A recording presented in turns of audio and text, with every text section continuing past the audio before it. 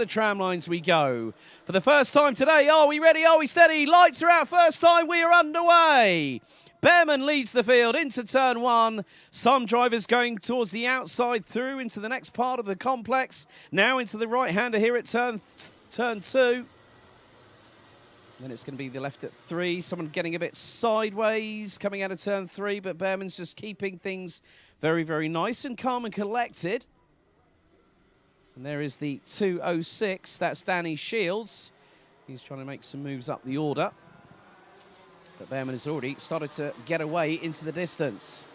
Looks like Dave Stevens has got second place off of Timo Jungling as they come through into the next right-hander. As one of the carts actually decided to go a little bit off-piste, so to speak. Well, nearly took two wheels onto the grass. But Behrman, you're going to now see they're running on the curbs. There's Jungling battling away with the 242. That's Armand Hamilton. Hamilton's gotten through. Mounting the curbs, that looks to be Thijs van Wijk in the 246, who's just gotten up into fourth position. There's the big standing water puddle there, so second to fifth very closely packed. Ollie Wise has made his way up a little bit further, but we've had a little bit of a tangle. There's one of the JJ Racing carts. That could very likely be... Well, I'm going to find that out in a moment as they are dropping down the order. Yeah. But it was Hamza Al-Fayez that unfortunately didn't take the starts. So the Jordanian will have to make a bit of a comeback through the latter parts of the heat stay. But there is a change, as that was Timo Jungling up the inside of the 246 of Thijs van Wijk. Oscar Gusho in the number 213 is now up into fourth place. So there are it's a bit of musical chairs between that trio at the moment, as we've got just over 5 minutes. Plus an additional lap still to go. Would have been Laura Bubanova, I believe. That was a bit close there between Timo Jungling and Thijs van Wijk, as now Oscar Gusho has made it up into third place. So Ollie Wise has now dropped to ninth position behind Dave Stevens and Julian Kovacevic. And that was just into shot there. That was Hamza Al-Fayez's kart on the cut through. You can see all the drivers there. They're looking on they're reading the conditions. And now Armand Hamilton, in the meantime, has caught up and is looking to pass Thomas Behrman in the 259 from KR Sport. And he's looking for the inside move. This is into turn three, but Behrman keeps it pinned to the outside. Hamilton swings wide through into turn four. And then there's this very, very deceptive 90-degree left-hander. They're going to hit the curbs again using the inside wheels on the left-hand side. Now into the next right, and around the back straightaway, if you can call it that. The gap between Behrman and Hamilton across the line last time was just over 2.5 tenths of a second. And this is where I did say traction would be premium.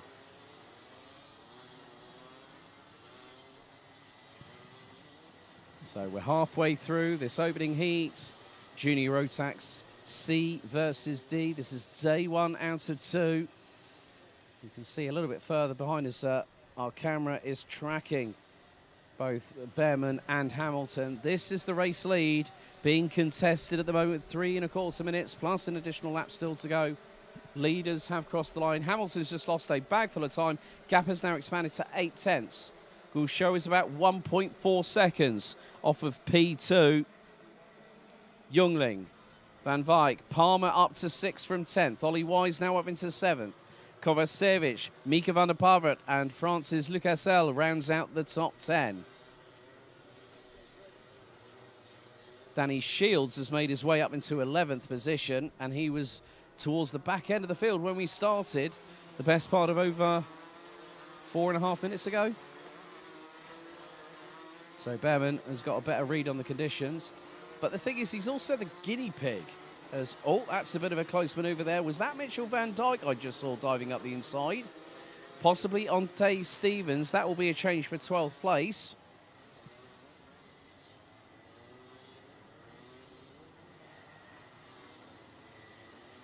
So Timo Jungling is trying to close in on Oscar Gusho from France.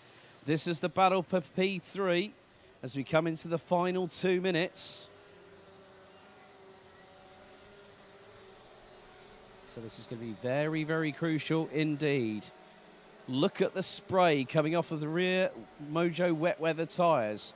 Gouchot understeering into the opening corner, and Jungling carries the speed through. Is within a kart length of the 213 from France. Now through into turn number 3. Now the left at 4.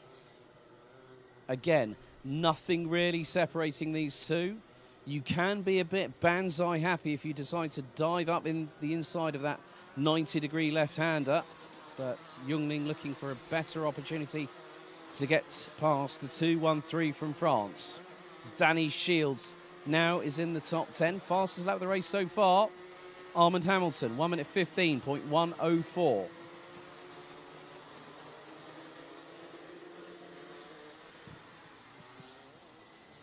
And you people at home might be thinking these karts, they're going to get a little bit slippery, so to speak. But at the end of the day, they're going to use those curves to actually help steer the car, rotate it through the corners, and then through this particular right-hander here, a little bit tail happy there from Ollie Wise I just spotted. But again now, that gap was 0.8 of a second not that long ago as we're going on to the penultimate lap. Hamilton is catching Behrman once again. And Thomas Behrman put in a 1 minute 15.759. Armand Hamilton, 1 minute 15.193. Julian Kovacevic has dropped out of the top 10 and now sits in 11th. Does the 264 running with Clean Kraft's operation at Kraft Motorsport. There's a change a little bit further back. That's just outside of the top 10. Could be Matthias Jererup that's making a move. Looking to dive up the inside. And also, when they're trying to press the throttle down and exit out of the corner, what can sometimes happen is the back end sort of steps out from left to right. Timer has expired. 1 more lap to go. So once they cross the start-finish line, they'll be just under 1.4 kilometres for Hamilton in second. And Behrman leading the race. Behrman has not lost the lead at any point in this race. He takes a look over his right shoulder between the top. Gouchot for third place. Theo Palmer started on the back part of the top 10. The Emirati base driver now into P5. And Hamilton has got to run a speed. He's going into the left-hander. He's sweeping to the outside to maybe carry the momentum through. He might not go for the crisscross because there is a definitive line starting to show.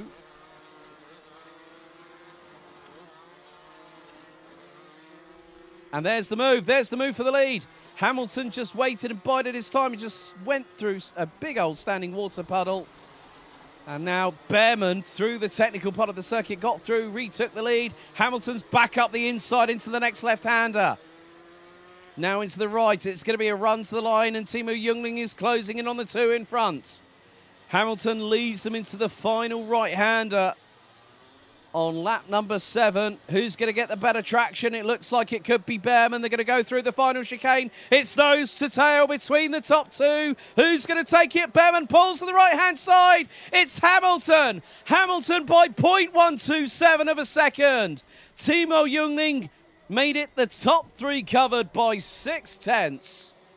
Behrman lit up the rear tyres. It hooked up onto the tarmac, and he gave Hamilton a bit of a scare as the rest of the field cross the start-finish line to take the checkered flag. Armand Hamilton takes the opening race victory of the weekend. All results called by myself here in the commentary position, which is actually just over. I can see the start-finish straight, the starting gantry, the start light gantry, and also the timer.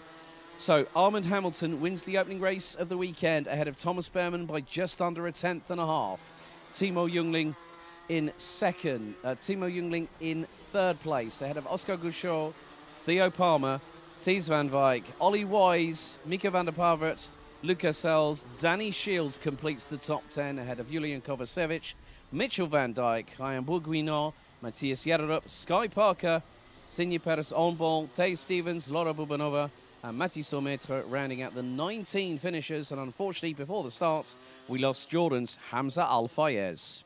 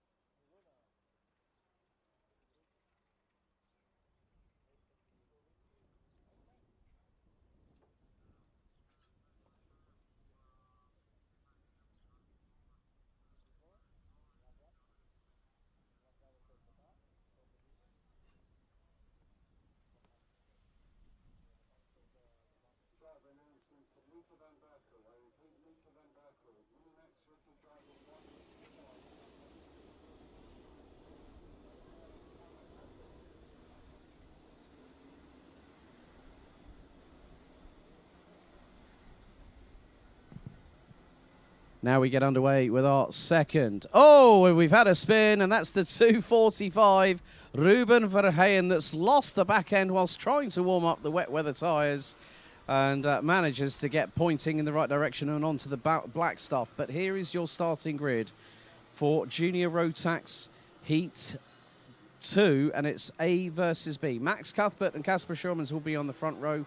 Joining them on row 2 will be Archie Clark and Boluet. Thomas Ingram Hill and Tino Sidler complete the top 6 ahead of Archie Buttle and Luca Brima. Noah Janssen and Kenzo Craigie complete the top 10 with Boris Maximov and the USA's Charlie Smith completing row 6. Ruben Verheyen and Olivier Jonkers round out what is an all-Belgian row 7. Sebastian Koch and Max Sadursky. Row 8, August Reber, Mateo Radenkovic, Zain El Homosani, Naim Bretag and Krit Knorren complete the 21 strong grid.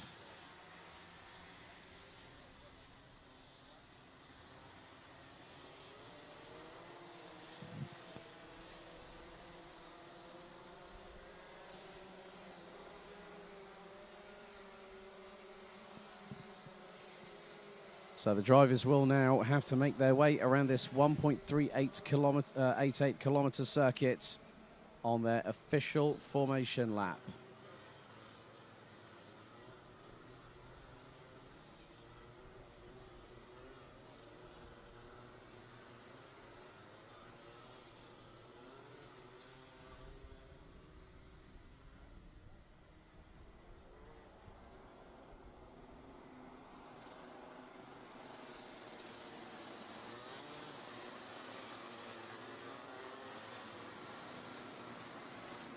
So now it's time for the 2 teammates from JJ Racing on the front row to control the rolling start.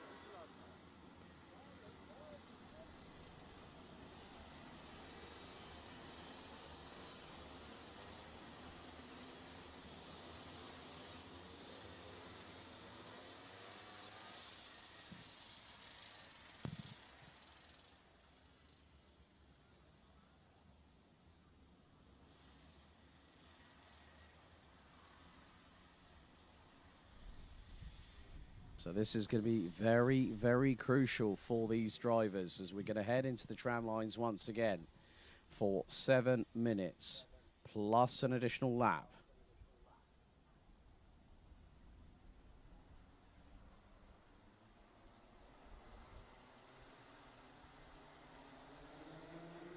So now they go into the tram lines, revs rise, full start has been called for the first time. Race director not happy with that one, and to be honest with you, not really at all surprised, to be truthful.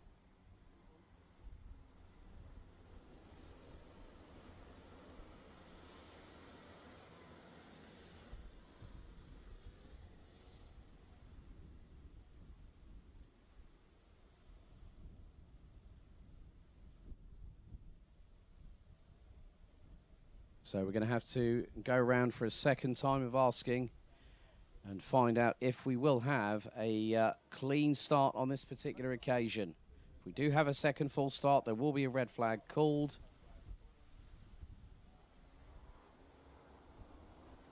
As they're around halfway around the circuit at this particular moment in time.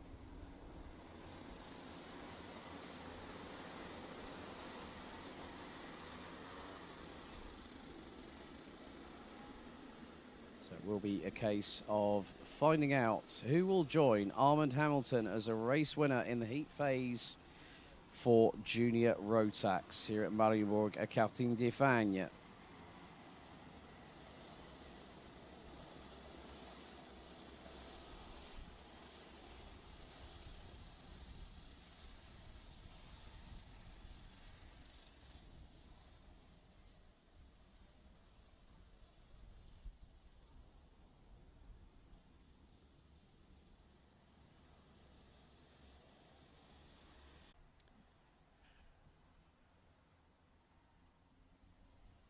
So here we go. We're going to try and get this second junior Rotax heat underway. Revs rise. Are we ready? Are we steady? This time it's a good start as Max Cuthbert leads the field, but Casper Schauman's very, very wide and all four wheels off of the grass. He's like a lawnmower is the 240 from the Netherlands. But Max Cuthbert had the presence of mind to try and keep it pinned to the inside. But there is Archie Clark, and he's trying to get through. He's squeezed Max Cuthbert. And up the inside, is that Kenzo Craigie? Yes, that is. Boloet to the outside. Two wheels off of the tarmac by the 244 as they head into the 90-degree left-hander on the infield part of the circuit. Oh, there's karts around. There's karts off the circuit as well. Yes, he was. And there's another one of the Argenti Motorsport karts I've just seen going through into shot. Oh, my goodness me. That just goes to show how quickly the weather conditions can just spice up anything. And these karts, they were clean when they went out onto the circuit. They are very, very much the case not. Noah Janssen sideways. There's the back end kicked out to the right-hand side on the rear axle. And you can just see that the drivers are, even though the fact that the rain is now held off, the big question is who can master these wet weather conditions. At the moment, it's Archie Clark. Thomas Ingram Hill now up into second as there's another one of the KR Sport karts. That was Archie Buttle sideways into the opening corner. And we have got a yellow, I believe, going into turn number one. Drivers, as I said, are using unconventional racing lines because you need to find where the grip is. You are learning as you go along.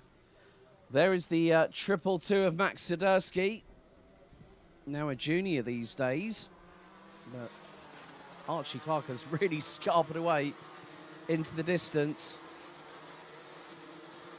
And that is why it's very, very minimal what are on these karts. And that just goes to show you've got to have a real presence of mind. As Noah Janssen sends it up the inside, that was on the 245 of Ruben Verheyen, who had the spin on the sighting lap, let alone getting towards the start. So positions are changing hand over fist. In the meantime, Boloet is chasing down Thomas Ingram Hill, the back end on the 227, nearly drifting out to the left-hand side as he came into the approach into turn number one, but managed to keep a hold of it. And now Louette looking for the move. Is there room? No, there isn't. Again, you can just see that through the way that it's now Boloet up the inside on Thomas Ingram Hill. And now Thomas Ingram Hill has a little bit of a touch with the left rear on the bumper of Boloet, now up into the 90 left. Ingram Hill gets back through for second position. Behind them, we've got Charlie Smith, who's ahead of Tino Sidler from Switzerland. That rounds out the top five. Max Sidursky has dropped all the way down to 10th position. Luca Brima looks to be out of the race. And again, this curb hopping is just a way in which the drivers will use that to their advantage. If they're all four wheels outside of the track limits, then there's an automatic slam dunk penalty coming their way.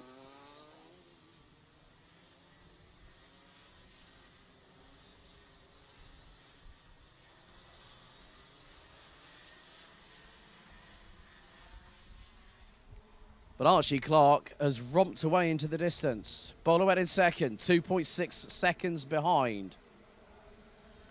Thomas Ingram Hill, Charlie Smith, Tino Sidler, Crick Norton, Casper Schauman's has now made his way up to a recovery drive up to 7th, having just got past Mateo Denkovic. Olivier Yonkers and Max Sidursky complete the top 10. Fastest lap of the race, Casper Schauman's 1 minute 14.470. There is an evolution on the circuit, so not so much rooster tails. There is a dry line coming through this S-bend chicane at the midpoint of the circuit. So 2 minutes and 34 seconds still to go, plus an additional lap. It's anyone's guess on what could transpire. I mean, we had an absolutely chaotic first couple of laps, as that is the 210 Tino Sidler, and he has got the 236 right behind him. That is Charlie Smith from the USA. They're being followed by Crick Norton, who's made his way through on pure pace to be effectively in 6th position at the moment, as our leaders will cross the line very shortly with 2 minutes to go. Clark's still leading. Has Boloet got the gap down? Yes, he has. Just over 2 seconds. Ingram Hill is about 1.1 seconds behind, followed by Tino Sidler. Charlie Smith in 5th. Krit Knorren in 6th. Kasper Schulman 7th. Radenkovic Swiderski now swaps places with Yonkers.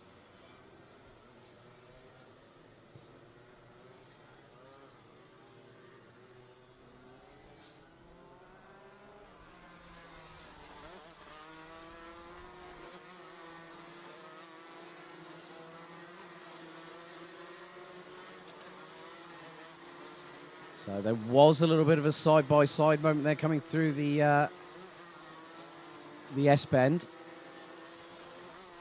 So there were 2 side-by-side. One definitely had the run on the other. As now we have Krit Knorren. So 50 seconds still to go, plus an additional lap. Leaders yet to cross the line to start what could be more than likely the penultimate lap, which Archie Clark just obliges with. Boluet has taken another 3 and a bit tenths of a second as Shawmans looks up the inside, gets through on Krit Knorren through turn 1. There's a little touch between the pair. But there was more than enough room for Kasper Shawmans to get through. It was just the fact that Krit Knorren might have just, I'm not too sure if he might have just slightly misjudged that gap, but these things do happen, you know. And now Charlie Smith has got Kasper Shawmans to his inside, and the 240 gets through, and all that momentum that Shawmans took into the corner literally just dropped away. And Charlie Smith was quickly through, but Shawmans is back at him again. Nose to tail between the American and the Dutchman. So timer has expired. After this, 1 more lap to go. Archie Clark's lead after 5 laps was 1.7 seconds. You can see the amount of wheel work Charlie Smith is having to do at the moment just to correct the kart.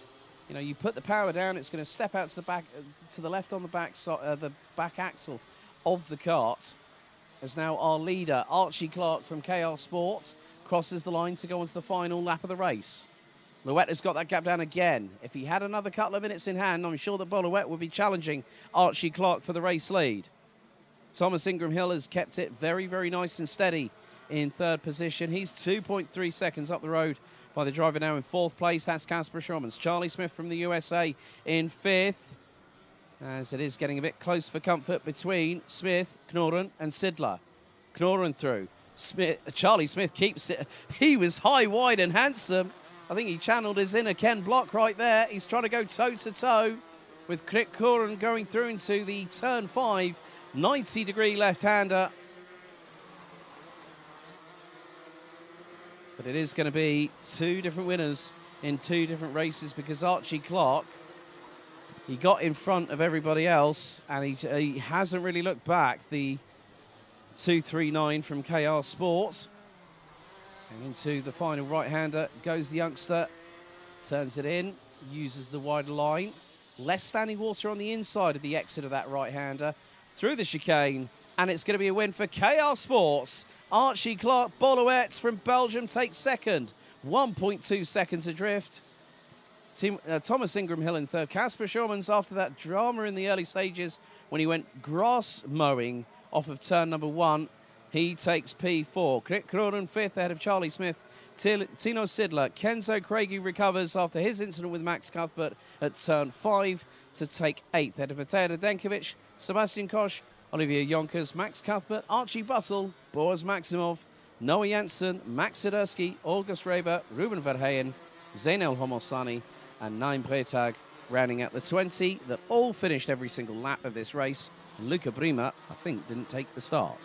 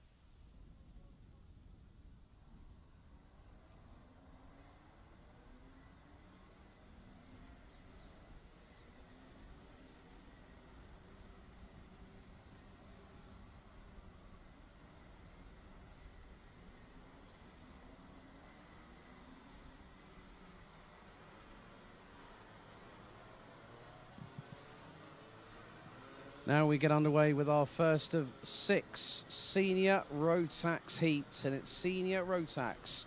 Group C versus D. Here is your starting grid.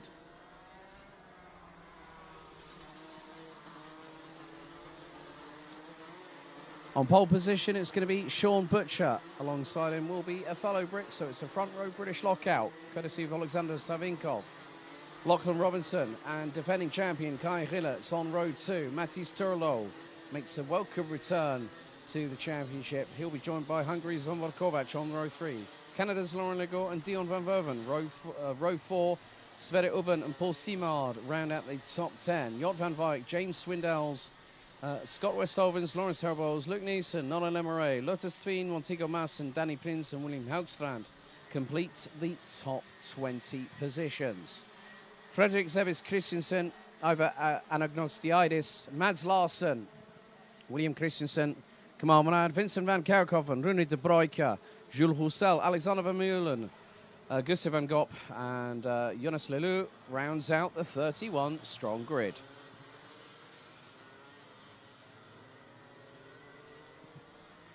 As with the previous 2 junior Rotax heats, it's going to be 7 minutes plus an additional lap.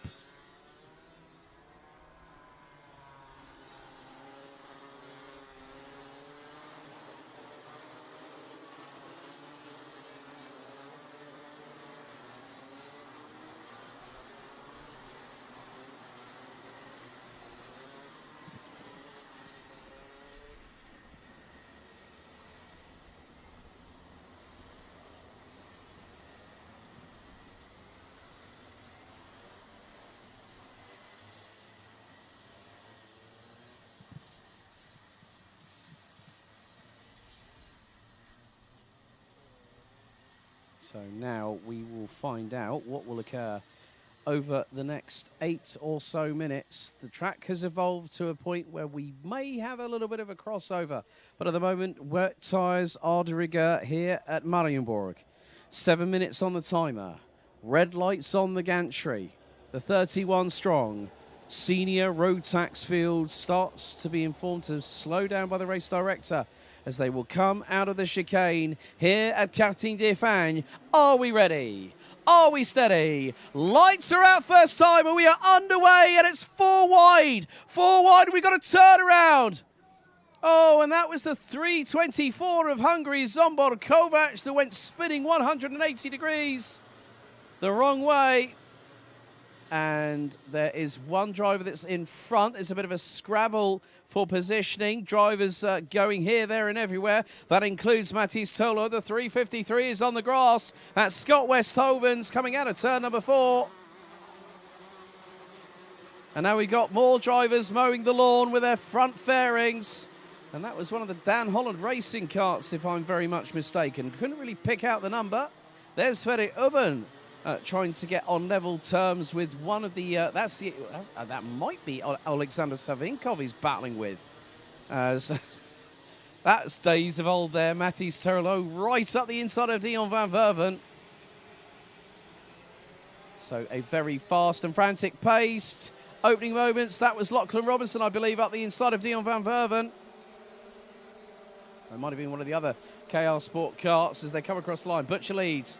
Jort van Wijk in second, Alexander Savinkov, Sverre Ubben, Lachlan Robinson. It's 3-1 coming out of turn 1. Oh, and up the inside, that is Lachlan Robinson, who was on the inside of Sverre Ubben and made it through. And now he's going for second. So Savinkov runs wide, Robinson's through. And Savinkov off, Sverre Ubben gets compromised and he gets a touch from the 903 of James Swindells. Oh, dearie me, Sean Butcher's going to be loving this. He doesn't even need to worry about looking back behind him. He'll take one look. He said, I'm glad I'm not having any part of this. So just under 2 minutes completed. The gloves have come off. It's like a fight. It's like main event fight nights at the UFC right now. Anywhere from about second position backwards. As they make their way through the final right-hander. There's Sean Butcher. Now look at this gap between him and teammate Lachlan Robinson. That is going to be 4.1 seconds. And that is after 2 laps, folks. And Alexander Savinkov, I think, is trying to make a move. He did, and that was on James Swindells, who actually went wide. And there is the 374 Gillerts. That is up the inside of, that is Matthijs Turlo. Dion van Verven's not too far behind this.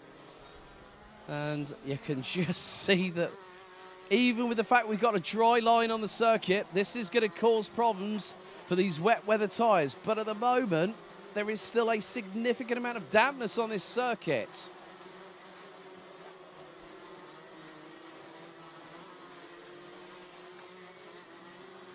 So 3 minutes down, 4 to go. And James Swindells is being chased down by Dion van Verven for position. That will be more than likely round about 7th place, I would imagine. Just behind them is Matthijs Turlo in the 905. At 6, Swindells, Van Verven, Turlo and Danny Prins complete the top 10, covered by just under 9.5 seconds.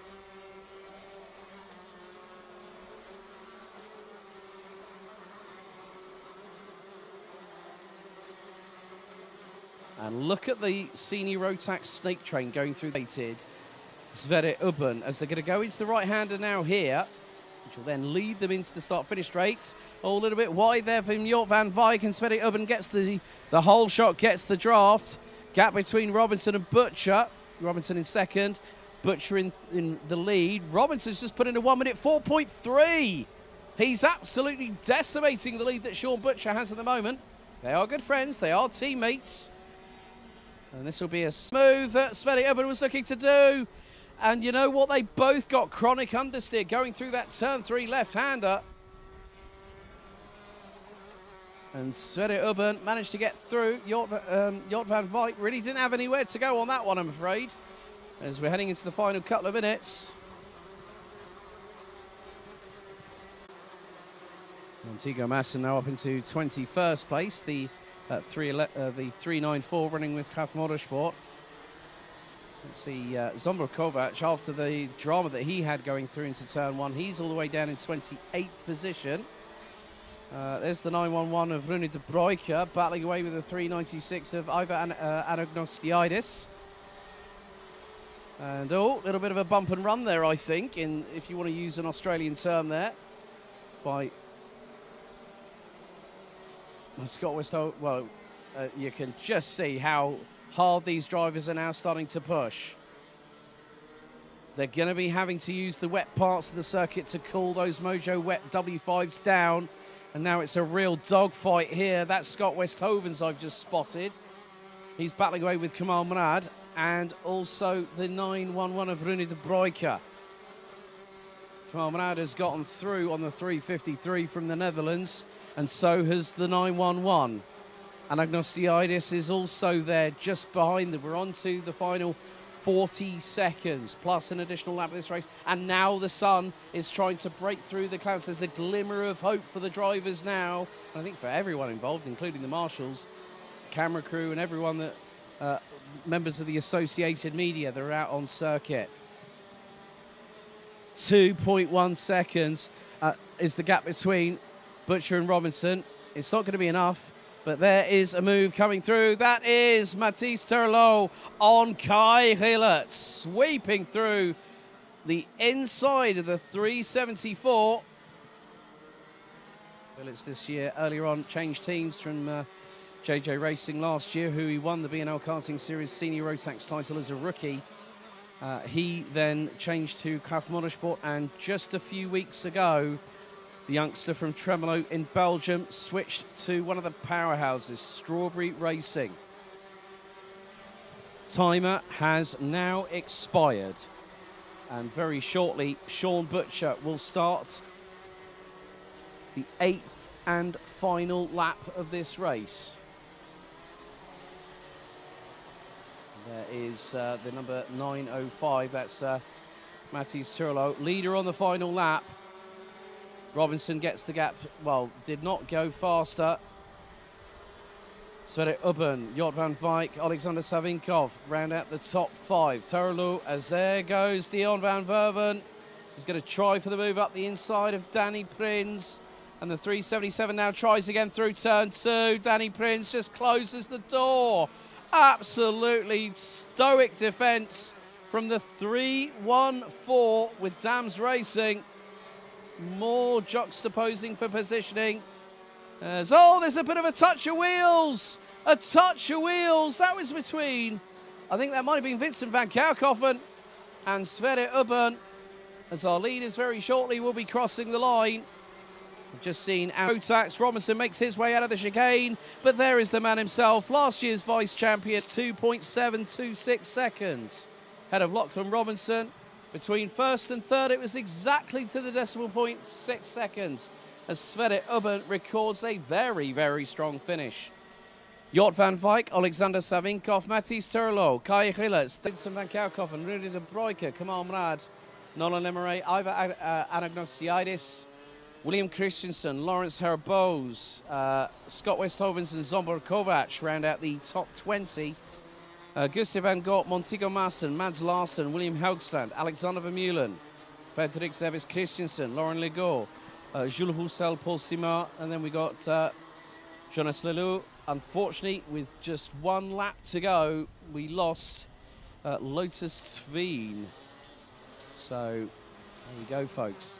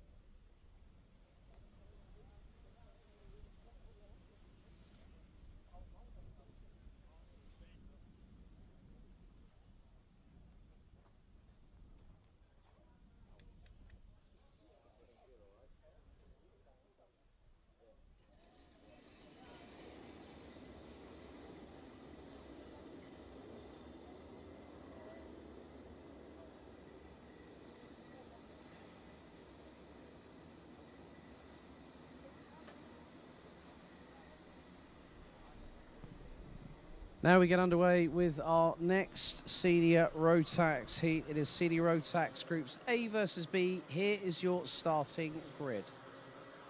32 drivers in all, and on pole position it will be Wales's Matthew Higgins in the 364. Lewis Gilbert, the pride of Scotland from Dalryan Ayrshire, in the 316 will be alongside on the front row. Then it will be Kai Hunter and Vic Stevens, row 2. Mark Kimmer and Paul Forquevin, row 3. Austin Lee and Ethan Jeff Hall, row 4.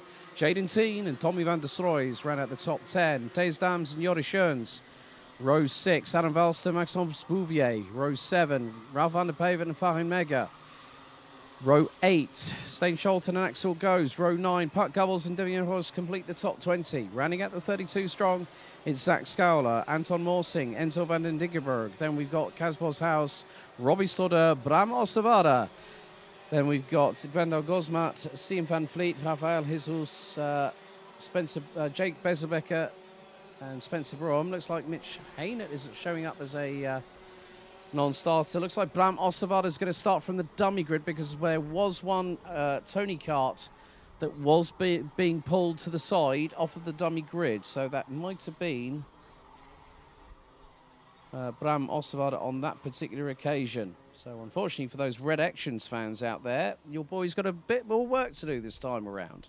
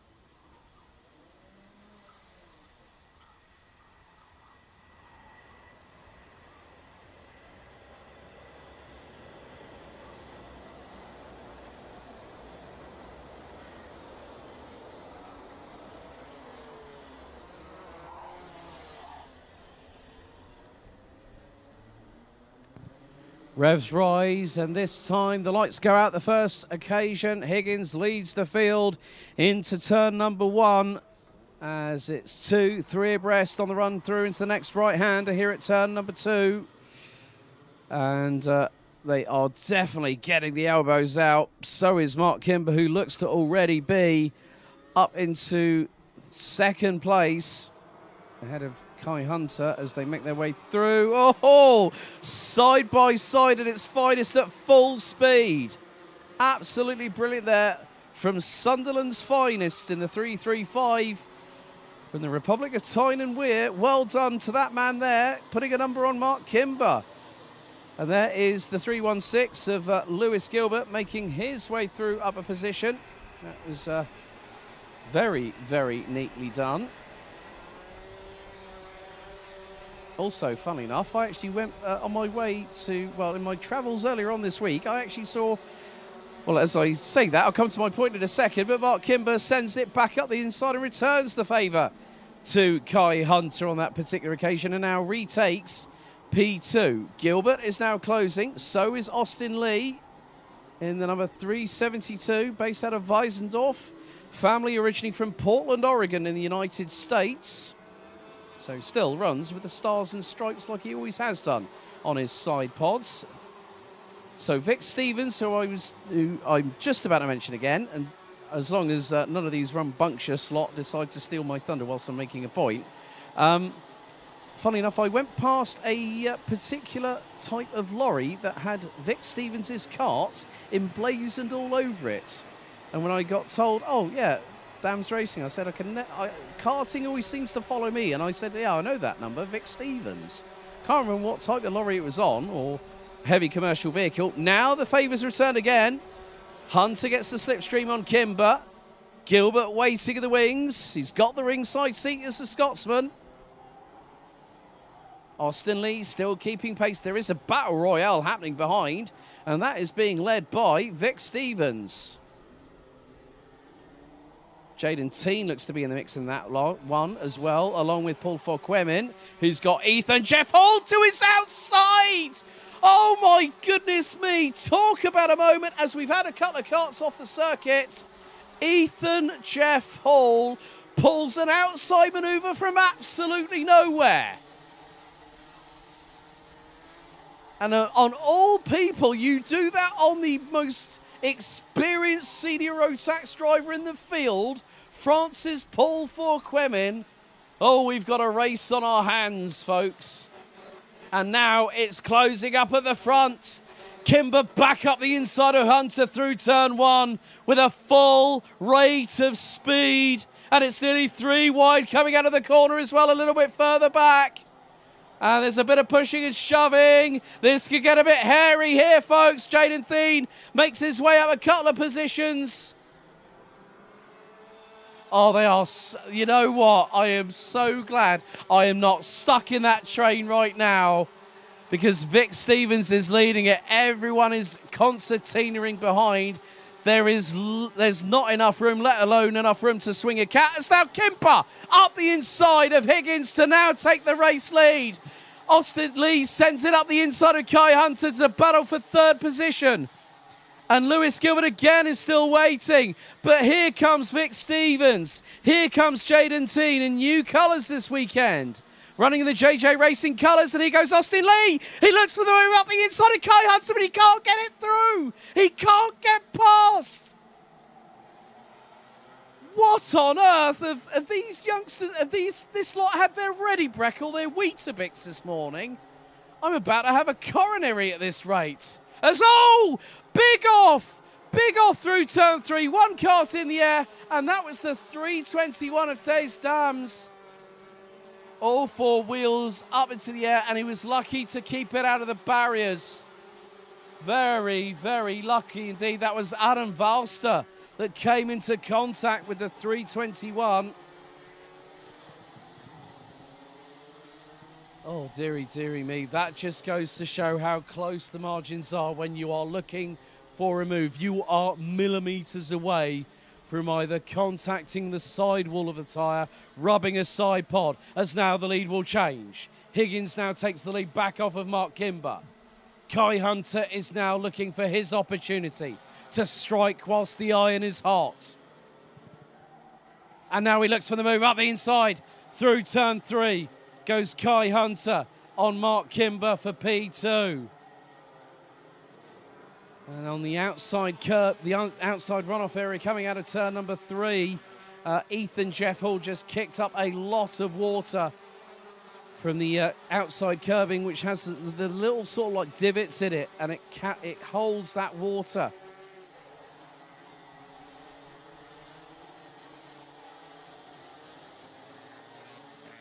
Coming up to 1 minute and 20 still to go. Lead battle has been nip and tuck. Fastest lap of the race so far, Ethan Jeff Hall, 56.801. Now the lead changes again. It's one Dan Hot DHR kart past another as Kai Hunter gets past Matthew Higgins. Austin Lee in 4th position. He's being followed by Jaden Thien. Then we've got Lewis Gilbert, Ethan Jeff Hall, and Vic Stevens. They were covered by just under 2.2 seconds.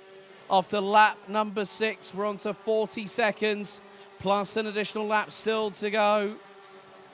I think they have had more lead changes than I have had hot Sunday roast dinners over the past 3 years. And there goes Jaden Thien. Got up the inside of Austin Lee. That opened the door for Lewis Gilbert. And Gilbert just said to Jaden Thien, come on, man, just push. And now there's Ethan Jeff Hall up the inside of Austin Lee, his teammates at Strawberry Racing. 2 more laps to go. Hunter now up into P2 past Higgins. And now Vic Stevens up the inside of Austin Lee. Millimetre perfect from the Dams Racing team driver in the 3.69. That was perfect precision. It was poetry in motion from Vic Stevens. Timer has now expired. We have about a lap and a half to go. Some more battling up and down the order. Enzo van den Dickenberg battling away with one of the Dams Racing karts. There's the lead train, and I mean that sincerely. The lead train, look how many karts we've got that could be the race victor after one more lap. But at the moment, it is the Republic of Tyne and Weir's finest, Kai Hunter, in the 3.35 that sees the board first. Now, who is going to win? Kimber did not go for the move on Hunter. He had to defend against Higgins, who looks up the inside, sticks his nose out, and then Jaden Thien muscles his way past. Up into P3, goes to 3.80. And now Ethan Jeff Hall's looking for the inside run into turn 4 on Lewis Gilbert, but he runs wide. He runs wide. Vic Stevens gets through, and Austin Lee was carrying a significant amount of speed. 8 drivers fighting for the race victory. Sean Butcher had an easy job of it, but whoever wins this one, they've definitely worked and earned it. Over into the final right-hander. It's going to be a run to the line more than likely. Kimber is less than a kart length behind Kai Hunter. As they come out of the final corner, it's Hunter that wins by next to nothing. 0.2 of a second. The victory goes to Kai Hunter. Mark Kimber, Jaden Thien round out the top 3. Matthew Higgins, Lewis Gilbert, Vic Stevens, Austin Lee, Ethan Jeff Hall, Paul Forquemin, Robbie Stodder complete the top 10. Tommy van der Sloys, 11th. Out of Devian Horst, Anton Morsing, Ralph van der Pevert, Maxence Bouvier completing the top 15. Then it's Zach Scowler, Spencer Brougham, Jordi Schoens, Enzo van den Higgenberg, and Farin Mega rounding out the top 20. Adam Valster, Bram Ossevada starting from the dummy grid. Finished 21st and 22nd respectively.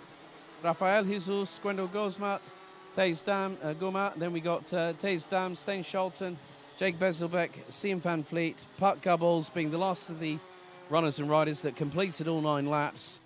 Axel goes retiring on lap 5, and Casbos House rounding out.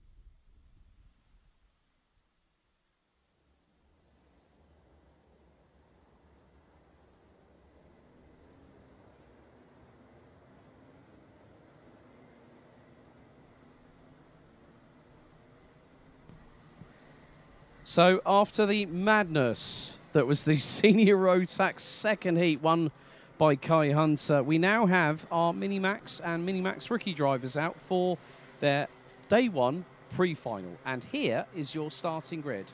After time qualifying, Oliver Warner from Argenti Motorsport takes pole position ahead of Jacob Ashcroft.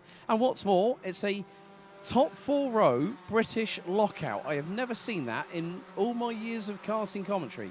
Rory Armstrong, Northern Ireland's finest, will have Cole Denham alongside him on row 2.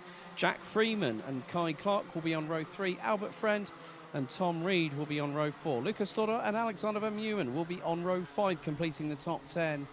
Nikita Lubimov, Bran van der Weyken, that is row 6. Stubbert Fredriksson and Tristan Shays will be on row 7. Felipe Reyes and Victor Reutz, that is row 8. Jente Moonen, Finn Albert Jorgensen, Kieran Stewart and Vic van Kampenhout complete the top 20. Jeff Verbeek, then we've got Mariembourg, Maria Roberto, fresh from her podium at Wilson Mill Kart Club just the other week. She starts 23rd ahead of Lars Lambers, Christian Segerson, João Maria Pereira, Seis Moyes, Thomas Verheyen, Konstantinos Candelius, I'm going to try and get that name right. Candelidis, then we got Leon Herbos, Antonius, you know what, they're starting to confuse me now, these Greek drivers. Let's see. So it will be 13 minutes plus an additional lap for these drivers. So if a race, so for those wondering about the way that the format for BNL Karting Series actually works, it's 2 rounds in 1 race weekend. So it's effectively a double header in 2 days. If there are 36 drivers or less in the class, they will have a qualifying, pre-final and final on both days. If not, then it'll be heats. However, we must get things going here in Minimax and Minimax Rookie. It's the pre-final here on day 1. Revs rise. Are we ready? Are we steady? It's a full start.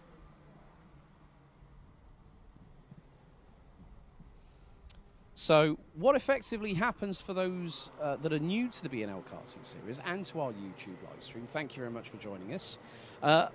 What we do have is the format is it's 2 race days in a weekend, like I was saying.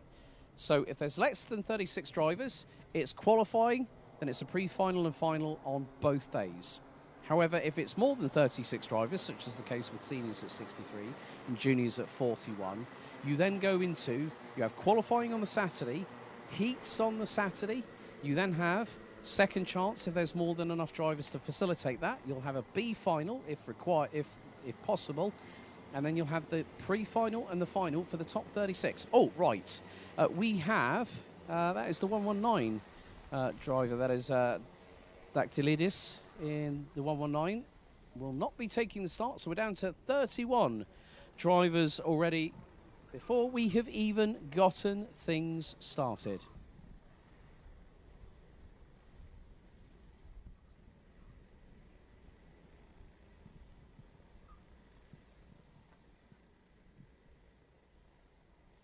So it's Oliver Warner versus the driver that they all want to be on the outside of the front row. It's Jacob Ashcroft, who by my calculations has pretty much a perfect score so far this season. Out of the chicane, into the tram line. Second time. Are we ready? Are we steady? Lights are out this time. And Ashcroft is trying to go round the outside of Warner. Armstrong's trying to factor himself into this in this early stage. Around the outside, Ashcroft is still there. Still there. And the 122 from Dan Holland Racing takes the lead on turn number 3. And Rory Armstrong gets through into second past Oliver Warner. Through the S-bend, through the mid part of the circuit, side by certain drivers. One of which I did see there was a GKS Lemons power kart on the inside as they all juxtaposed for position once again.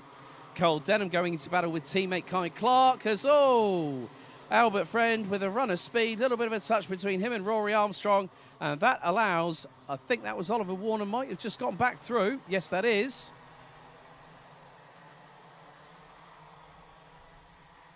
So we've got Minimax and Minimax Rookie in this class, or in this competition. They've just completed lap number 1, and the gap between Ashcroft and Albert Friend It's like Sebastian Vettel in his Red Bull days. Jacob Ashcroft has a 1.2 second advantage, which means that if you did have a kart with DRS on it, he'd be out of the 1 second. He'd be outside of the 1 second window with Albert Friend. More battling to and fro as they make their way out of turn 3 into turn number 4. The 90-degree left-hander.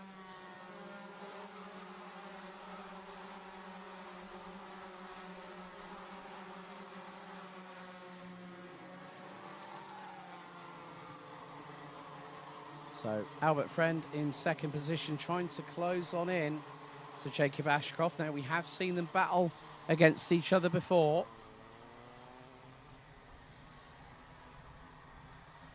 We're a couple of minutes down already in this race. There is going to be a change between the two Dan Holland racing karts, between Kai Clark and Cole Denham. Who's going to be in front because they've got Nikita Lyubimov from Estonia? It's Kai Clark that leads in front of them. And up the inside, there's Lyubimov. Is that Lyubimov? Yes, that is. The 1-1-2, and he splits the pair. Runs wide, coming through the next left-hander. Rory Armstrong trying to factor in. And Lyubimov gets through. Armstrong's got the better run out of the corner.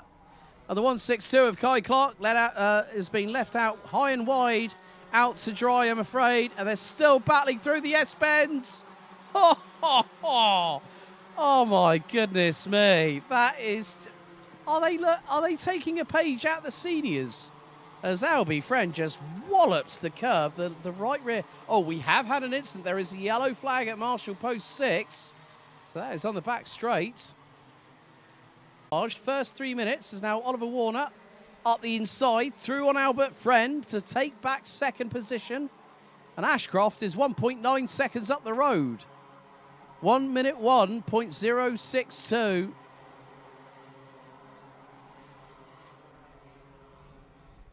And yellow flags into turn 4.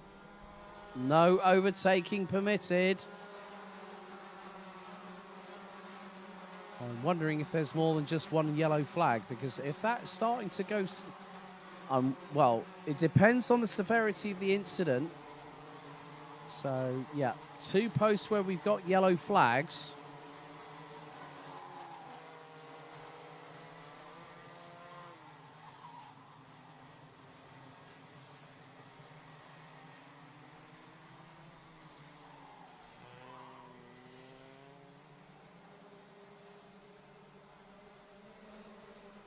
So coming through as there is a change for position. Cole Denham past Albert Friend.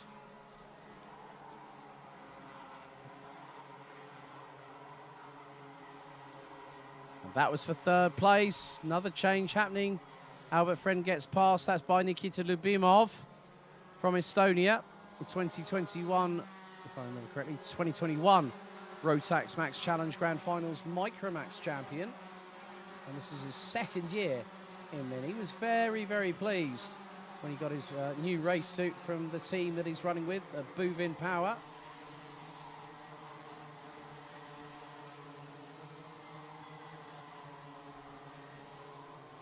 Felipe Reyes in the meantime. Now, the track has significantly evolved.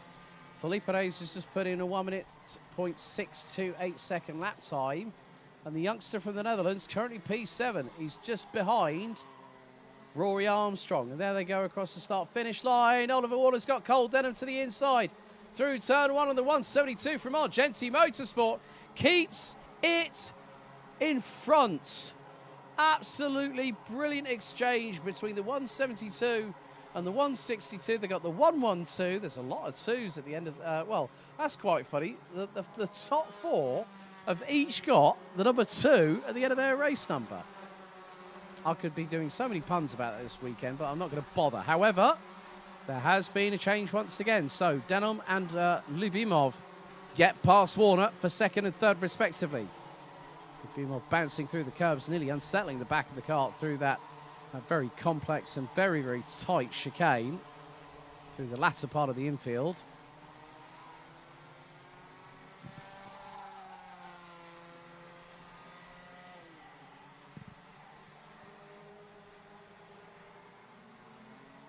So Ashcroft's lead now is just under 2.8 seconds. Cole Denham still getting a lot of pressure from behind, courtesy of Nikita Lyubimov. Oliver Warner now has Rory Armstrong. And Felipe Reyes trying to close on him, but Felipe Reyes has other ideas and through on the inside of Rory Armstrong at turn 3.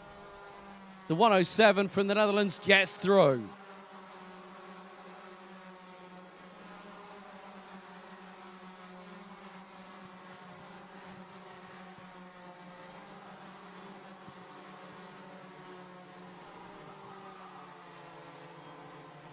So Lyubimov trying to close in on Cole Denham. Lucas Storder, unfortunately, out on lap 2. That would have been the reason for the yellow flags. Going through turn 4 and into 5 and onto the back straight away. The racing continues onward as the time decreases. We're now to 5 minutes and 45 seconds plus an additional lap still remaining as Felipe Reyes makes his way up to 4th position past Oliver Warner.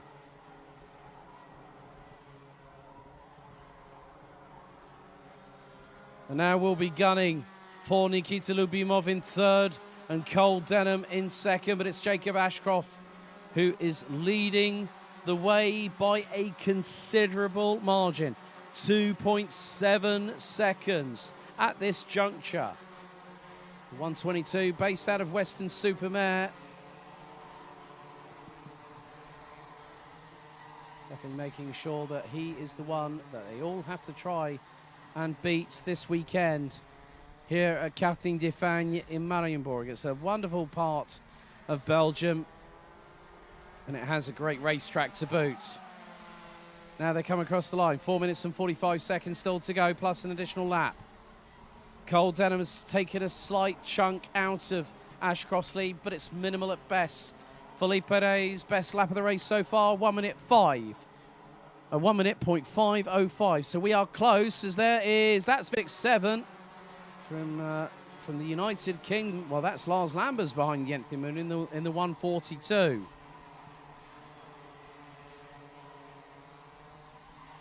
There is the run towards the chicane. That's just underneath the gantry where the mechanics will be advising their drivers whether they listen to them or not. That's the bone of contention right there. I'm going to plead the 5th on that one. But nice little change there. That was the 198 that's just lost a position. That is Christian Sejersen from Denmark. That would have been for around about 13th position. Now, who's in front? Well, I know who's behind him. Lieke van Berkel. She has absolutely rocketed up the order from stone dead last. She has cautiously, calmly made her way halfway up the field and is now in the top 15.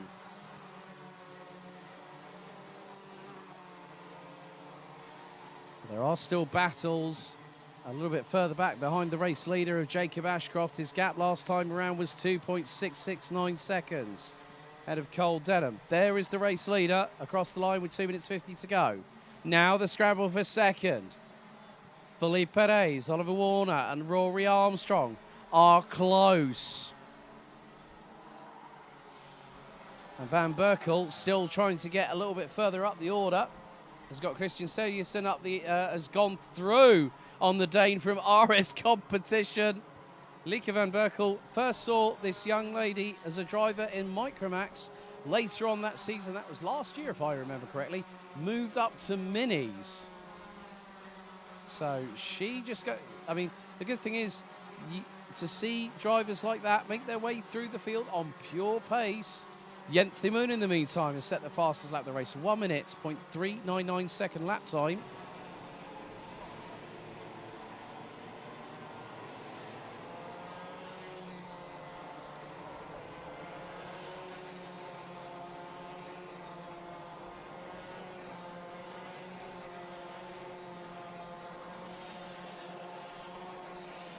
Now the gap has expanded to just over 3 seconds. Still a hefty breeze in the air. I can see some of the umbrellas being battered around in the breeze. So that just goes to show that the weather can change, the wind can shift, it can pull clouds here, there and everywhere.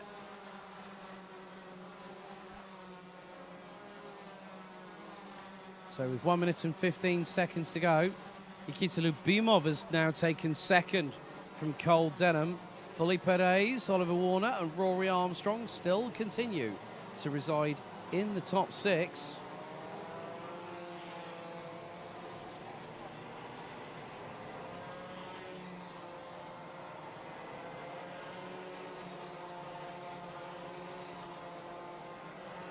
So with lap times, Jacob Ashcroft has just pinged the timesheets purple at this particular moment. 1 minute, 0.298 from the youngster in the 122.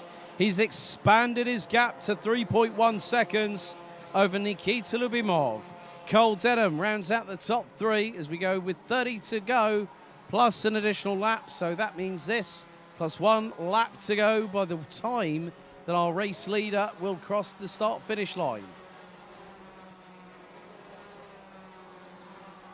We did start with 32 drivers. Dactylidis in the 119, unfortunately not making it to the start. Lucas Lauder retiring on lap number 2. Leon Herbos, who's probably one of the youngest drivers in this class, is a lap off of the leaders, but the timer has expired. 1 more lap to go, and Jacob Ashcroft has not looked back, has not even needed to. Gets his head down. On to lap number 14 we go. 2.982 seconds is the lead for the number 122. Cole Denham, Felipe Reyes, Rory Armstrong. That's your top 5.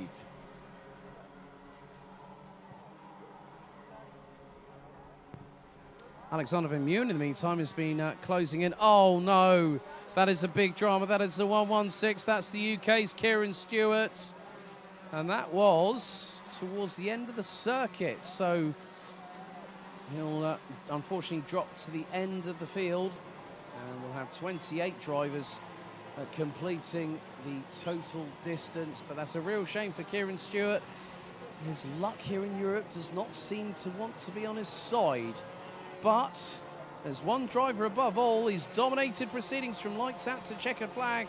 Despite being challenged early, it's Jacob Ashcroft that wins the race ahead of Nikita Lyubimov.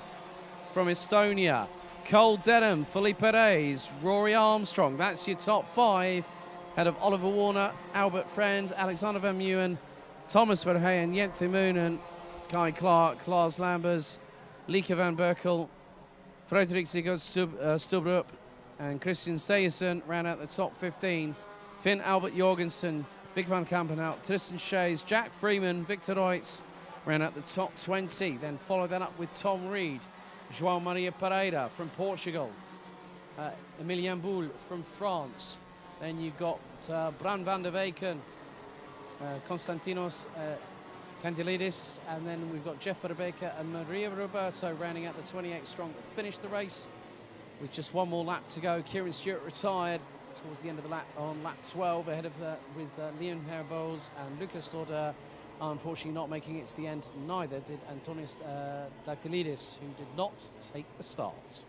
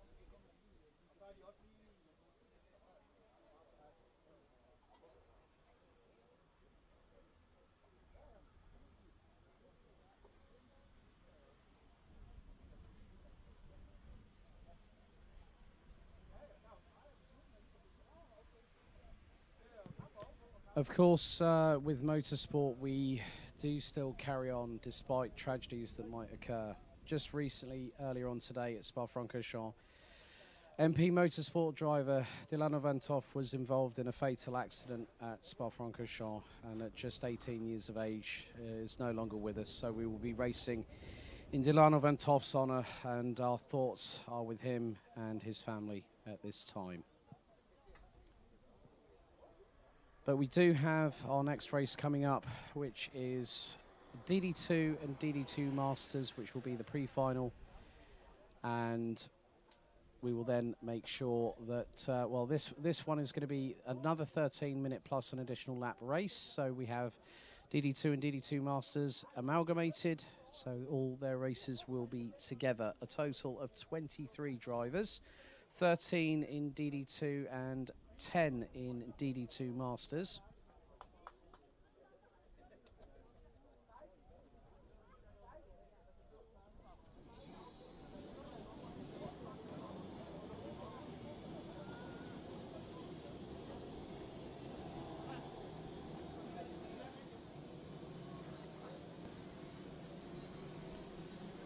So we now go on to our starting grid before a brief break, before we get the later part of the action this afternoon underway. It's DD2 and DD2 Masters, the pre-final on day one. Tom Bracken leading the way in the championship. He will have a DD2 Masters driver, but one that I am very excited to see on the front row. Nicolas Picot from France, Lucas Pernod, and DD2 Masters points leader Dennis Thum on row 2. Victor Frostbay and Jules Cousin on row number 3. It's going to be Ilias Kaliakmanis and Christophe Capitan rounding out the top 4 rows. Maxime Dix and Carl Gustav Borga complete the top 10. Kane Cherian makes a return to Europe in the number 495 representing the UAE. Nikolai Christensen, who's in the top 3 in the championship in DD2 Masters, starts 12th. Enzo Bol and Mats-Johan Overhoff complete row number 7. Luca Filipponi and Mr. Uno Mas. It's Nicolas Guillaume. That's row 8. Dominic Hummels and Michael Becker line up on row 9 with Edward Matthews making an impromptu return to the cockpit. He's starting 19th and he's alongside De Backer himself. It's Carl Clebor with Sun Yordi in 21st. Tony Hogg from the UAE and Leonard Schreiber from Germany will start. Well, they will round out the back of the grid. Expect this one to be a little bit on the feisty side, folks. When you put DD2 and DD2 Masters together, these races can get very, very spicy indeed.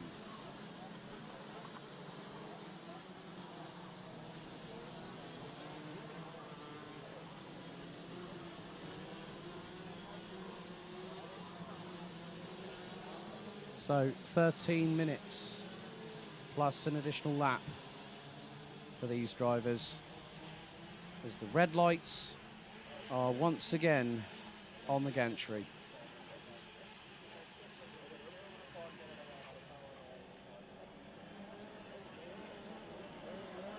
Drivers now start to line up.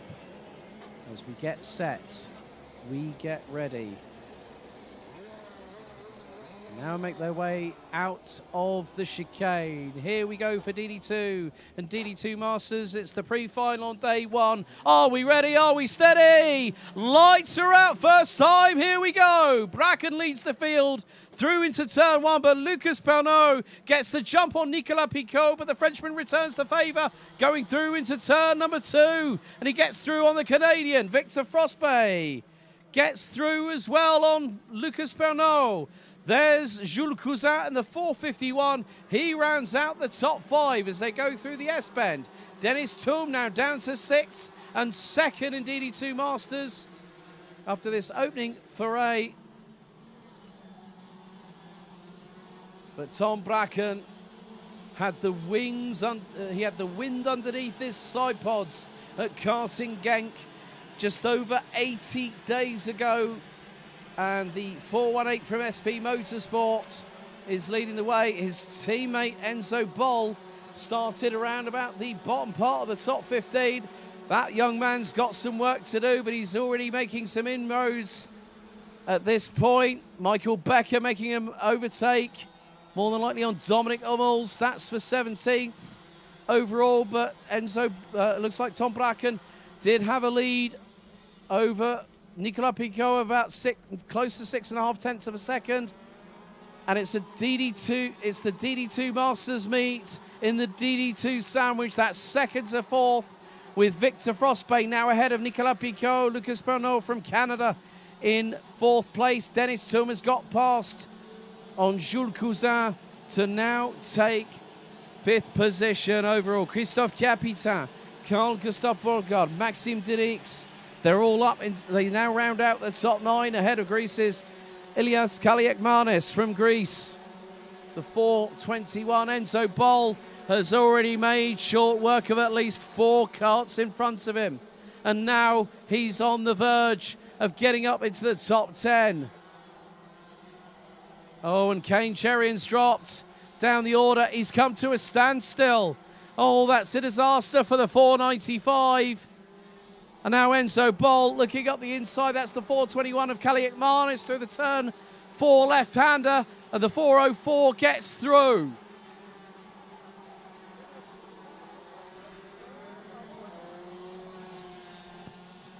Tom Bracken is controlling the pace at this moment. Just under 8 tenths of a second. Still to go.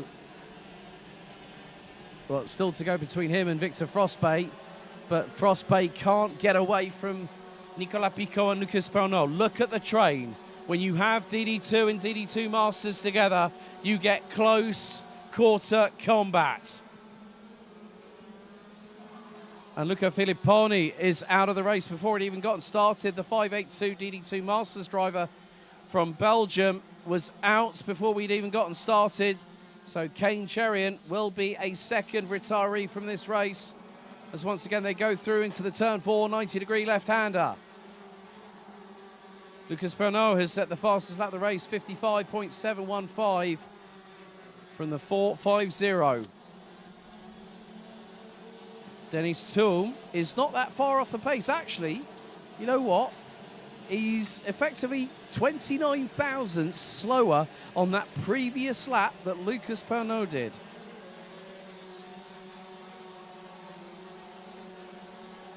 And the top two are not running in the 55.7s. Bracken's lead now drops to under half a second. And there's dark, menacing clouds once again in the background. Hopefully, it does not blow, the wind does not blow the clouds over to us. No, thank you. We've had enough of a downpour today. But 0.772 covering the top three. 8 minutes and 46 seconds, plus an additional lap still to go. So your top three in the respective classes are as follows. Tom Bracken, Victor Frostbay, and Lucas Pernot. That's numbers 418, 411, and 450. That's your top three overall in terms of DD2. In terms of the DD2 Masters, Nicolas Picot, third place, leading the class. Second, it's Dennis Thum in fifth. Then you've got to go all the way down to 11th position to find the third place run at the BNL Karting Series 2023 DD2 Masters Kickoff Champion. There he is, Nikolai Christensen, and he's looking at the inside of Kaliak Marnis and gets through on the Greek driver. Speaking of drivers of Greek origin, DJ Liveris, you get a shout out, mate, because you came back last year. He's currently still over in the United States from what I remember when I last spoke to him. It was 7 minutes and 47 seconds still to go on the clock, plus an additional lap. Tom Bracken is just controlling things. He's comfortable. He knows that he doesn't have to necessarily run away with this race, but what it might do is just give him a little bit of a buffer.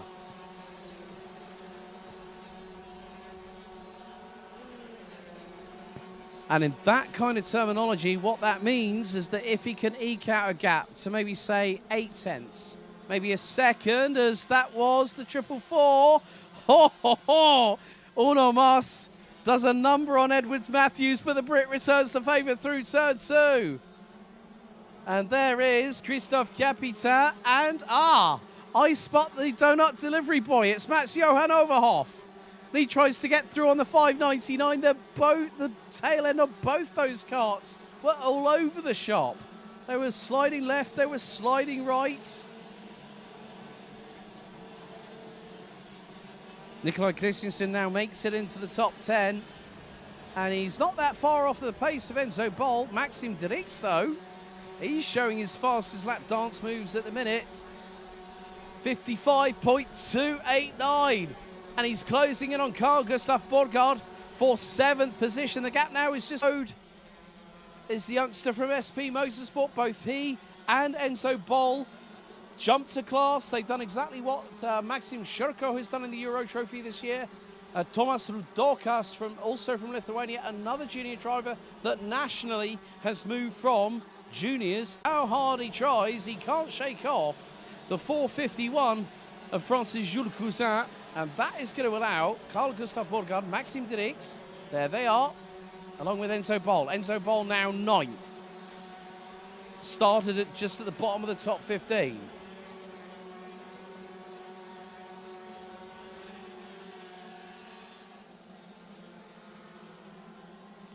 So this is where it gets very, very close indeed between drivers as they make their way through into turn number 1.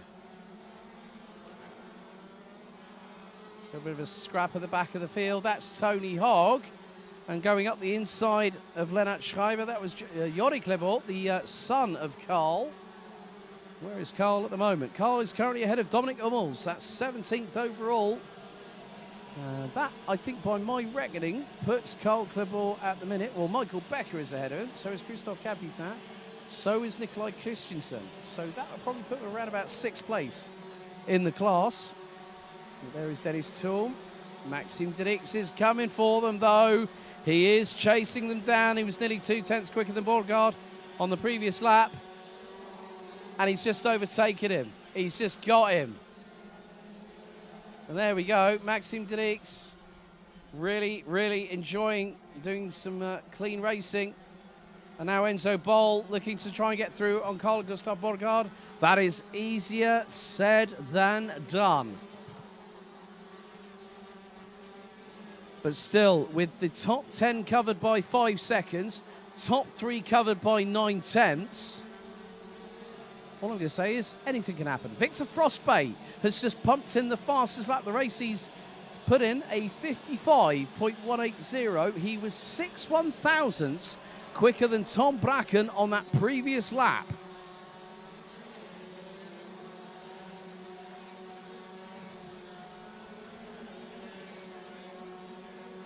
Through they go into the sweeping, fast-flowing turn 1 right-hander.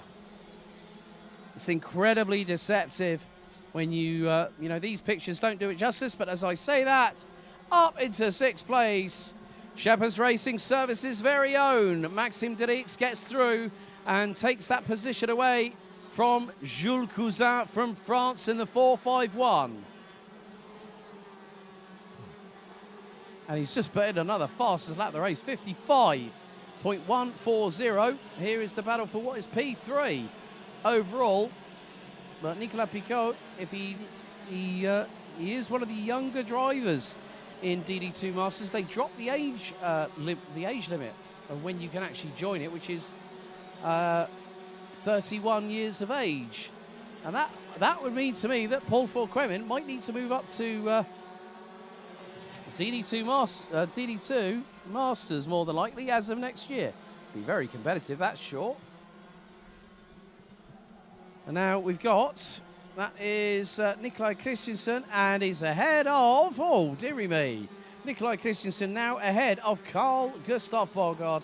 Both countrymen, both teammates, both racing in separate classes.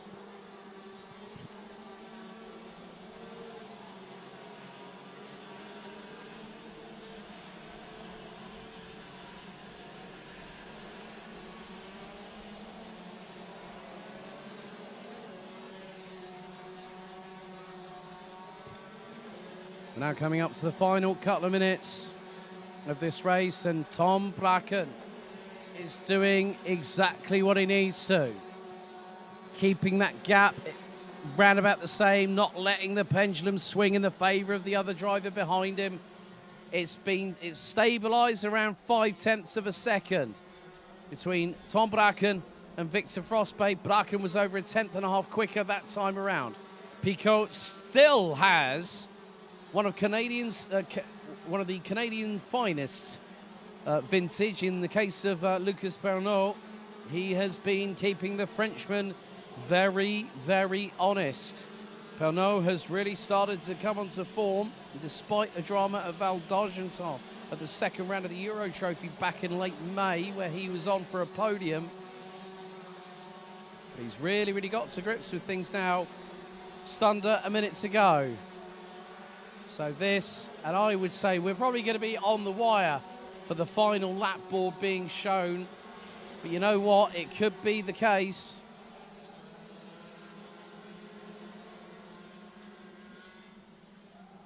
Could very, very well be the case that Lucas Pernod will have the opportunity to go through on Nicolas Picaud. But the 537 from France is a very, very savvy and street-marked. This means that I have commentated on Nicolas Picaud as a senior driver, as a DD2 driver. Now this season, that turns to DD2 Masters.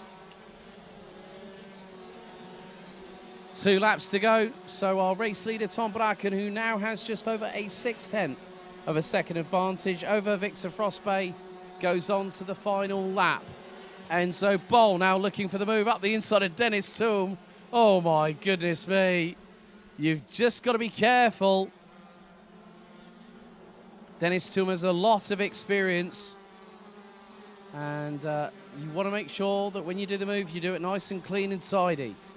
Don't go 20% committed when you fire it past. Under 1,300 meters for the top 5 to cover until we hit the checkered. Then we'll be going to a brief break here on the live stream.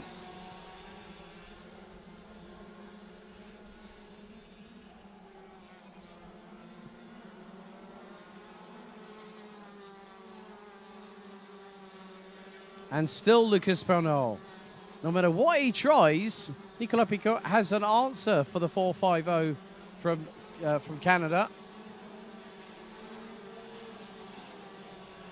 This is where it just can mean that if there is a slight slip up on the final lap from Picaud, but that is very, very rare that that happens. But we're going to have our race leader come through out of the chicane for the final time. It is going to be a win. Tom Bracken wins at Mariembourg in the pre-final on day 1 by nearly a second over Victor Frostbay. Nicolas Picaud wins DD2 Masters and also picks up 3rd place overall. Lucas Pernod, Maxime Dirix, Dennis Toom, Enzo Boll, Nikolai Christensen, Jules Cousin, and Carl Gustav Borgard round out the top 10 overall. Ilias Kaliakmanis, Edward Matthews, Nicolas Guillaume, amongst others, getting through. Christophe Capitan, Mats Johan Overhoff rounds out the top 15. Michael Becker, Carl Klibor, Dominic Hummels, Yori Klibor, Lennart Schreiber and Tony Hogg complete all 16 laps. Kane Cherian unfortunately had a technical failure, putting the Emirati out on lap 2. And Luca Fittipaldi, I don't think, even made it to the start.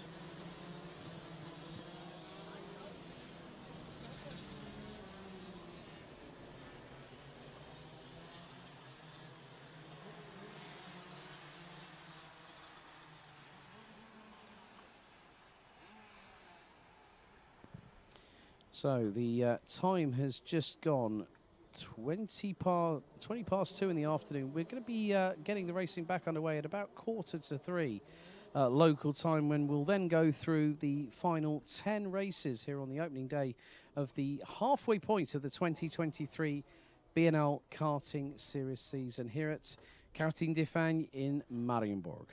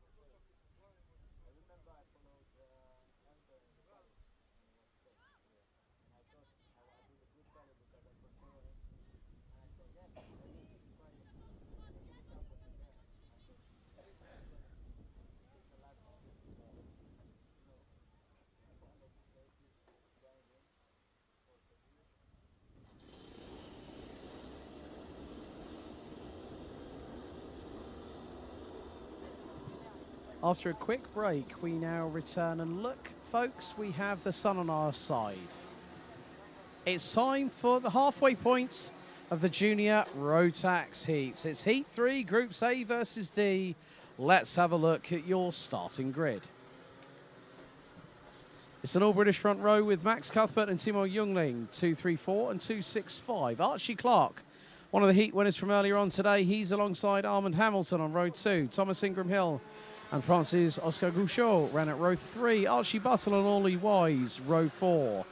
Noe Janssen and Theo Palmer, that is row 5. Boris Maximov and Laura Bubenova, that is row 6. Ruben Verheyen and Matthias Jaderup, that's row 7.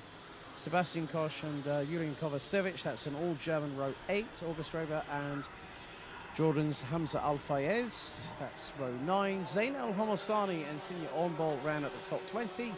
And can Knit Knuren strike like lightning twice as he starts from 21st position.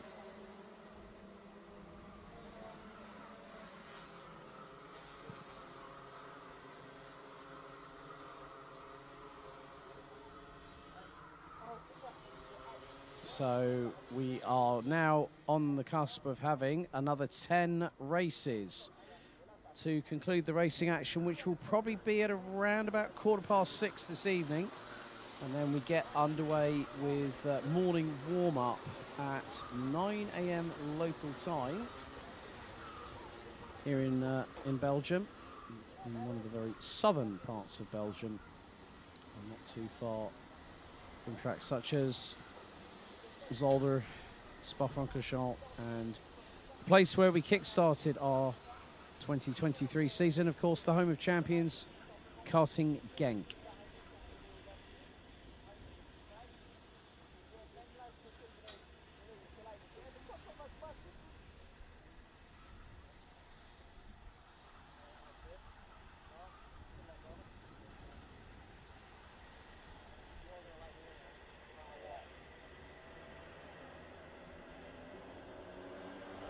So, revs rise through the chicane. Are we ready? Are we steady? Red lights on the gantry.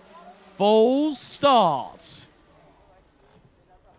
The nerves are definitely settling in, aren't they?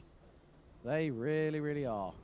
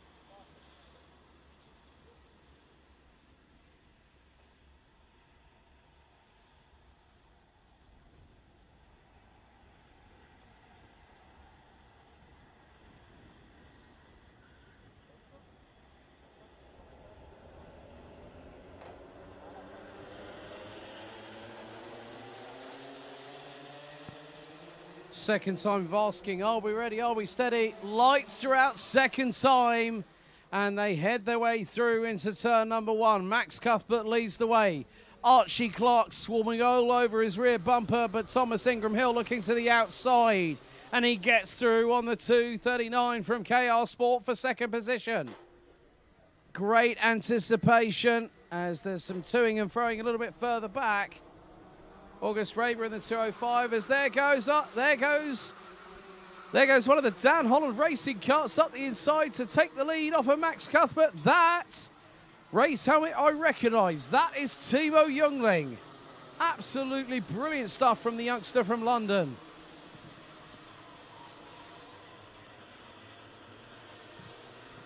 But there is a little bit of close quarter battling.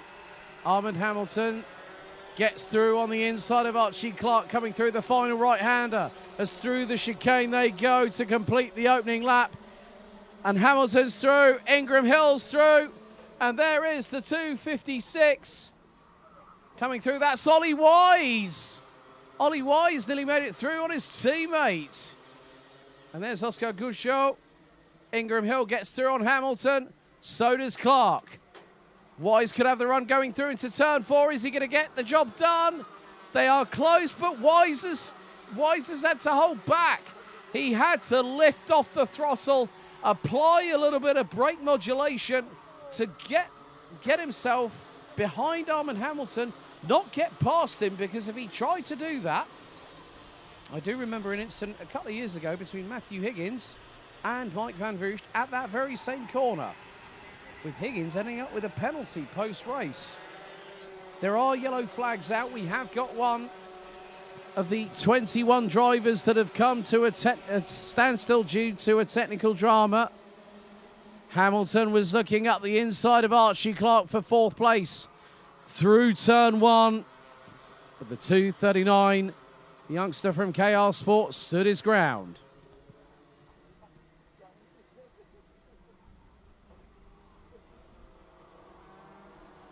But Jungling has a gap of just close to a second.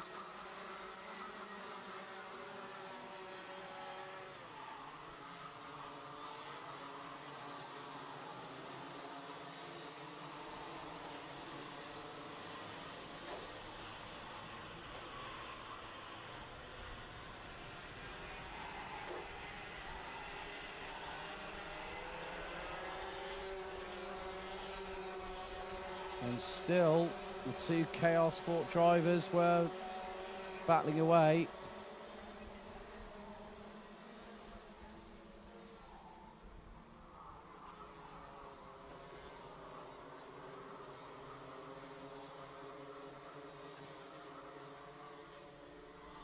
But Archie Clark is still trying to hold his ground along with the likes of Armand Hamilton.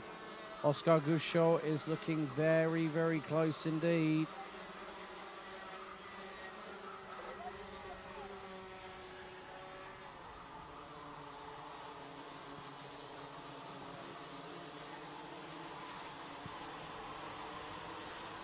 So Ollie Wise has dropped to 7th position. It might be 8th if Archie Butler is ahead of him. It was Ruben Verheyen that brought out the yellow flags earlier on, with 3 minutes and 10 seconds still to go, plus an additional lap. Anything is possible. As now there is a little bit of a lunge. Birol ART has got a Tony cart up the inside.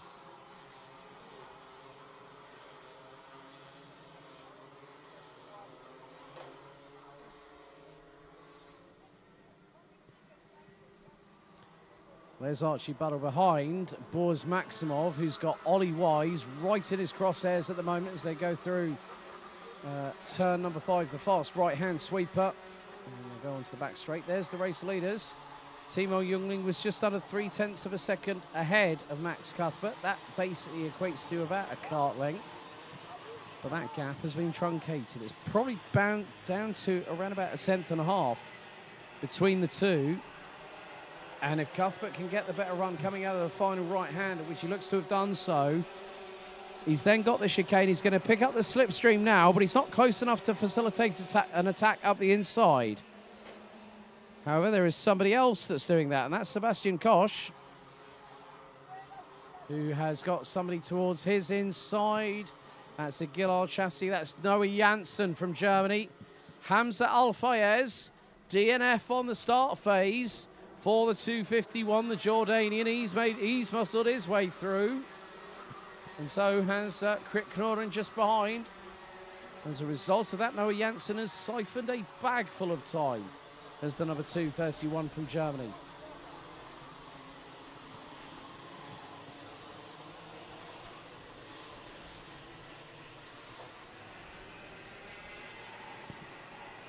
But for it still to be this close. Now, this is the quintet at the front of the field.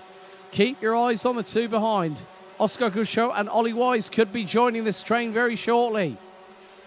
0.66 cover the top five as they go through. And now Cuthbert swarming all over the back bumper of Youngling, trying to see if there's a window of opportunity to get through. Youngling keeps the traditional racing line through three, looks over his left shoulder, now into the left at 4.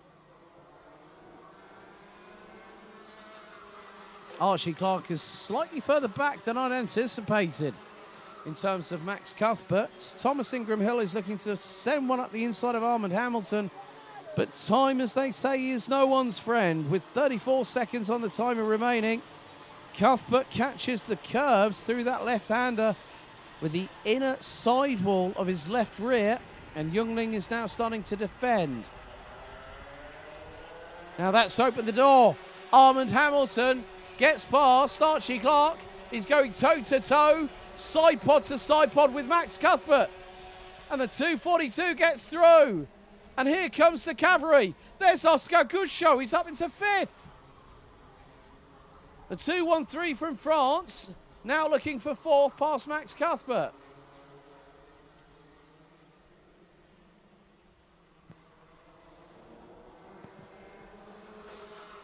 Oh, I'm fearing palpitations are emerging right now in terms of my heart starting to beat probably irregularly at the minute, because look at that train. You have got, that's 8 drivers. If anyone might remember the old Nokia 3310s, what was the game that you got? Snake. So the more pieces your Snake picks up, the longer it gets. That's the same with this train here. Last lap is underway and Hamilton pulls the trigger. Clark looks to get through on Youngling, and they do so. And now it was nearly 3 wide because of Max Cuthbert going up the inside of the 265. Ollie Wise has just made a shrewd move. He's now up into 5th position. The 256 now ahead of Thomas Ingram Hill.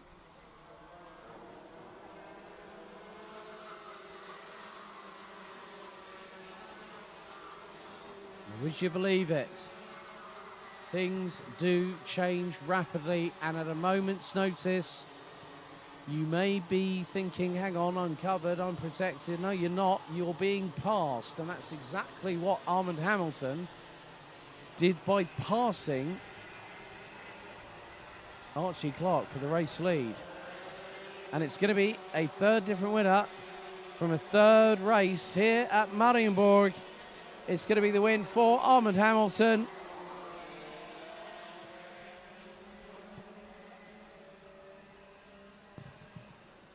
.51 thousandths of a second separated them, with Timo Youngling, Max Cuthbert. Great job by Ollie Wise, running at the top 4. Great job by Ollie Wise in 5th ahead of Thomas Ingram Hill, Oscar Gouchot, Archie Buttle, Boaz Maximov, Krit Knoren. Hamza Al-Fayez manages to get himself up into 11th place at the end of it all.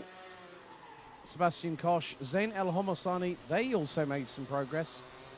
Most notably the 298, Zain El Homosani, whose origins are Egyptian for those that aren't in the know, but lives and resides in the UAE. Noah Janssen, Sinja Ornball, August Reber, Matthias Jellerup. Theo Palmer, a bit of a different result for the Emirati-based driver. He finishes ahead of Julian Kovacevic and Laura Bubenova, with Ruben Verheyen retiring on lap number 2.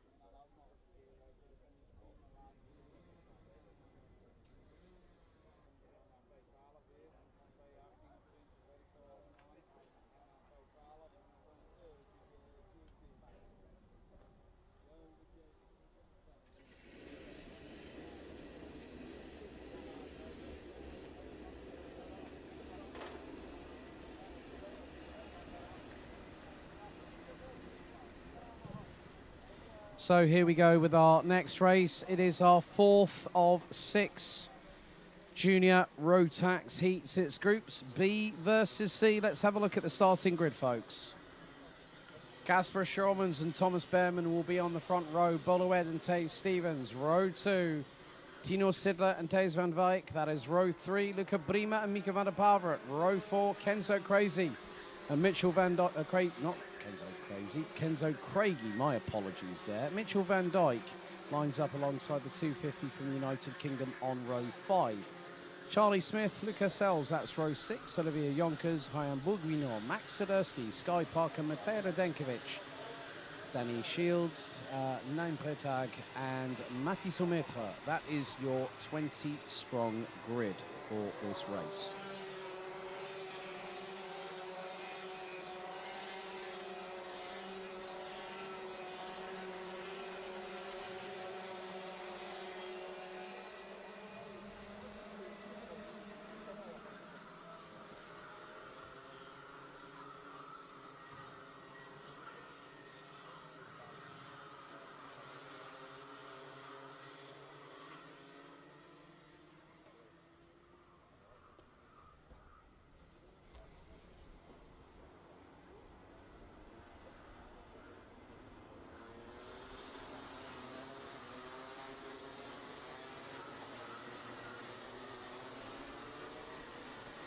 So once again, we will have 7 minutes on the clock plus an additional lap. As the red lights ignite on the starting gantry.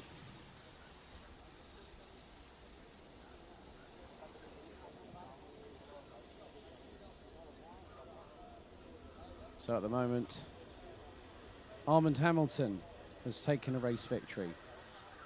So is Archie Clark. Well, Armand Hamilton has got 2 in his pocket at the moment, winning the opening heats provisionally this weekend.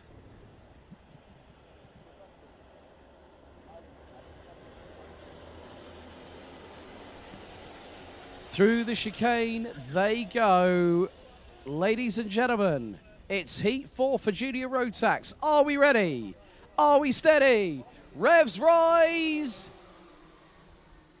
And I'm not... Well, the lights have gone out. We are underway, so it was a clean start. And Casper Schormans has the lead. Boluet up into second. We do have a yellow flag situation. Well, no, we're being... Ah, right. Because there was... So because the lights had a oh, dear, we've just had a calamity into turn number 4.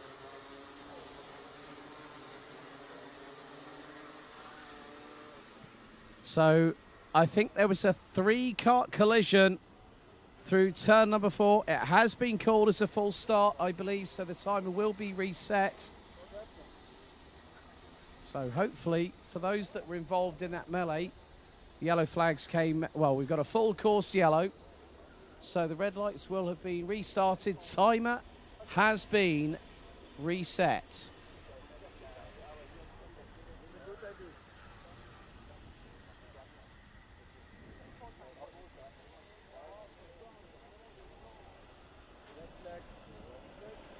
Right, they're going to line them up on the start-finish straight, so we are going to have a full restart.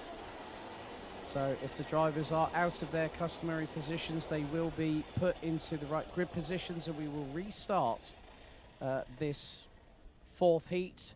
Groups B versus C for Junior Rotax heat number 4.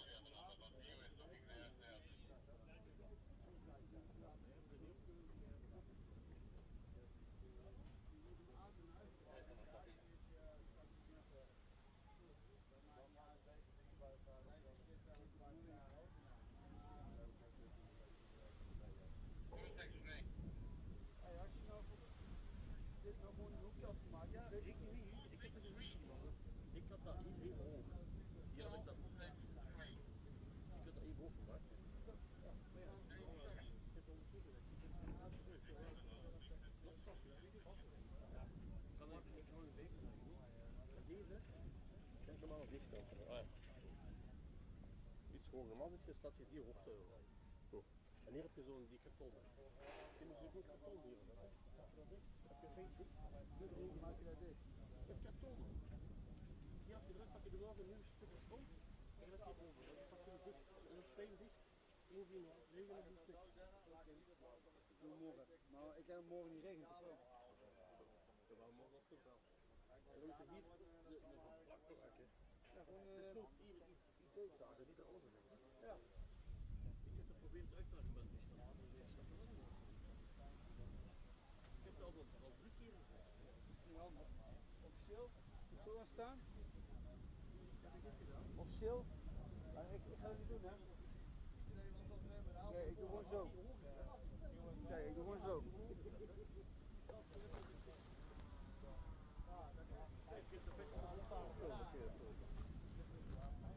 Zo. Moet zo gaan staan. Ja, maar als het hoger staat, is niet handig zomaar.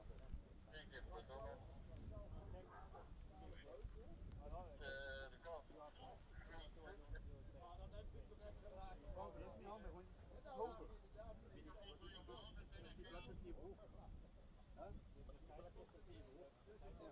Deze moet weg. Deze moet weg.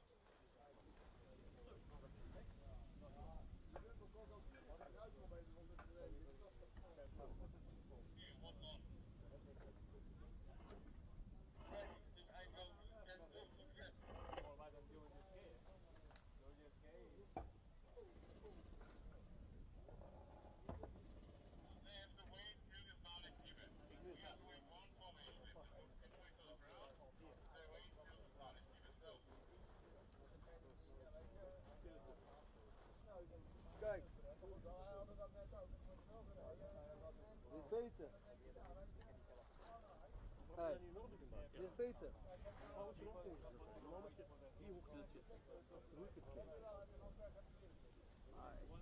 Daar kan je zo kijken.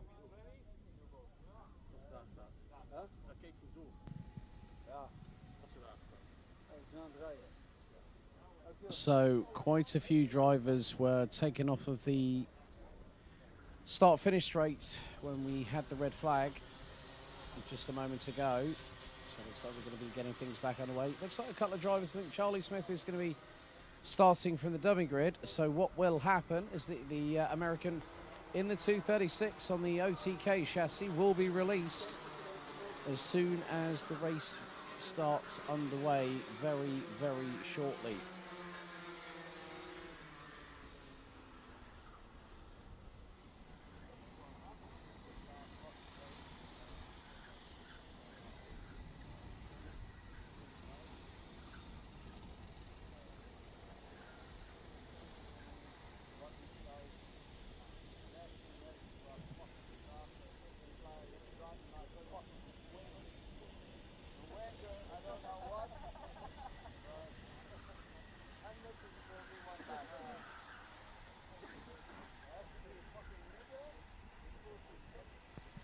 Also looks like Kenzo Craigie will be starting from the dummy grid. So as soon as the field has been released, it's Shawman's on pole. Behrman alongside him, a couple of gaps where Smith and Craigie were due to start. 7 minutes plus an additional lap, so we are going to go and do a full restart. Into the tram lines we go. Are we ready? Are we steady? First time of asking. Lights go out and we are underway. Casper Shawmans gets the perfect start he wanted as Boluet looking to try and get through on Thomas Behrman for that second position. Dave Stevens was sticking his nose up the inside through turn 3 on Boluet, but was not far enough alongside to facilitate an overtaking opportunity. So the 224 stays in third position at this moment.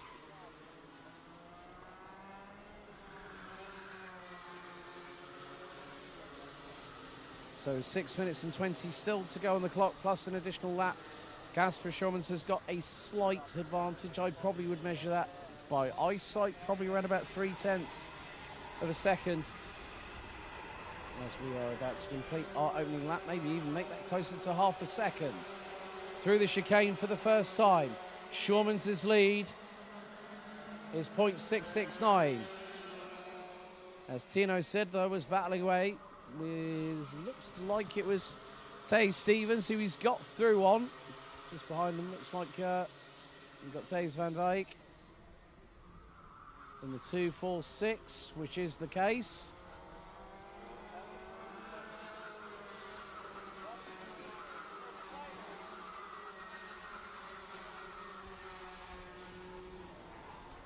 Five minutes and 30 still to go. Tay Stevens keeps ahead of Tino Sidler. And then Taze van Wijk gets through. Look at the freight train behind, though. Positions being lost by Max Swiderski.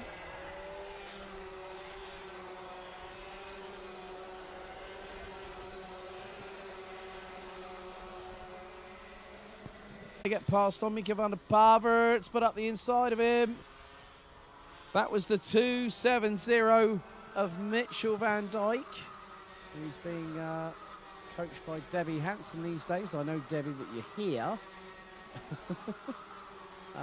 Does a lot of Debbie Hansen, owner and boss at Deb Sports. Does a lot of driver coaching with the likes of Chris Hahn and Robert Hahn, who's been just recently racing at Circuit Zandvoort for the Porsche Carrera Cup Germany and Benelux as all. There was a bit of a contretemps there going through into the final couple of corners. And it's bump and run time here. Oh, steady now. Oh, nearly 3 wide coming into the Dijk, pulls the trigger and goes up the inside. That was of the 2.06 of the UAE's Danny Shields.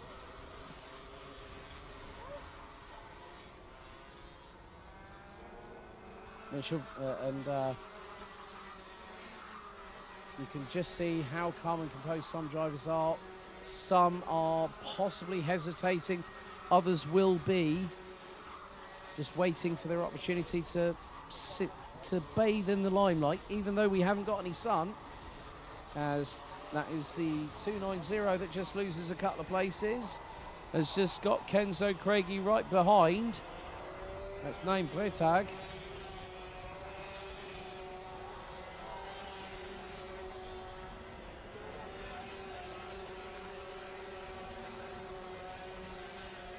So Kenzo Craigie trying to move a bit further up the order. He's right at the back end of the grid.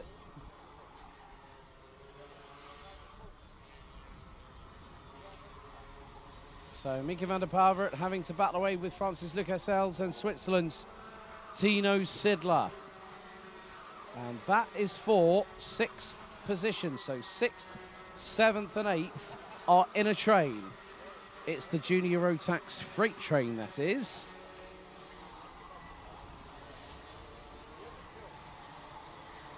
But Tino Sidler trying to put the pressure onto Francis Lucasel. That is for 7th place on the road as they're going to come through the penultimate right-hander now into the last right-hander before the flick-flack chicane, or literally one that you could just plant it and say, heavens to Betsy, I can straight line this thing at full pelt. Just over 2 minutes to go. Fastest lap of the race is by the driver. Well, it was Taze van Wijk. It's now Max Swiderski, who's just got into the 56.9s. The temperatures have, well, it's definitely, oh, and we've had an incident coming out of turn number 1, one of which is the Ultimate R liveried Cosmic chassis of Trologan's Sky Parker.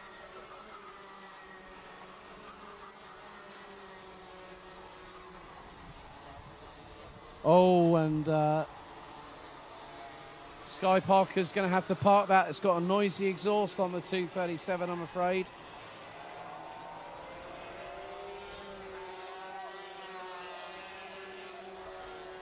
One minute and 15 seconds still to go. So 3 laps of this 1.388 kilometre circuit still to be negotiated. Some real slipstream style battles are happening.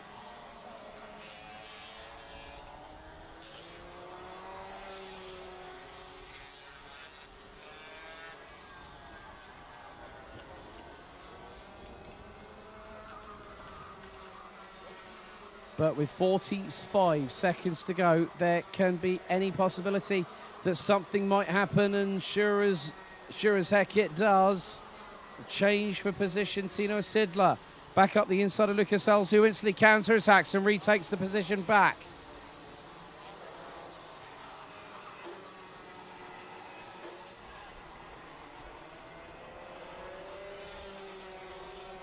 "20 seconds still remain. Mika van der Pavert now pulling away from Lucas El and Tino Sidler. So Sky Parker parked the cart in the pit lane. She knew for a fact that her exhaust was not going to help her anymore, and circumnavigated the necessity for a mechanical black flag, the meatball flag, to be shown to her on the digital flag. As it's getting a bit feisty now. Oh dearie me, the 228. Mariembourg 2 wheels onto the grass coming out of turn number 3 as the timer expires here in the 4th out of 6 heats, and Bollouet is now going to go onto the final lap, and he has in his crosshair. One more lap to go. How close is Louet? Just under 3/10. He's got to make up a lot of time in the next handful of corners to even maybe have a sniff to try and get through on Shormans and get the win. Behrman in a solid 3rd. Thijs van Wijk rounding out the top 4.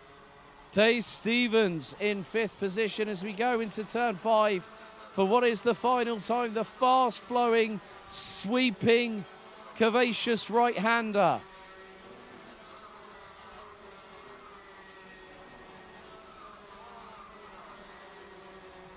But Shormans, once he hit the front, or when he stayed at the front, no one could really get close enough to try and get through on him. Into the final right-hander, now the chicane, and it's pedal to the metal, it's foot to the floor. Casper Shormans wins heat number 4, not by much, but it was comfortable. 0.372 seconds separating P1 and P2. Thomas Behrman rounds out the top 3 with 8.5 tenths separating 1st to 3rd. Thijs van Wijk and Thijs Stevens round out the top 5 ahead of Mika van der Pavert, Lucas Els, Tino Sidler, Matej Radenkovic starting from a little bit further down the order than we would normally see him. Ends up 9th ahead of Max Sadursky from the Netherlands, Mitchell van Dijk, Mariembourg, Olivier Jonkers, Danny Shields, Luca Bremer, Kenzo Craigie, Charlie Smith, Naim Breitag and Mathieu Saumetre round out the 19 that finished the race. And with just 1 lap to go, with an incident involving Sky Parker, the number 237, would require to withdraw and go back to the pit lane with a noisy exhaust.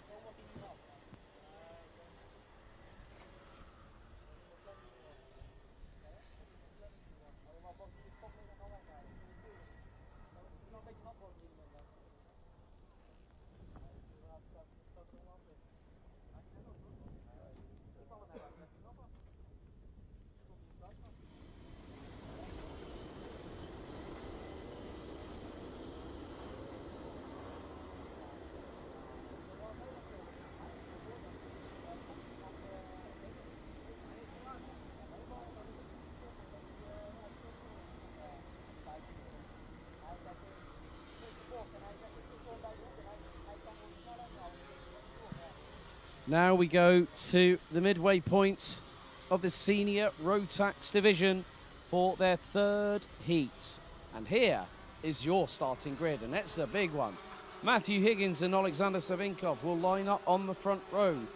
Kai Hunter and Kai Rilletz, as we have a very, very slow 396. Oh, dearie me. That's Iva Anagnostiidis, who's pulled to the left-hand side, coming out of turn number 3, and she will be going no further in this race, trying to start the cart up. The marshal's saying, unfortunately, you've got to get out of there, I'm afraid. It's going to be Matthew Higgins and Alexander Savinkov on the front row. Kai Hunter and Kai Rilletz, row 2. Mark Kimber, Zomarkovic, row 3. Austin Lee, Dion van Verven, row 4. Jaden Teen and Paul Simard, row 5. That is going to be Dave Dams and James Swindells, Adam Valster and Lawrence Herboz, Ralph Underpavert and Nolan Lemerhay, Stain Scholten and Montego Masson, Puck Gubbles and William Helgstrand. They round out the top 20. Zach Scowler due to start 21st with Iva Anagnosiadis pulling to the side of the circuit on the sighting lap. She might not be able to make it any time for the race start in the 396, due to start 22nd. Enzo van den Dickenberg and William Christensen, row 12. Robbie Stodder, Vincent van Kerkhoffen, that's an all-Belgian row 13. Then we have Gwendal Gouma, Jules Roussel, Mitch Haynert, Gustav van Gop and Jake Bezelbeck. That is your 31-strong grid, about to go into battle for 7 minutes, plus an additional lap of racing.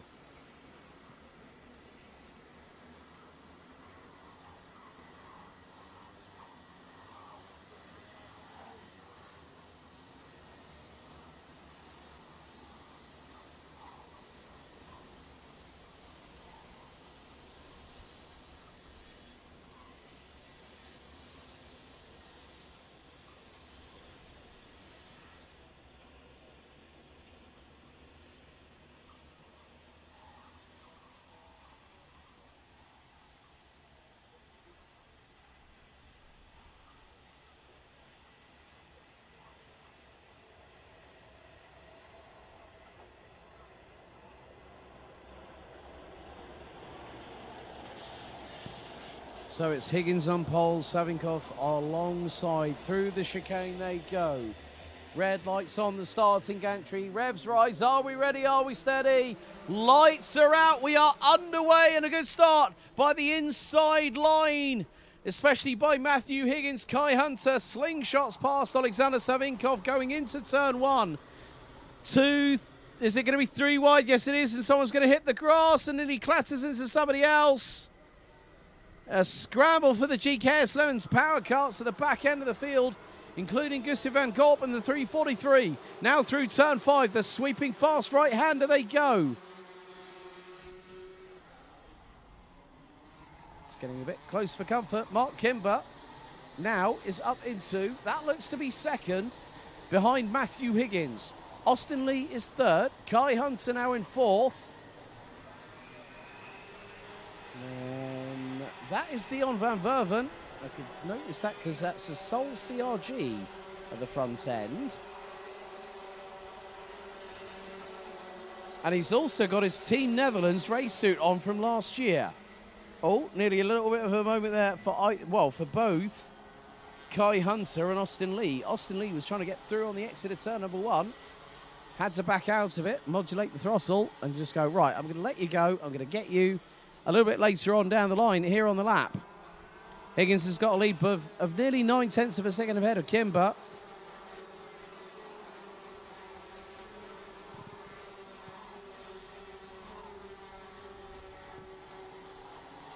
And Austin Lee nearly opened the door for Kai Hunter to get through, but there's Jaden Teen in the 380, now running under different colours. With JJ Racing, he's got an opportunity to showcase his prowess, and behind them, that is going to be Kai Rillatz in the 374. Higgins' lead. Oh, it's getting a bit feisty, and a lunge up the inside. Austin Lee and Kai Hunter are swapping paint like it's going out of fashion. Dive bomb attempt from Jaden Teen. That allowed Kai Rillatz to get through, and Jaden Teen's lost another position to Dion van Verven. And now they were sidewall to sidewall. Little bit of sign language communication there, as through on Kai Hunter goes Kai Rillatz. Now, it seems like the aggressive tendencies have started to elevate ever so slightly in regards to some of the drivers. There is a bit of a wind pickup. We did have a little bit of dark cloud cover that was being blown in the direction of turn number 1. We did have some blue sky just up above. No sun to speak of unless it was a little bit earlier on in the race.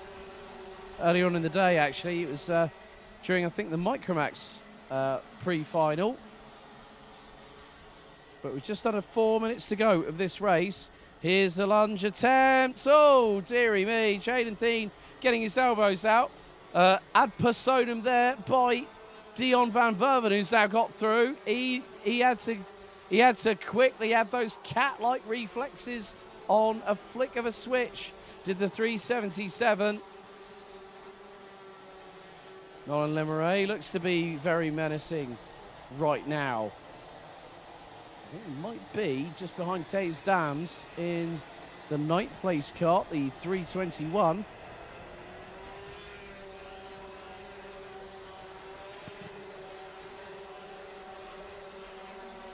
Higgins now has the lead of just over 6/10 of a second. What on earth was that from Jaden Teen? My goodness, he just instantly dived it through. He was on the left-hand side of the start-finish straight, and he just went bang up the inside of through on Dion van Verven. Now he's got a taste of his own medicine. Kai Hunter, Stephanie got the fire in his belly. He got past Jaden Teen. He then on the very next corner through the turn 4, 90-degree left-hand hairpin, sent it through as well. That just goes to show how quickly you make one decisive move like that, and then all of a sudden the floodgates open.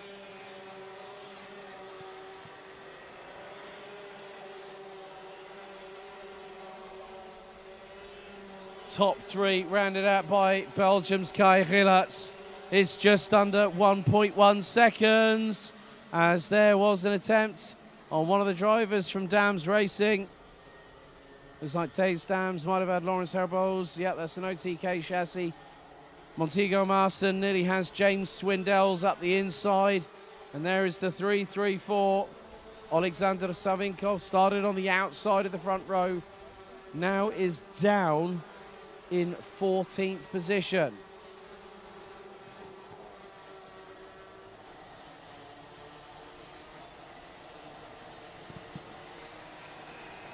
And still the freight train keeps on rolling its way into town, with Rotax propulsion at your right-hand side on all the respective carts. 1.4 separated the top 4. Top 9, top 10 makes that now 6.736 seconds from 1st to 10th position.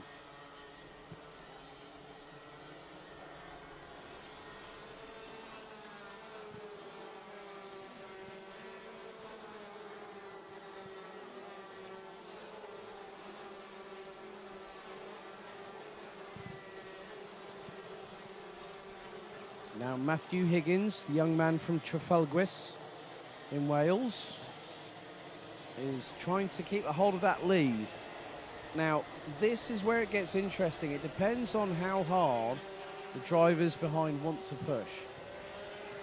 So first of all, you've got to think of mechanical sympathy. You've got to think about the oils. You've got to think about the fluids that are in the cart and how they get tuned and sorted out and where and why for. With 20 seconds to go on the timer, it is still Matthew Higgins leading the way.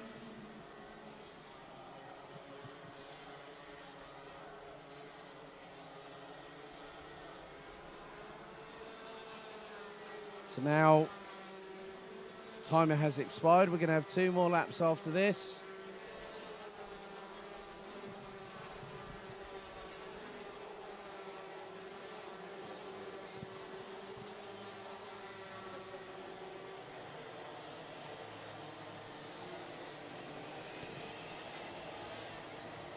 Matthew Higgins knows what it takes to win a weekend, also knows what it's like to try and go for a championship. But 1 more lap to go. Who's going to want it the most? Is it Higgins? Well, it's now Rillarts that has got through. So Rillarts up into the race lead. And there's Kimber just behind, rocking the traditional skid lid that he sports. And there goes Kai Rillarts. Well, he swept towards the outside, going into the left-hand 90-degree hairpin. That's the sign he would have wanted to see. Yeah, you can get past him, not a problem at all.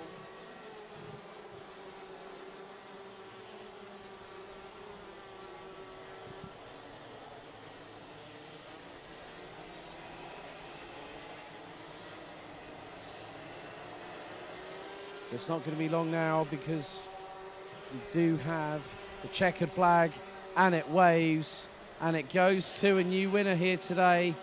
Belgium's Kai Gillets ahead of Matthew Higgins, Mark Kimber, Austin Lee, Kai Hunter, who was battling with Kimber for the race lead a little bit earlier on.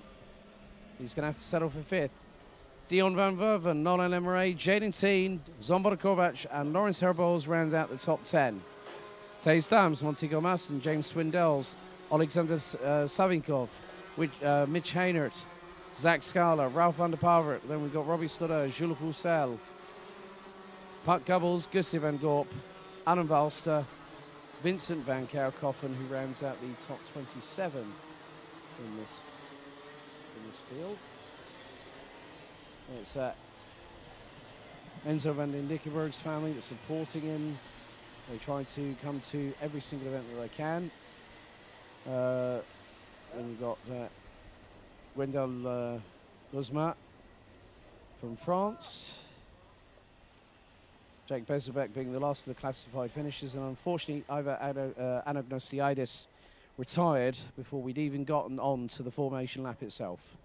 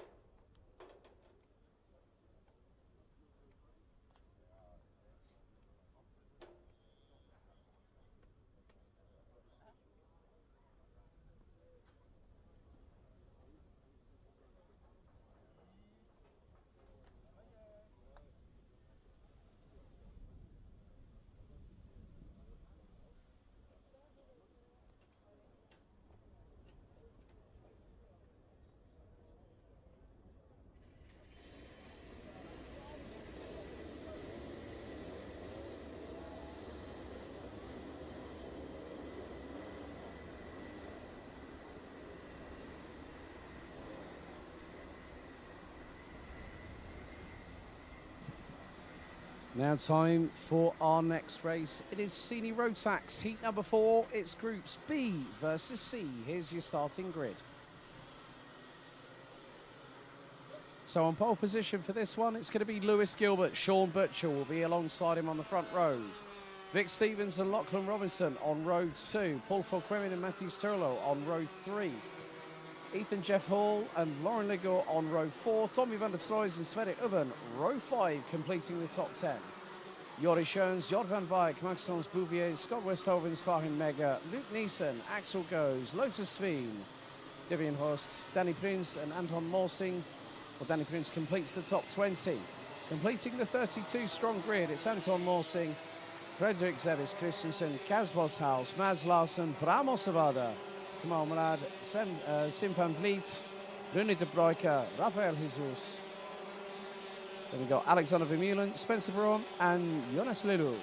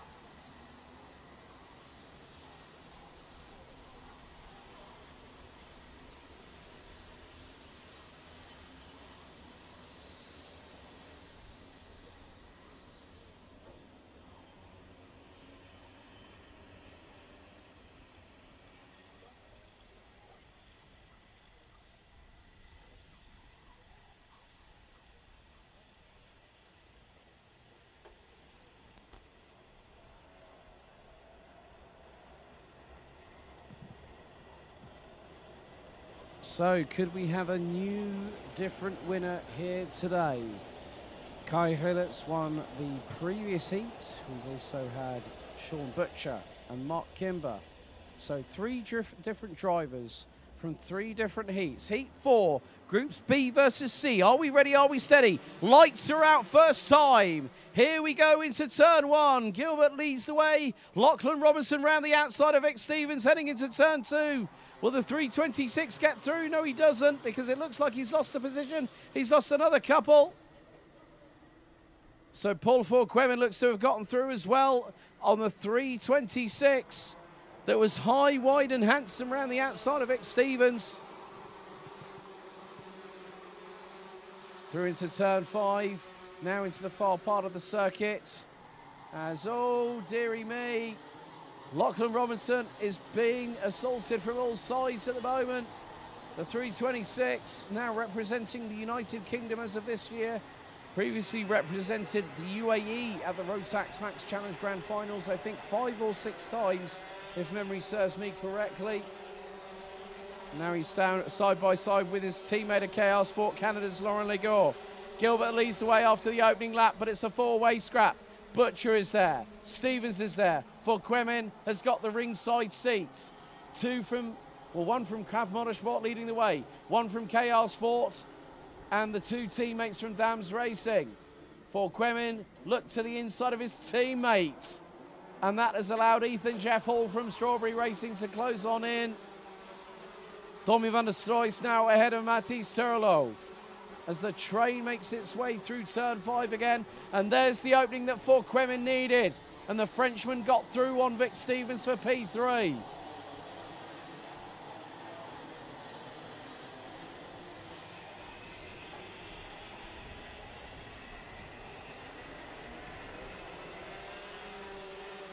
Butcher now looks to be pulling away as they come across the line to complete lap 2. Gilbert now in second.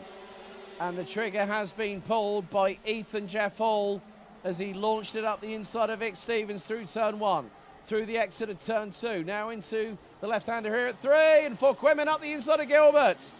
Through 3 for second. And now it's really getting a bit tetchy. Matthijs Turlo putting the pressure on Tommy van der Stroys through turn 5. Now into 6. Now 7 and 8. There's, oh, bit of a sideways moment there for Stevens. And he loses another position. Ethan Jeffel gets another spot. The 397 from Lancaster, last year's Junior European Rotax champion. Butcher, after just under 3 minutes, has a 1 second lead as van der Stroys. Oh, nearly got through on Stevens. And Maxence Bouvier gets the crisscross done on Matthijs Turlo, who now accidentally opens the door, runs wide. Robinson gets through, and here comes Farin Mega. Does he get through? Yes, he does at turn 4 on the 9.05, who drops through from 7th to 10th in 4 corners. Now Bouvier going up the inside, bumps over the curbs. Van der Stroys gets compromised. Robinson does the pair of them in the same stretch of tarmac. Farin Mega trying to get through on Tommy van der Stroys, but the crisscross from Matthijs Turlo works to absolute perfection.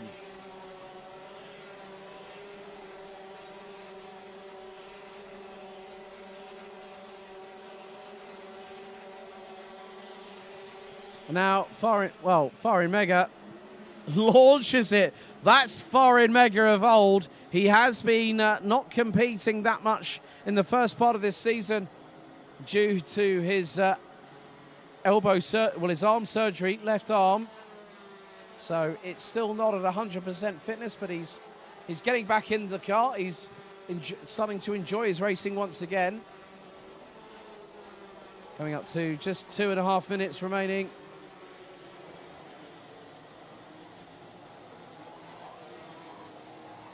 And there is the 355. Just coming through into shot. That's Axel Goes, running the TB Kart Netherlands crew along with Mitch Haynert. Butcher now has the lead, and there's Ethan Jeff Hall slingshots through on Lewis Gilbert through turn 1. You can see that when you know someone's right on your back bumper coming down the start-finish straight through that full throttle chicane, you know that there's not much point giving up too much resistance unless it's the final race of the weekend. At this point, it's about getting into the top 30 and not having to go through the rigmarole tomorrow morning of a second chance heat where you would be potentially one of 6 drivers that would make it through to the final stages. But if not, you'll have to end up battling for the top 3 on the podium for the B final. Minute and a half on the clock still to go. Paul Quimmen now is second. Lachlan Robinson in the meantime, but in the previous fastest lap of the race, 55.654. He's closing in on Vic Stevens, and he was about the best part. Well, he was over 4/10 quicker. So Vic Stevens now knows that P5's under threat by the driver behind him.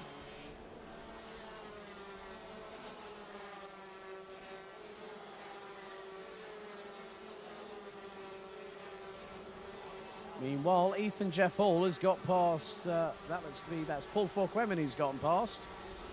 So Ethan Jeff Hall up to second. Sean Butcher has nearly a 1.1 second advantage, because now we are going to go on to the penultimate lap of this race.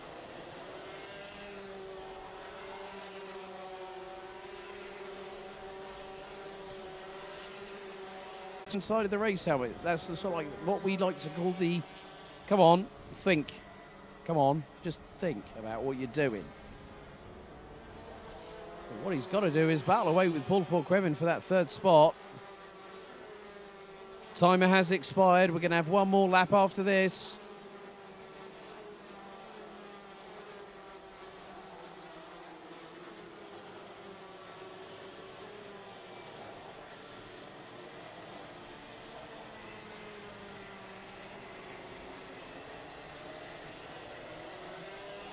So Butcher will now be crossing the line, and onto the final lap goes last year's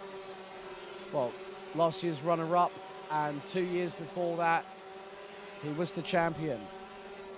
Gap just over 9/10. Ahead of Ethan Jeff Hall, Maxence Bouvier down in 7th behind Lachlan Robinson. Puts in the fastest lap of the race at 55.505, but look at the skirmish a bit further back. Trying to catch out one of the numbers, might be behind. Well, I'm seeing a CRG chassis. That is going to be a Spencer Brown. You've probably got the likes of Casbos House, Rafael Jesus. Bram Ostavada's actually behind the number 356 from the UK. But there we see the initial first few drivers. An adjustment on the radiator flap on the right-hand side for Sean Butcher as he will come out of the chicane and cross the line. It's another victory for the Australian the Australian based out of London. I hope his dad Glenn is watching. I know you are watching, Glenn, because I can feel my ears burning. He takes the win by nearly 3/4 of a second ahead of Ethan Jeff Hall. Lewis Gilbert third ahead of Paul Forquemin. Vic Stevens, Lachlan Robinson, Maxence Bouvier, Farin Mega, Luke Neeson, and Tommy van der Stroys rounding out the top 10. Matti Sturlo, Lauren Legault, Axel Goes, Devian Horst, Sverre Ubben, Joris Schoens, Jort van Wijk, Anton Morsing, Mads Larsen, Danny Prins, Frederik Zebis Christensen, Casbos House, Rafael Jesus, Spencer Brom, René de Broeke, Kamal Manad, Alexander Vermeulen, Bram Ostavada, Sim van Vliet, Jonas Lelou, Scott Westhovens, and I think we are still waiting for Lotus Tween to come across the line.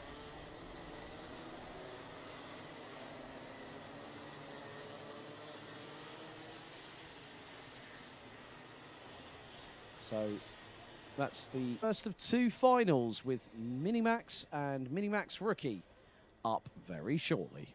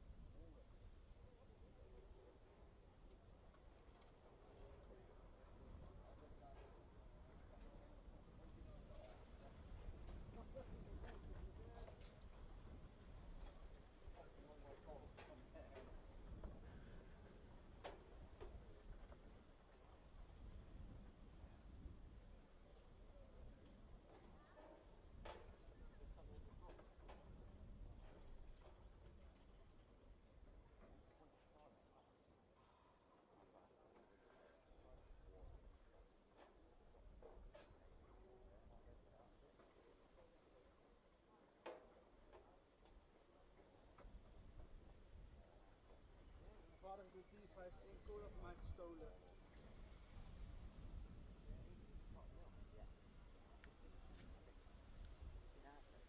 Dat heeft hij, ja.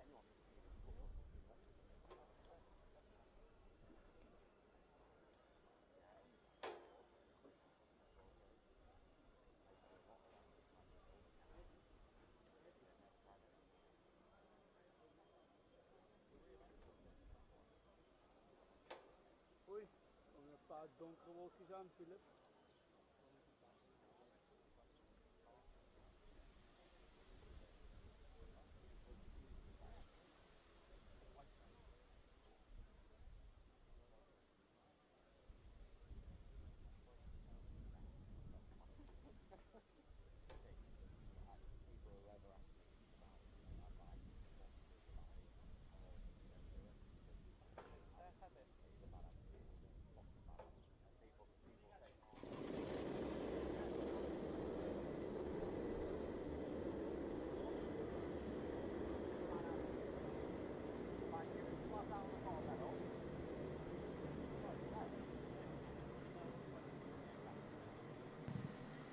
Now it's time for the Minimax and Minimax Rookie Final. Here is your starting grid. It's going to be Jacob Ashcroft that will start from pole position. Alongside him will be Estonia's Nikita Lyubimov. Cole Denham and Philippe Perez on row 2. Oliver Warner and Albie Friend, row 3. Alexander Van Meeuwen and Thomas Verheyen, row 4. Jente Moonen and Lars Lambers complete the top 10. Rory Armstrong and Nico van Berkel, row 6. Frederik Sigurd Stubberup will be alongside Christian Sejersen. That's an all-Danish row 7. Finn Albert Jorgensen and Tristan Shays, row 8. Jack Freeman, Victor Reitz, Kai Clark and João Maria Pereira. That is the top 20 completed. Tom Reed, Vic van Kampenhout, Sees Moyes, Bram van der Weken, Emilian Boel, Jeff Verbeek, Maria Roberto, Konstantinos Kandilidis, Kieran Stewart, Leon Herbos, Lucas Dodder, and Antonios Dactylidis. That is your 32 strong grid.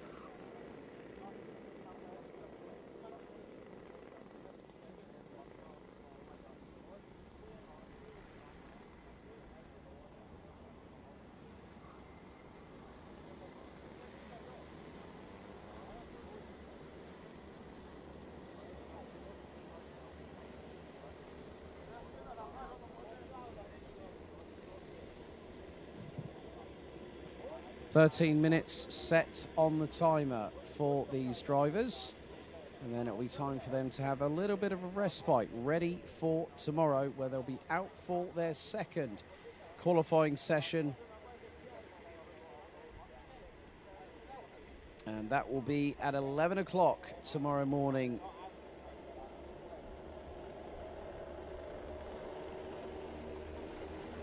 So, red lights on the gantry, into the chicane we go. Are we ready? Are we steady? The Minimax and Rookie Final gets underway right now. Lights are out as they surge their way 2 abreast. Maybe make that 3 abreast at the bottom part of the top 6 going through and the exit of turn number 1. But it is Ashcroft leading the way. Lyubimov in second.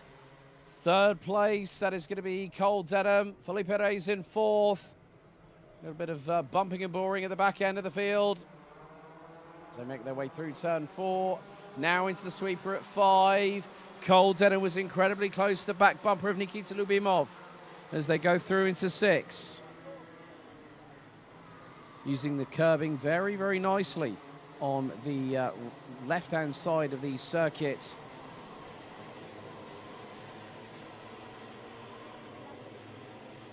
So they now have an opportunity to try and give it their all. There are some overtakes being attempted going through into the final right-hander, one of which was Rory Armstrong, I just noticed.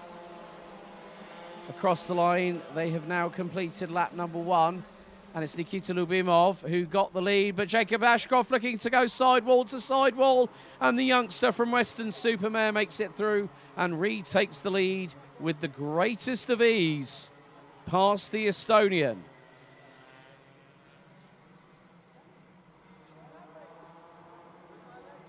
Now through into turn 5 they go once again. Into 6, it's getting very, very close indeed. Top 7 look to be the closest ones to compete with each other, but someone's gone off. Oh, that was Oliver Warner, who was running 5th. Rory Armstrong nearly came a cropper just a couple of moments later, just a little bit further down, just after the left-hander, following on from the chicane.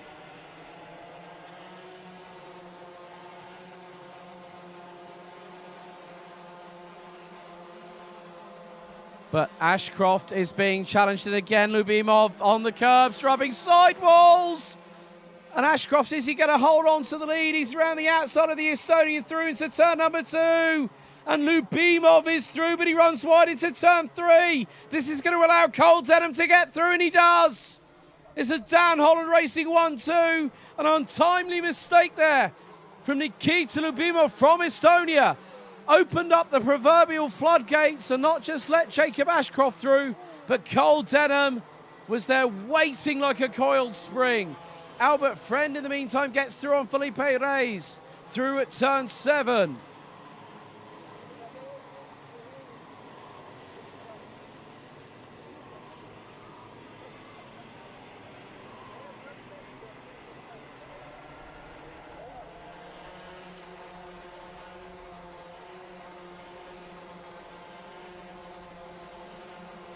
But still, the Slipstream Fest, and has done so on Cole Denham.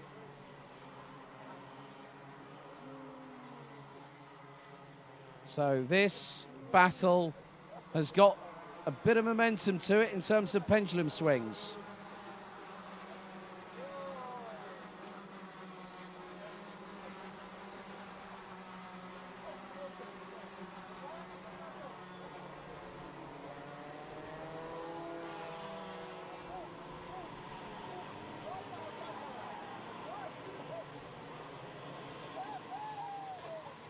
At the moment, Thomas Verheyen has the fastest lap of the race. Lieke van Berkel is now with, she's at the tail end. Now, oh, hang on a second. That wind has just suddenly picked up. I'm not too sure if I might have seen a couple of spots on the camera. But we'll wait and see, as we have got one kart off. That's just off of turn 6, I believe. Yellow flags at turn 4. Oh, and someone's just had a big old off. And they are, oh no, the weather's changed. There are karts going off everywhere at turn 4. Someone went backwards and into the tyre barriers and rearranged it. Yeah, that weather's coming back again.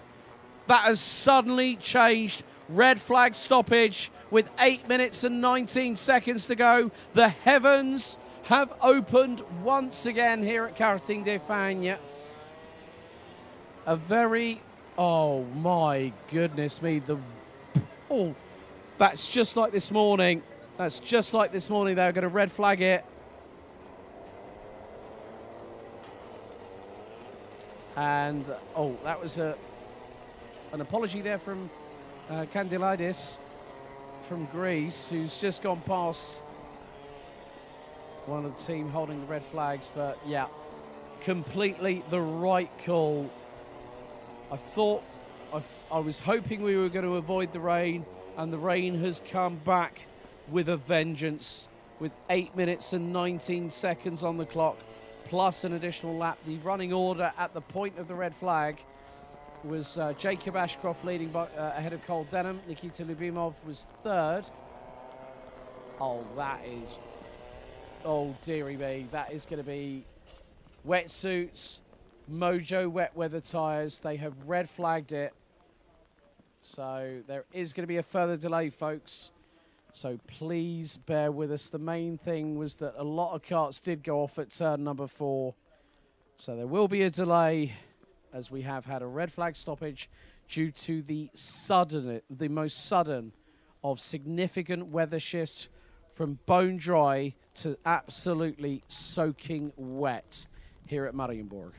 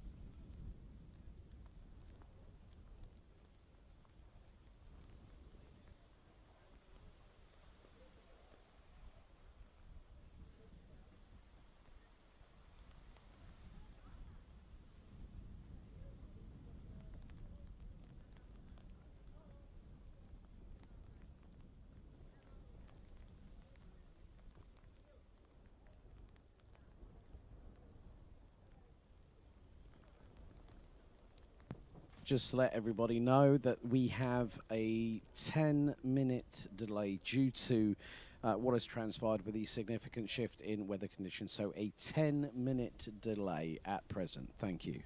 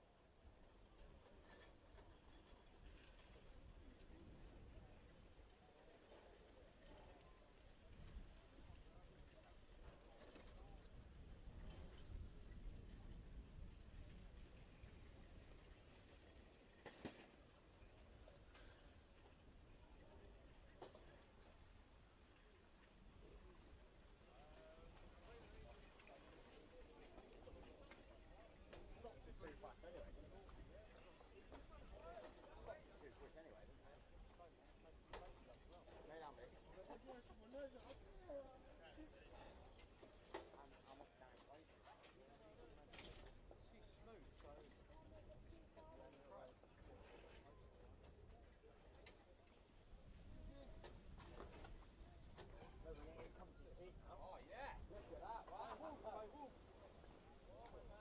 Oh, look at that! Good boy!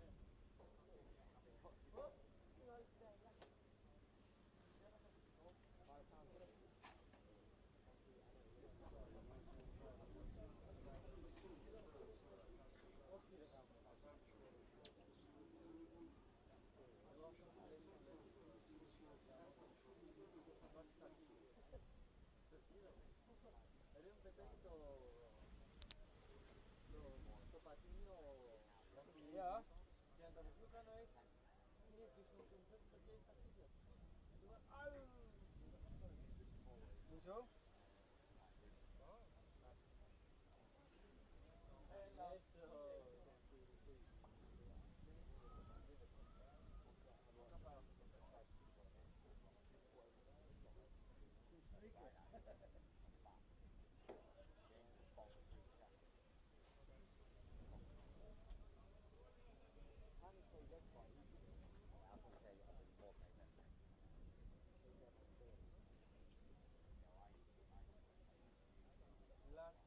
There is still one kart on the track, eh? Do you know that?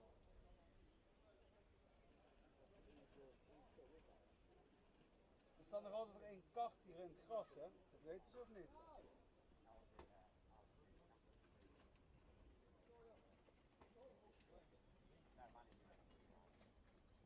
De rode vlag mag toch weer meedoen, of niet?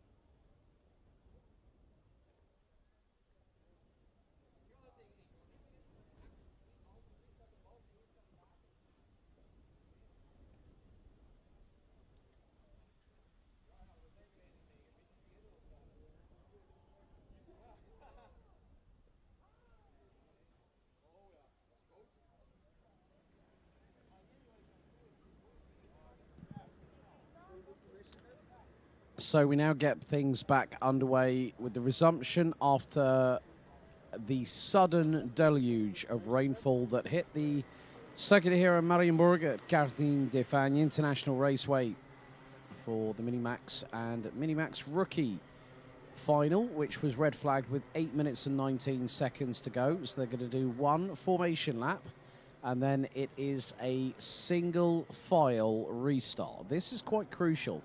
So if they break the formation before the allocated area, then there will be a penalty applied subsequently.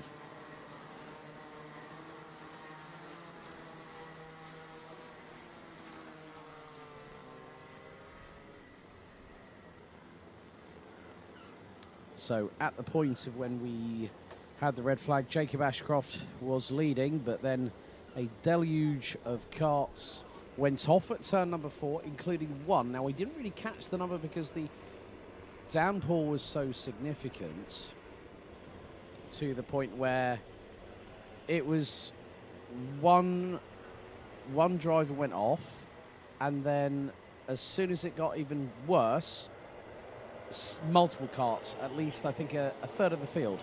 But we're getting up to full racing speed as the Minimax and Rookie Final here on day 1 resumes with green flag racing. So Ashcroft still leads the way. Albert Friend battling away with Nikita Lubimov. Felipe Perez is in 5th position ahead of Thomas Verheyen as a little bit toing and froing. Nikita Lubimov loses 3rd position to Albert Friend, who's scarpered off into the distance a little bit. Lubimov's now got Felipe Perez right with Lieke van Berkel, 8th position. Started right down towards the back end of the field as we're seeing more positional changes around 4. So Nikita Lubimov really being put under pressure. Alexander Van Meeuwen is embroiled in that particular battle. He's now got, that is going to be Kai Clark up towards the inside. Clark unable to get through, but this time he will into the right-hander. Will there be a little bit of accidental chronic understeer? Not on this occasion. Ashcroft trying to start building, now trying to start to build a lead. 0.4 of a second between him and Cole Denham. Albert Friend makes it the top 3, covered by just under 6.5 tenths of a second. Felipe Perez leads the train from behind. Now that was Rory Armstrong. That would have been up the inside of Lars Lambers in the 142 to take 9th. So the youngster from Downpatrick County down in Northern Ireland doing a very, very sterling job to move a bit further up the field.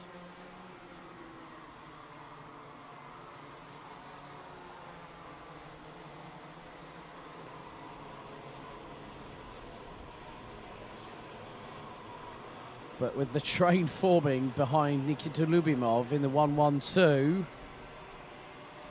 it's not exactly easy to be the one that you're the one leading the train, so you're the one with the target on your back. But this is where it gets interesting.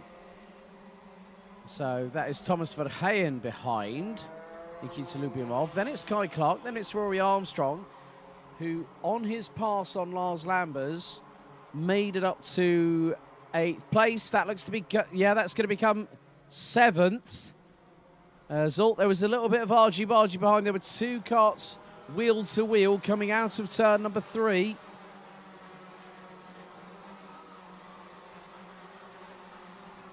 Ashcroft, however, keeping around about a slender 4/10 of a second advantage. Lars Lambers is the quickest out there. Now, since we had the downpour, it hasn't really compromised it. The track has dried up. There is some humidity in the air. So we do always see a bit of where the track will go back to its original state. It is going to rubber in depending on what the weather decides to do. Christian Sejersen has retired on lap number 3, so that might have been or what transpired.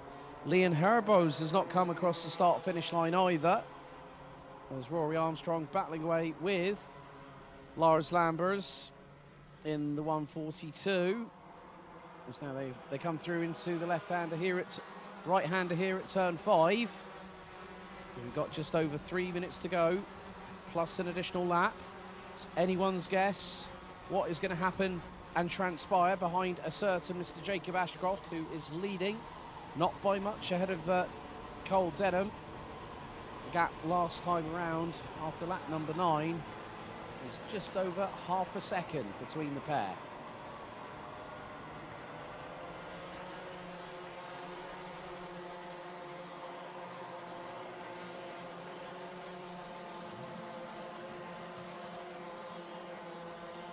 So here we go.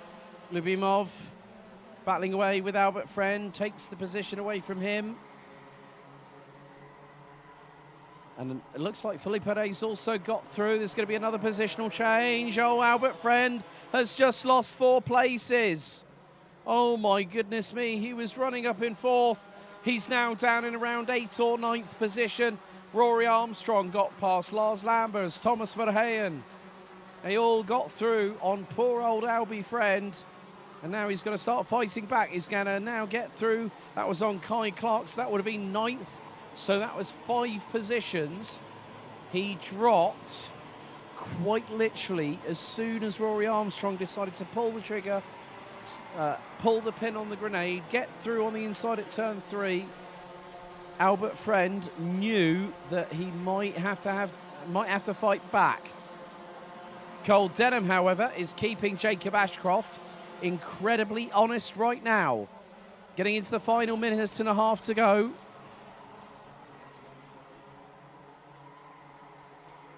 So this will just more than likely showcase how close this actually is.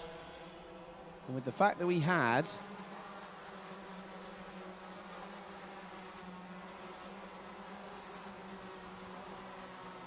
the fact that we've had a red flag stoppage, so whatever advantage Jacob Ashcroft had amassed through the first nearly, well, pretty much first 6 minutes, 5 minutes of the race, he's now been able to try and get that a little bit more in his favour. But Cole Denham's got other ideas. Felipe Reyes is in 3rd. Nikita Lubimov 4th. 5th, Rory Armstrong. Lars Lambers complete the top 6. Thomas Verheyen in 7th. Top 6 covered by just over 3/4 of a second. And Lars Lambers in 6th, who's just gone up the inside of Rory Armstrong to take 5th place, has just put in the fastest lap. 1 minute, 0.263. He was fractionally quicker than Armstrong, but not by much. Oh, drama's there. Nikita Lubimov off at the exit of turn number 6, and the Estonian drops all the way down. I'm not too sure if Lubimov had a bit of a helping hand, but that is now the... I'm trying to make out which kart that is. Oh, that's just ahead of Kai Clark. That's Thomas Verheyen, and Lubimov gets his elbows out, keeps them nice and sharp and ready. Nearly made it 3 wide coming through the chicane onto the start-finish straight. So what was a 6-kart battle is now a quintet of karts fighting for the race lead. Now here, oh, there was a look there by Felipe Reyes on Cole Dedham for 2nd, and that put the 107 from the Netherlands into the grasp, into the clutches of the Belgian just behind.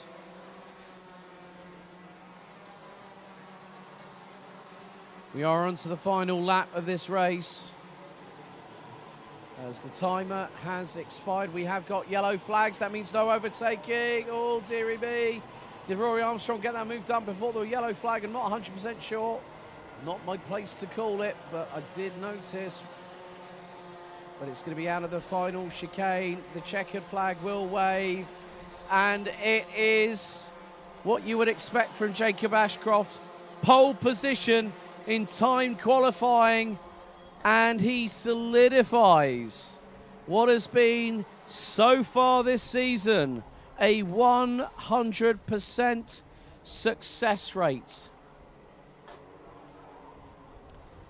So Jacob Ashcroft wins the race by just over 0.2 of a second ahead of Cole Denham.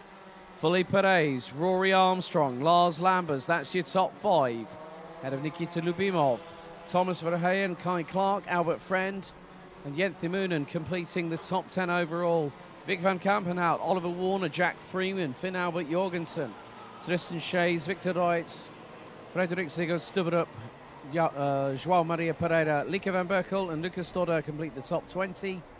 Rounding out the field, it's Kieran Stewart, Mariembourg, Ces Moyes, Bram van der Weken, Maria Roberto in 25th, Jeff Verbeek, and then we've got Leon Herboz with Konstantinos Kandelidis, and then we've also got Antonios Daktilidis in 28th and 29th, finishing a lap down off of the leaders. Alexander Vermeulen and Tom Reed, unfortunately, coming together. That, I would imagine, is going to be the cause of the yellow flags.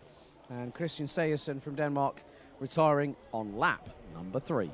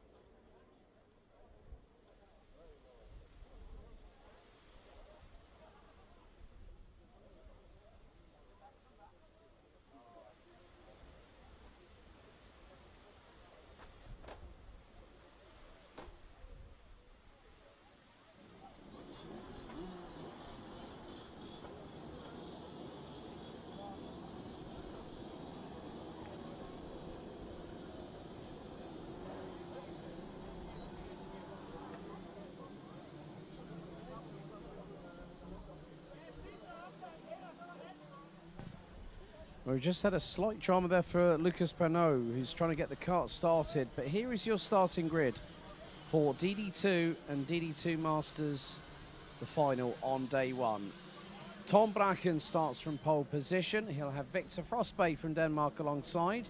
Nicolas Picot again will start in DD2 Masters pole position. He's going to start on the inside of row 2. Due to have Lucas Pernaut alongside, who might be starting from the dummy grid if they can get that kart started up and on its way. Maxime Dirks and Dennis Tulm on row 3. Nikolai Christensen and Jules Cousin, row 4. Carl Gustav Borgard and Elias Kaliakmanis That's row 5 completing the top 10. Michael Becker is a non-starter, according to the timing. And we've got Enzo Boll, Ed Matthews, Nicolas Guillaume, a.k.a. Uno Mas. Running gag on that one. You'll have to look at his front fairing to find out why, and then ask him in person. Guillaume has got Christophe Capitan alongside. Then it's Carl Klibor and Dominic Hummels making it an all DD2 Masters row 8. Mats Johan Overhoff, Jori Klibor, Lennart Schreiber, Tony Hogg, Kane Cherian and Luca Filipponi complete the grid, with Michael Becker, as I said earlier on, a non-starter.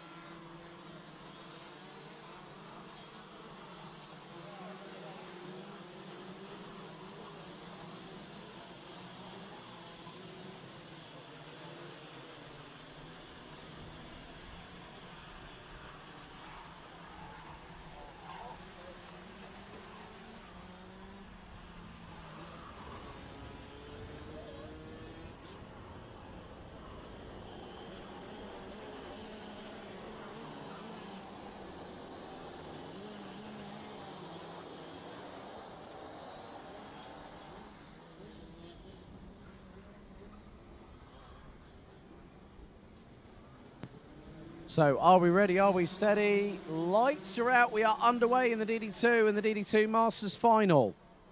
Here on day 1, and they are scrabbling for traction. There's a little bit of mist in the air, and it's getting a bit tricky out there, I think.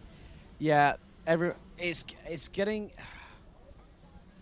Again, what I saw earlier on, I'm not too sure. We're just going to see how they manage on this first lap.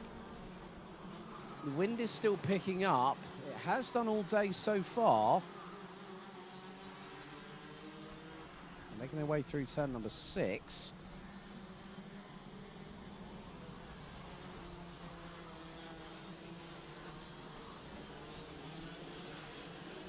There's a lot of steering wheel correction going into one of the inside part. Well, I think it's about 3 to 4 corners from the start-finish straight. So this is going to be crude. Oh, it's getting oh, they are slowing. They are crawling. It's like an ice rink out there. I think the weather's turned again. The breeze has picked up significantly. I'm just having a look outside of the commentary box.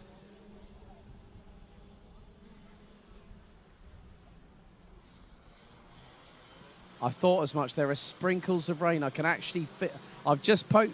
You probably might be able to hear the background noise on the stream for those folks at home. But I can feel spots of rain.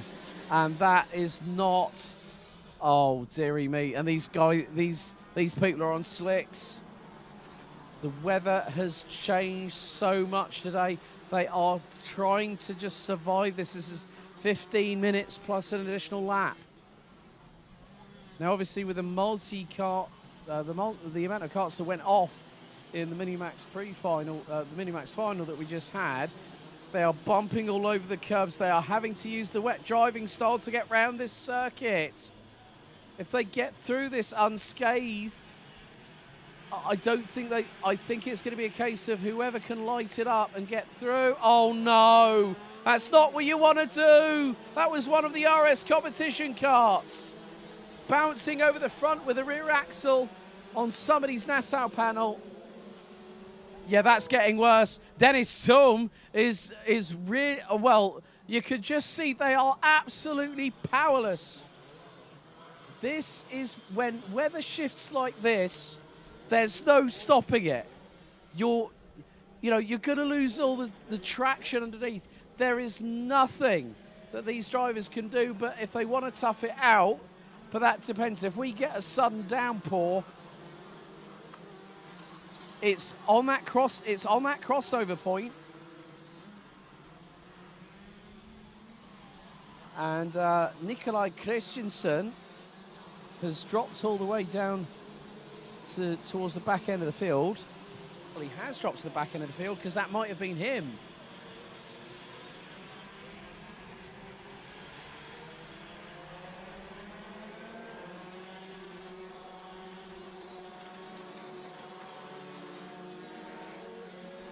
They're still chancing it. Lucas Pernod's did put in the fastest lap of the race.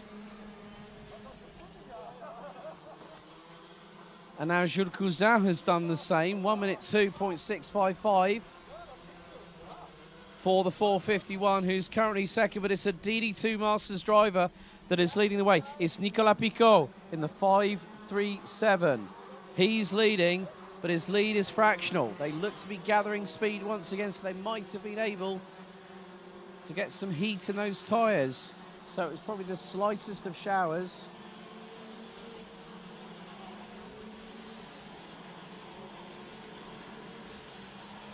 So 10 minutes, 48 seconds, plus an additional lap still to go on the timer. And again, like you're just seeing, I mean, Tom Bracker was on pole position, and with that slight shower as Victor Frostbay now takes the lead. Cousin in third. Pico's in the same position he was in the last race. He was stuck in the right piggy in the middle of two DD2 drivers. Enzo Boll, in the meantime, has got himself up into fourth position. Sometimes it's not always about driving faster, it's about driving smarter. And Enzo Boll and Tom Bracken are two of the youngest competitors in DD2. And actually, in this entire conglomeration of of DD2 and DD2 Masters. Enzo Boll up the inside. That was on Jules Cousin. Gets through in the final right-hander. Mats-Johan Overhoff also trying to get through. Looks to be on the likes of Nicolas Guillaume, amongst others, but has just got in front of him. Christophe Capitan. Yeah, I'm sort of 50. If you were to ask me what, oh, dearie me, that was a bit clumsy, I think. That was from, who's that behind Christophe Capitan? That's Carl Clebord.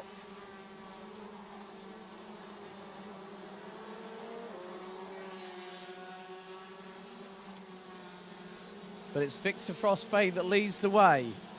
We're on our 6th lap. We're about to complete said lap and go on to number 7. That number sometimes can be lucky for a few people, unlucky for others. But Enzo Boll really wants to go for the win. Tom Bracken now has Dennis Tulm in his crosshairs.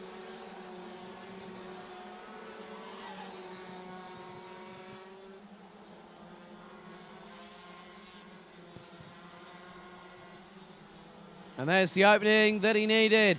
Enzo Boll through on Nicolas Picot with a little bit of je ne sais quoi thrown into the mix without overtake.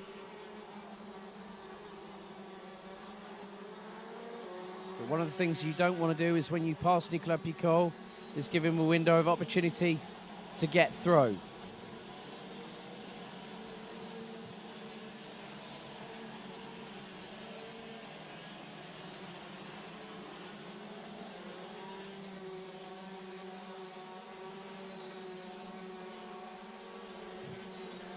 So unfortunately, Nikolai Christensen out of the race. Lucas Pernod is not taking any further part either. Christensen out after that final right turn incident on the opening lap meant that he would retire on the spot. Lucas Pernod will also very shortly be a confirmed retirement. So we were down to 22 when Michael Becker opted to not start. Christensen effectively took himself out in some respects because he I would have thought might have been a little bit more mindful, but that's just my own personal opinion. I'm not going to hold anything against Nikolai or anybody else, but I think he just went into it a little bit too hefty. We are past the halfway point. We have got yellow flags out on track.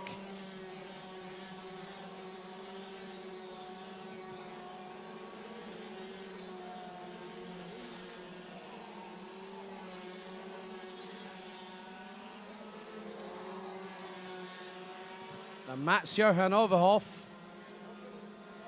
has managed to make some headway. He's got through on Christophe Capitan. I think he's also got through on Lennart Schreiber. Not too far behind him is Nicolas Guillaume in the 444.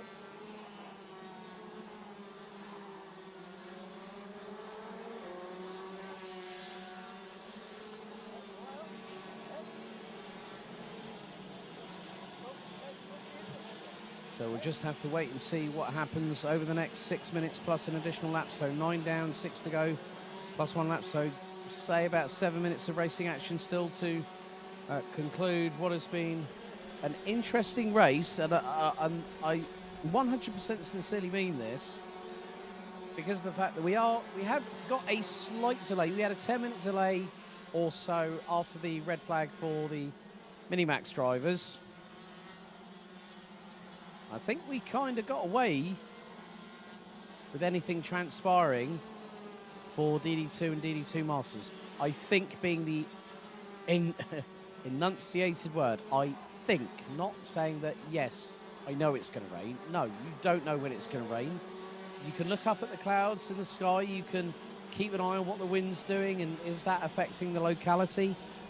Or is it the case that you just have to grin and bear it and go, ah, right. It looks menacing, but I'm not too sure if anything's going to happen. It's a case of you find out as you go.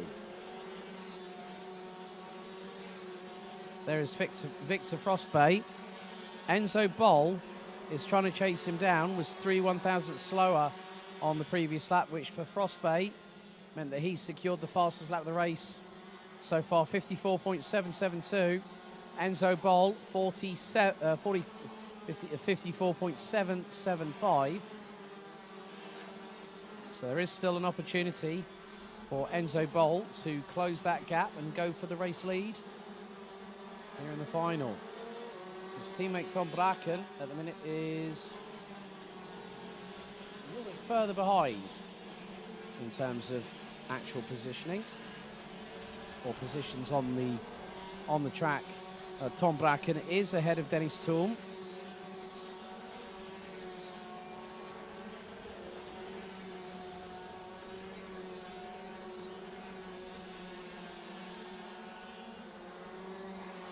But with just under 4 minutes to go, Victor Frostbay is looking pretty comfortable at this moment. Dennis Thulm, in the meantime, is looking to try and see if he can get past Jules Cousin in the 451 just up ahead.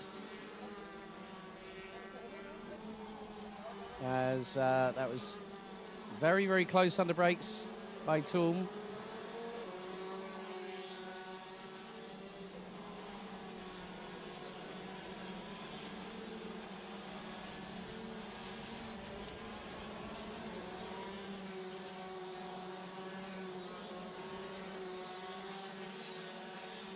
Down the start-finish straight go these drivers again. It's always going to be the case that you just have to make the best of it. You've got to do that all-important damage limitation.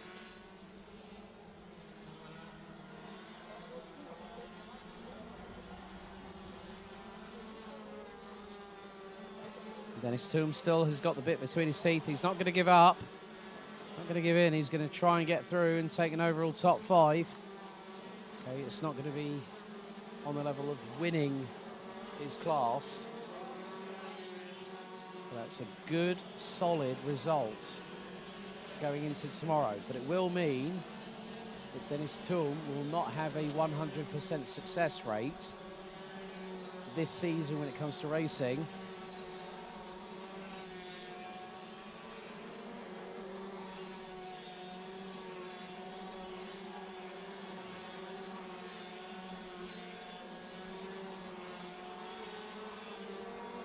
And oh, that was a bit close there. That was the 495.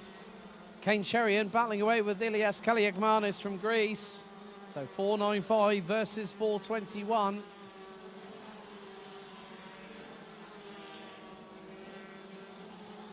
I'm eagerly anticipating how this battle is going to go over the next minute and 40 plus an additional lap.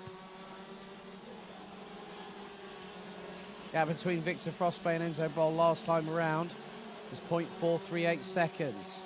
Boll also set the fastest lap of the race of 54.554. Gap now 0.76. And Victor Frostbay expanded that gap by just north of 0.3 of a second.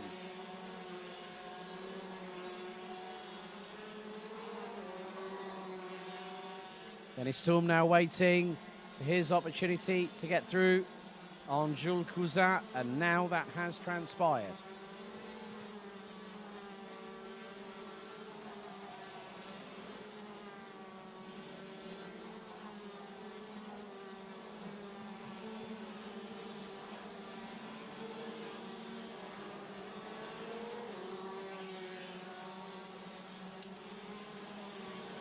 And with just over 40 seconds to go, plus an additional lap, Victor Frostbay has been able to pull ahead.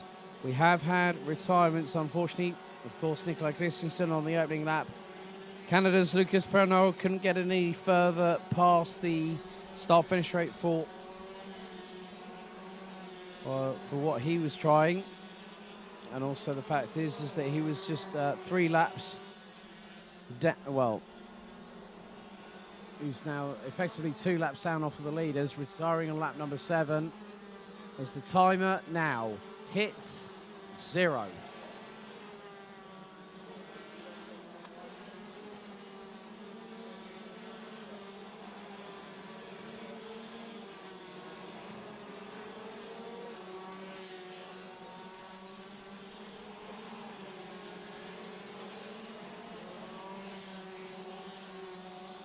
Not that long now until we crown another winner in the final. And we are now on to the official final lap for DD2 and DD2 Masters today. They will be back tomorrow. Their qualifying session is at 11:15, and then their first final will be at 1:35 p.m.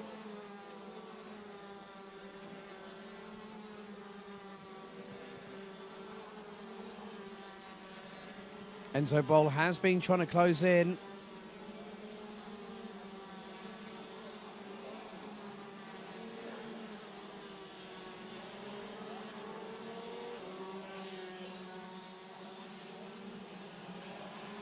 I'm sure that this particular moment will help Victor Frostbay, the young Dane, to have a little bit of a momentum boost.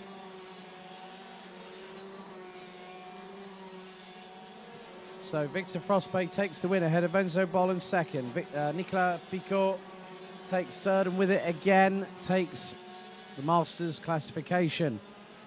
Tom Bracken fourth, having started on pole. Dennis Thum, followed by Jules Cousin, Edward Matthews, Mathieu Johan Overhoff, Yuri Clebo, and Christophe Capitan completing the top 10. Uno Mas, Nicolas Guillaume finishes in 12th ahead of Maxime Derix, Elias Kaliakmanis, Kane Cherian, Leonard Schreiber, Luca Filipponi, and Tony Holt.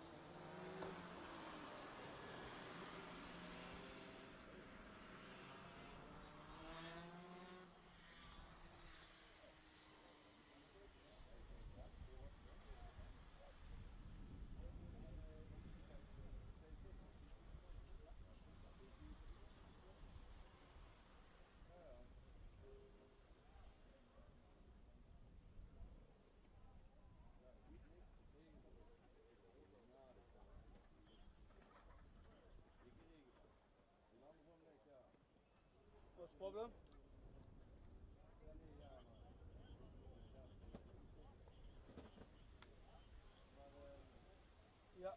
go out, when they go out.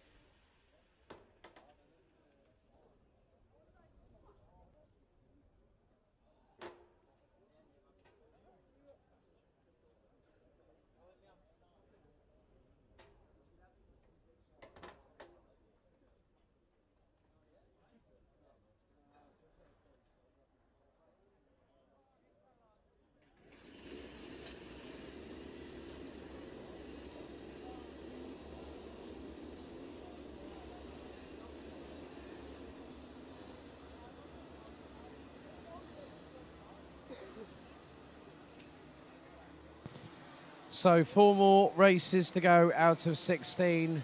And now it's time for the penultimate junior Rotax heat. It's Heat 5, Groups A versus C, and it's an all-British front row, courtesy of Max Cuthbert and Thomas Behrman. Archie Clark and Dave Stevens. Row 2, Thomas Ingram Hill and Thijs van Wijk with Archie Buddle, Mika van der Pavert, Noah Janssen and Mitchell van Dijk completing the top 10. Boris Maximov and Nico Sells, that's row 6. Row 7, Ruben Verheyen and Mariembourg. Sebastian Koch and Sky Parker. Row 8, August Reber and Danny Shields. Row 9, Zayn El Homosani, Matti Sometre and Krit Knuren. Round out your 21 strong grid.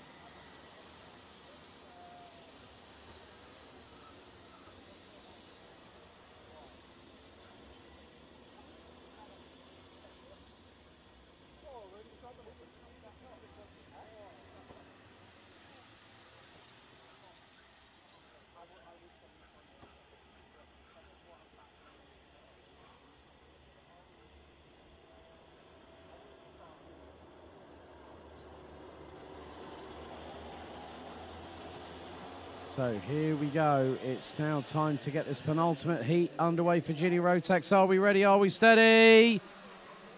Lights are out. We are underway. It's a good start from the front of the field. With Cuthbert. Oh, no, and he's tackled! The top 2 are off. That was Clark and Cuthbert. It was the immovable force versus the unstoppable object. And Archie Clark. Yeah, it was 2 coming into 1, and neither was going to give way. And that just goes to show how quickly that if you start fighting at that point in the race, what's going to happen? Someone is definitely not going to be a happy bunny. And it could be both parties. So that just goes to show how quickly racing can turn on its head and bite at the earliest millisecond, the earliest time possible. Actually, my apologies. No, that was Thomas Behrman. No, it was Behrman and Clark that went. Behrman and Cuthbert that went off. My apologies, Archie Clark. He's leading, but he's got Taze Stevens up the inside, who's now past him. Thomas Ingram Hill, Archie Buttle, and Mika van der Bavert. That is your top 5. They are line astern. Ingram Hill looking to get past Archie Clark, who now finds himself in second position. A little bit of a bump and run. And Archie Buttle goes, right, forget this, we're teammates. And he's straight away in there into the fight. He has got his claws sharpened, ready to pounce at a moment's notice.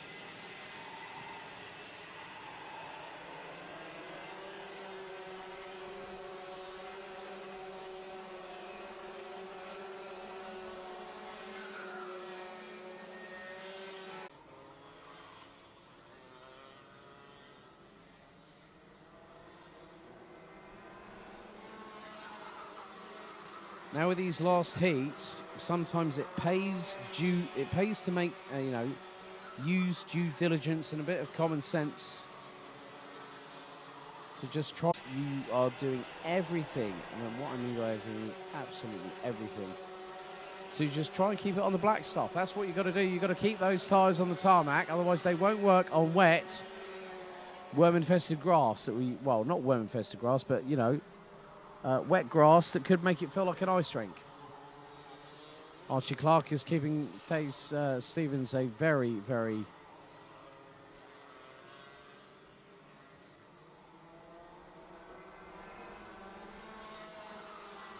So Taze Stevens leads the way. Archie Clark in second. Archie Buttle in third. And they're covered by just under just over 5/10 of a second.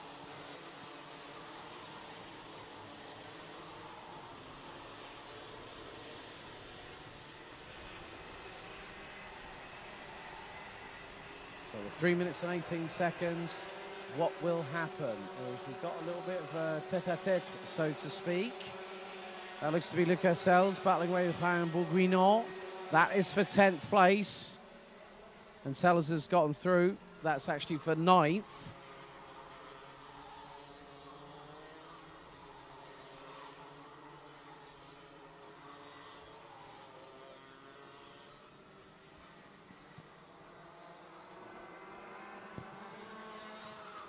But if this train keeps on carrying on and doesn't roll into the station, what are we going to have? We're probably going to have the situation whereby one driver is going to go for stability, that someone is going to either be the intended, not the unintended individual, because we have seen with the Minimax and Minimax Rookie Final that the tyres were not really, they had to change tyres.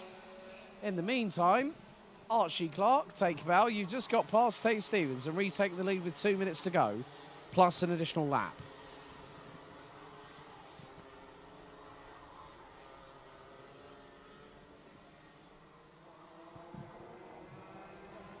So Clark is defending through turn 5 and now into the right-hand hairpin here at 6. Mitchell van Dijk has been there or thereabouts. This might be a good way to end the day for the driver that hit the top step of the podium back at Karting Genk just over 80 days ago.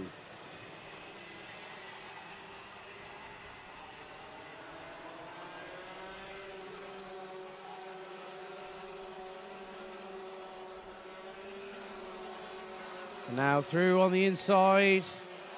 Well, that was on Taze Stevens. That was the 270. Mitchell van Dijk. Oh, a little bit of a mistake there from the 282.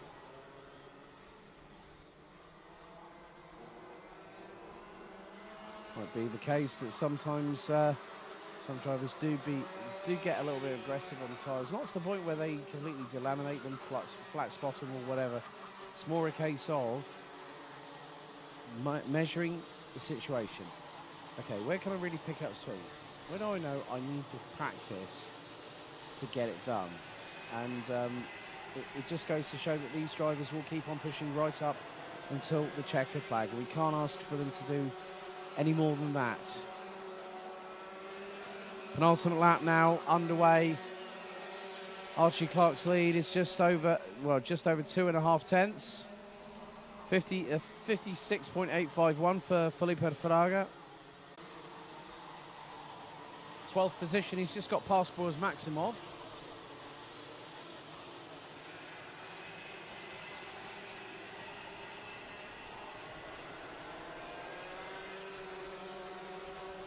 We still do have 21 drivers in this race. Final lap is underway. Archie Clark has got to watch himself now because Mitchell van Dijk was carrying so much momentum, he nearly got carried away on the steering wheel. Did the 270. Oh, a little bit of a slight bumper check there between the pair. He's got to just watch it as Mitchell, because what he doesn't want for tomorrow is any major dramas. We are due to have a second chance heat tomorrow morning.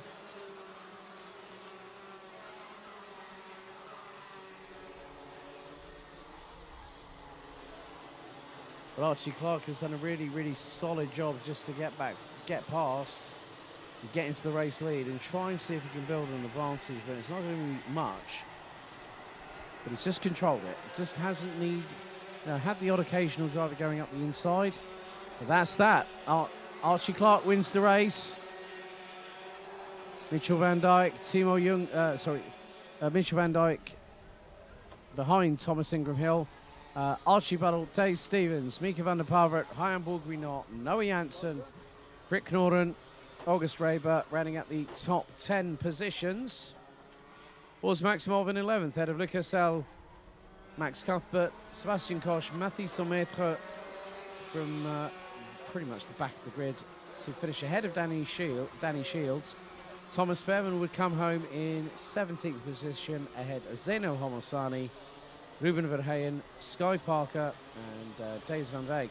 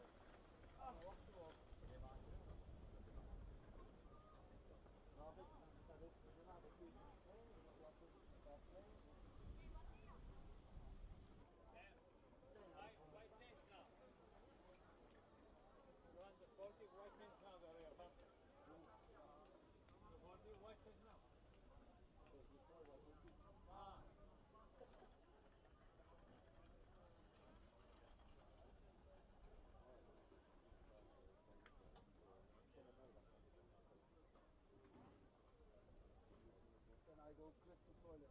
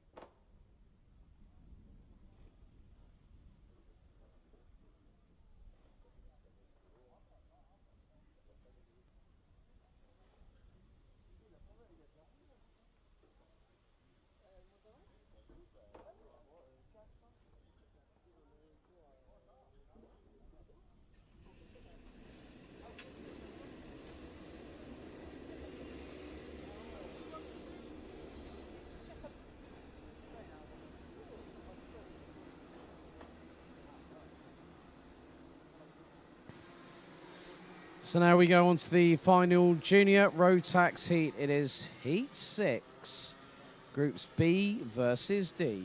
Here's your starting grid. So Casper Schurmans and Timo Jungling will be on the front row. Boluet and Armand Hamilton. Row 2, Tino Sidler and Oscar Gusho. Row 3, Luca Prima and Ollie Wise. Row 4, with Kenzo Craigie and Theo Palmer. Row 5, Charlie Smith, along with Laura Bubanova, with Olivier Yonkers, Matthias Jellerup, Max Swiderski, Julian Kovacevic, Matej Radenkovic, Hamza Alfayez, and Sinivez Ornbom. That is your 20 strong group teams.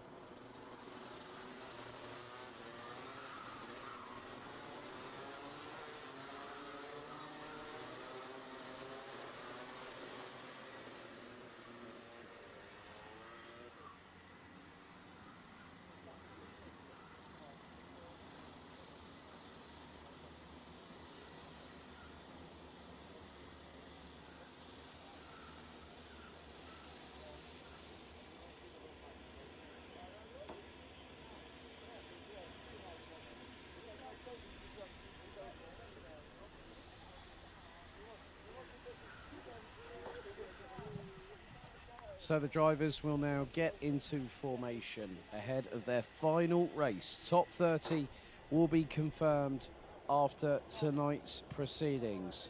It is Casper Schurmans and Timo Jungling on the front row, the Netherlands versus Great Britain. through the chicane. Are we ready? Are we steady? Lights are out. We're underway. Good start by the pole sitter, but Timo Jungling trying to keep it pinned round the outside of Boloet coming into turn number 1, but he can't get through on the 224, but he's got Armand Hamilton hip checking him, using the side pod to come through and take third position away from the driver from London in the UK. And it was just under a tenth between the top 3. 10.5 separated the top 5. This is where these drivers that know that they're in the danger zone of not going through into the top 30, this is where you have got to put it all on the line. And that will be very true of the next 2 races after this one.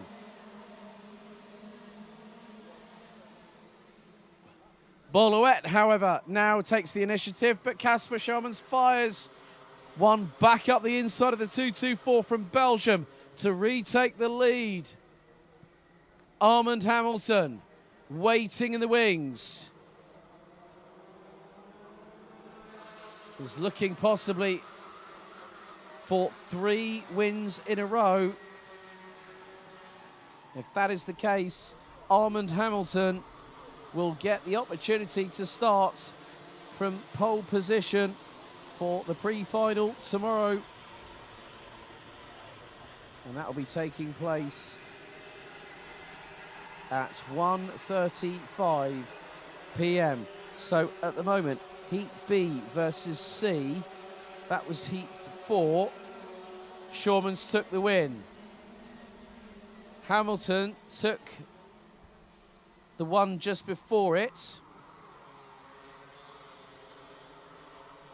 And Hamilton is now having to fight to keep in front. Archie Clark has had a victory. And that was Heat 2. 4 minutes and 35 seconds still to go. Boloet has now dropped down to 3rd place. You can see the train very, very, very closely packed indeed. So just by going through 3 of the confirmed results that I've had, Armand Hamilton has had a win, Archie Clark has had a win, so has Casper Schermans. There is some sunshine. There is some sunshine back again in the latter phase of this race day. And look at the jousting. Oh, Tino Sidler touches the left front of his kart onto the right side pod of the USA's Charlie Smith. The only American to join us this year. We did have quite a few people, including Oliver Hodgson, amongst others. Thanks to Justin Stefani and the team at J3 Competition over in the US. Just coming up to, well, we're halfway through this final junior Rotax heat, and I did have a look at the weather. I'll be honest, I did. And they did say there'll be some sunshine bursting through the cloud cover. That's exactly what we've got at just past 5:30 in the afternoon. 3 minutes still to go, and there is still quite a lot to try and get sorted out.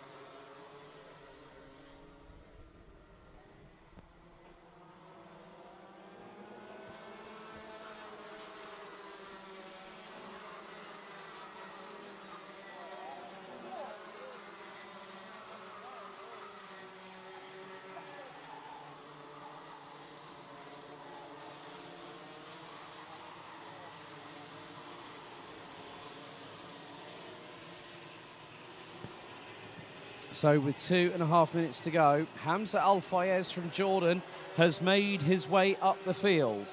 He was at the back end of the field, he's now 11th and climbing the order slowly but surely. So this could be one of his best performances yet so far here this weekend.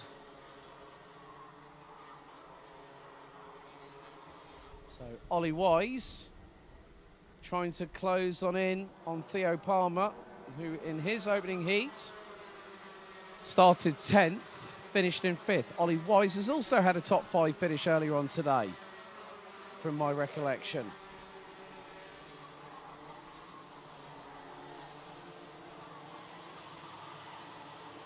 But Kasper Schurmans still holds on to the lead. It's now Timo Jungling who's got to try and chase down the Dutchman in front of him. The gap between them was about 0.6 of a second. Is that going to extend very, very shortly? We're about to find out. No, it does not. It goes down. Goes down to under half a second. Armand Hamilton makes the top 3 covered by 7.5 of a second. There is Kenzo Craigie being chased by Theo Palmer and Ollie Wise. There is Oscar Gouchot not too far behind with Laura Bubanova. Laura Bubanova is doing a fantastic job battling away with Charlie Smith for 9th position. So that's at the remainder of the top 10. As next time around, we'll come on to our penultimate lap of the last heat here at Karting de Fagne in Mariembourg. Now, has the gap expanded? Fractionally. 2 laps to go as Theo Palmer hunts down Kenzo Craigie for 5th place.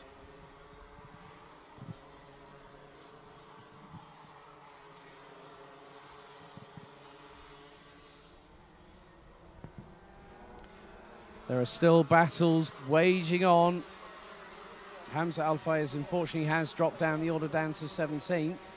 He'll be he along with quite a few drivers. Oh, 9 Bretags, front axle and front bumper went up into the air. I just think I saw it going over the back of Signe Ornbol from Denmark in the 277, but the timer has expired. Kasper Schurmans does not have Timo Jungling behind him anymore. It's Boluet in the 224. Jungling, if he can't get a win, he's going to go for 2nd. You can bet your bottom dollar on that one.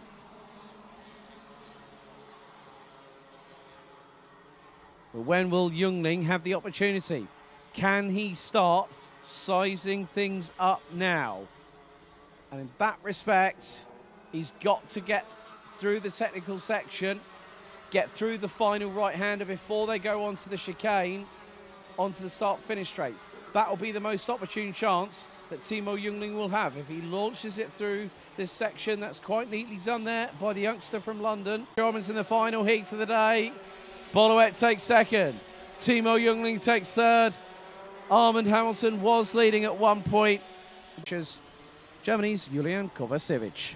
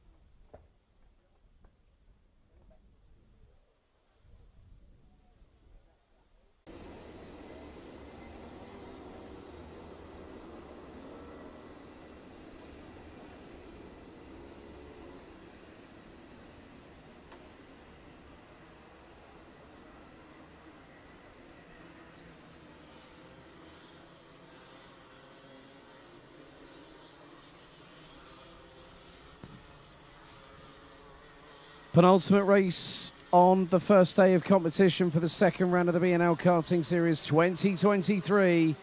It's Senior Rotax, Heat 5, Groups A versus C. Here is your starting grid. It's an all-British top 5 with Matthew Higgins starting from pole position. 3, it's Mark Kimber and the Netherlands, Matthijs Turlo. It's Germany and Canada, row 4, with Austin Lee and Lauren Legault. It's the Netherlands and Belgium, row 5, thereby completing the top 10. Sverre Ubben and Thijs Dams.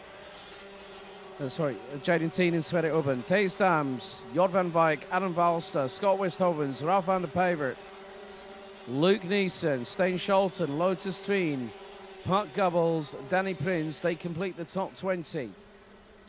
Rounding out the 32-strong grid, it's Zach Schouler, Frederik Zebis Christensen, Enzo van den Nickenberg, and then we've got Mads Larsen, Robbie Stoddard, Kamal Mrad, Gwendal Guzma, and then we've got René de Bruyke, Mitch Hainert, Alexander van Meulen, Jake Bezelbeck, and Jonas Lelou.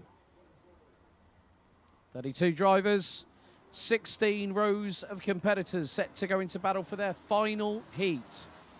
After this, these next 2 races, once everything has been confirmed and ratified, the top 30 will proceed to the pre-final stage of the competition at 2 p.m. tomorrow afternoon. Those that don't make it, that don't get through into the top 30 will have a final chance at 10:35 tomorrow morning to qualify via one of the second chance heat spots available. There's 6 of them. If they don't make it through, those drivers will then have to head into the B final at 12:15, where there will be trophies up for grabs for the top 3.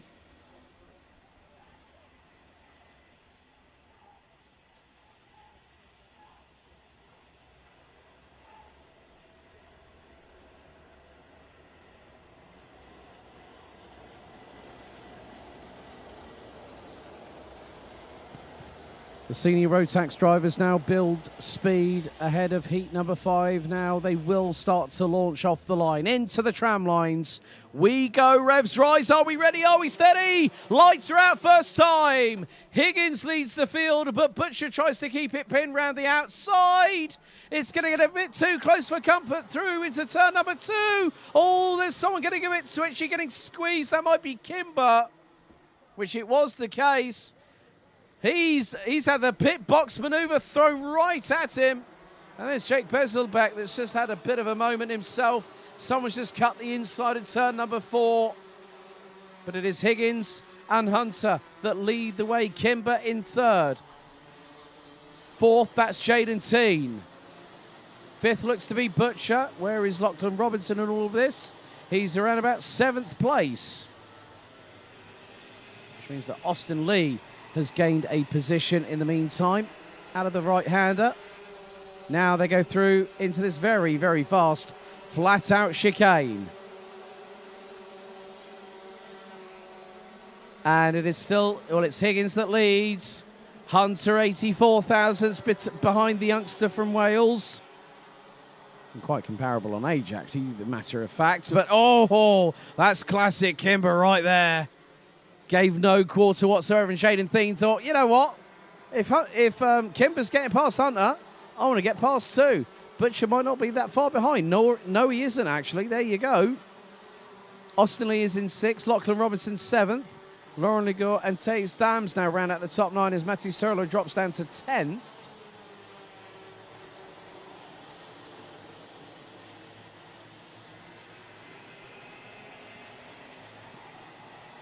So still, after this, there will be one more race to go. So whatever these drivers can put on the table now to help their scores is going to be very, very fruitful indeed. Oh, but the lead has changed. The lead has changed again. It's Mark Kimber. Matthew Higgins had to sternly defend against Jaden Teen on that particular time going through towards the approach into turn 2. And now Butcher and Lee are there. You better watch. I mean, what's behind them? You've got Lachlan Robinson, Thijs Dams, Matthijs Turlo, Lauren Legault, Ralph van der Pevert. You have got so many drivers that could end up bolting on to the end of this senior Rotax freight train, and you would have absolutely no idea who might win the race. And that's a statement, that's a mission statement I just made right there, isn't it? If you see a train, watch what happens next, because it's going to be unpredictable. There you go, Jaden Thien up the inside of Matthew Higgins through turn number 1. Kai Hunter's got the ringside seat waiting in the wings. So Sean Butcher. So has Austin Lee. Now Lachlan Robinson is joining the party.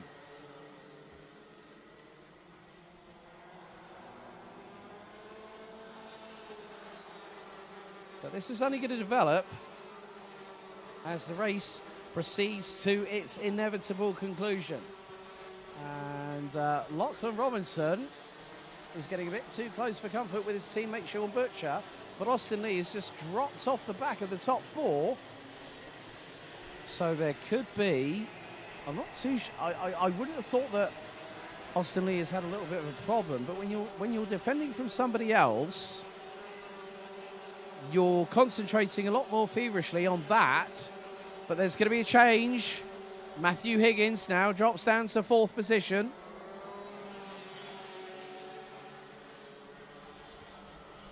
And that was due to Kai Hunter, just for want of a better term, just sent it up the inside of him.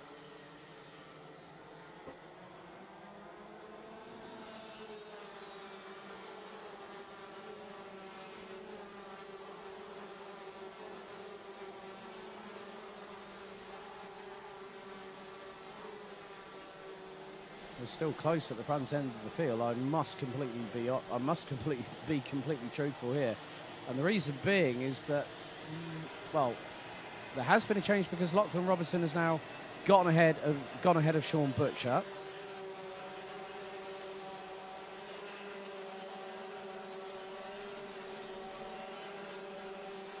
But still, the war wages on. Jaden Thien now in the lead of the race. Has a close to 6/10 of a second advantage ahead of Kai Hunter, who's now up into 2nd. Mark Kimber now 3rd. Matthew Higgins 4th. Austin Lee 5th. Lachlan Robinson 6th. Sean Butcher. And now add to that, top 9, covered by 2.1 seconds. You had Belgium's Thijs Dams and the Netherlands' Matti Sturlo. Oh. And if Ralph van der Pavert gets his skates on, he might catch them up.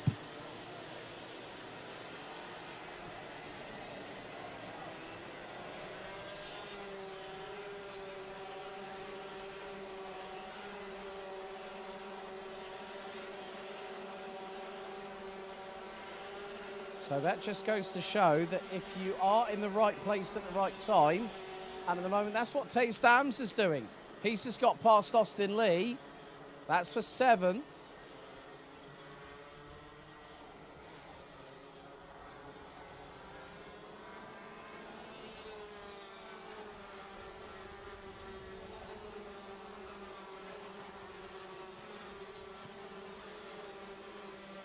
So we're coming up to 51 seconds remaining, and now Austin Lee fires back up the inside of Thijs Dams, who has nowhere to go. He's run a little bit wide.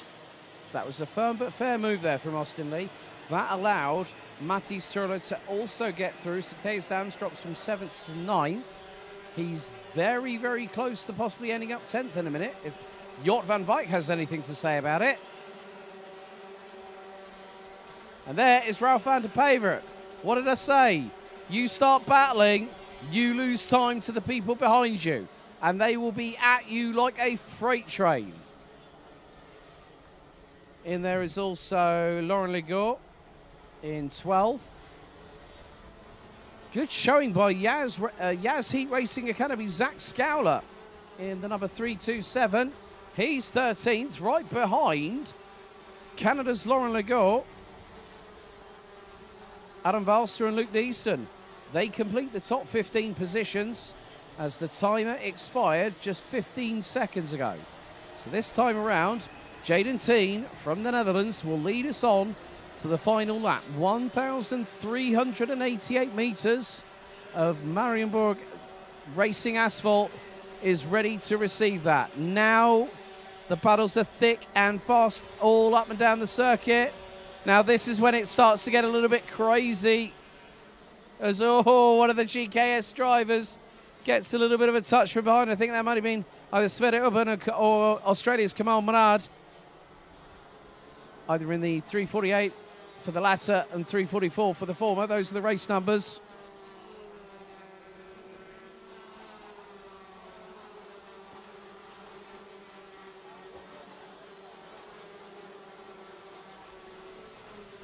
And now Matthew Higgins is coming under fire. Lachlan Robinson and Sean Butcher are almost with the 364. The young man based out of Trafalgar in Wales as Sean Butcher looked to the inside of his teammate, but it's a win. It's his first win with the new team. It's Jaden Teen and JJ Racing, a new association, and he wins by nearly 6.5 tenths of a second. And look at the sea of colour. The cacophony of senior Rotax at its finest coming across the line. So, Jaden Teen wins the race by 6.5 tenths of a second ahead of Kai Hunter. Then it's Mark Kimber, Matthew Higgins, Lachlan Robinson and Sean Butcher.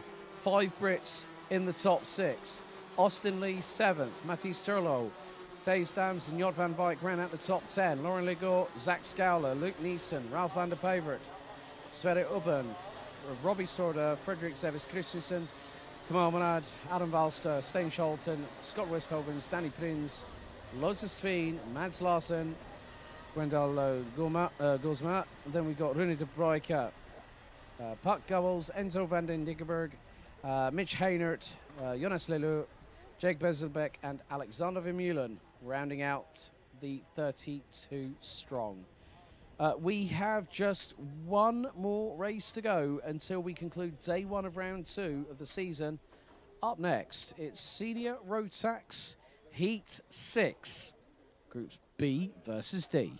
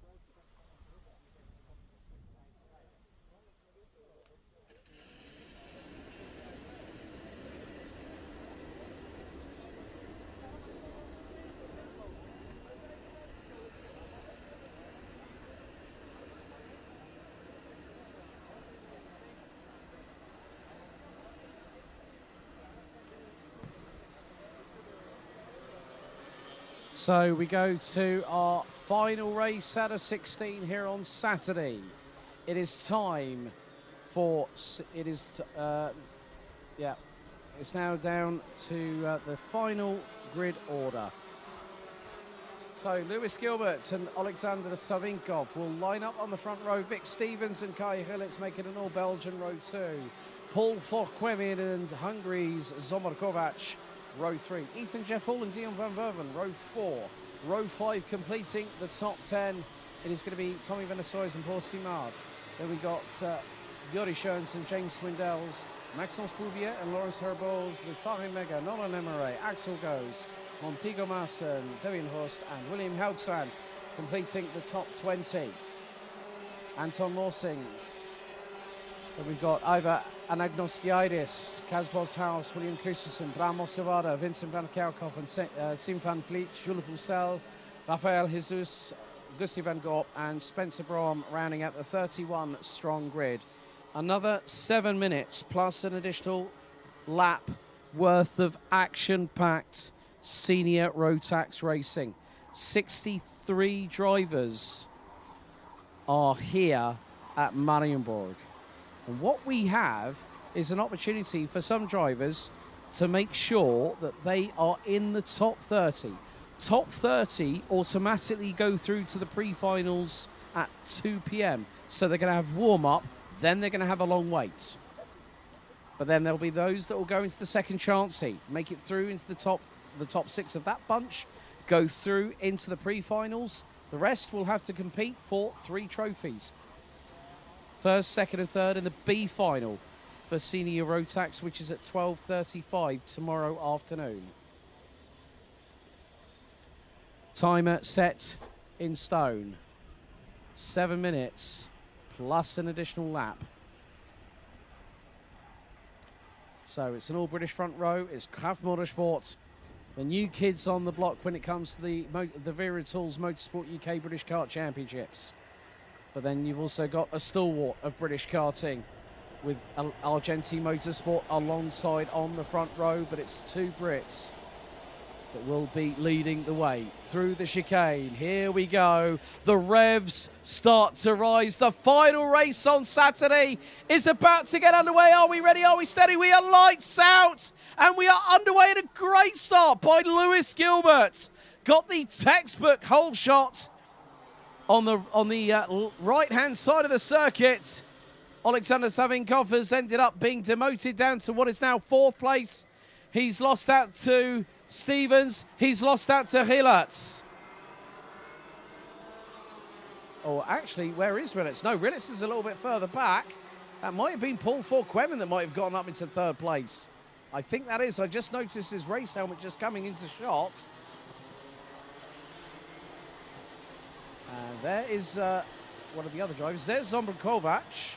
He did have a very similar livery in terms of race helmet in comparison with Kai Hillitz earlier on this season, but now he's gone to something I do recognise.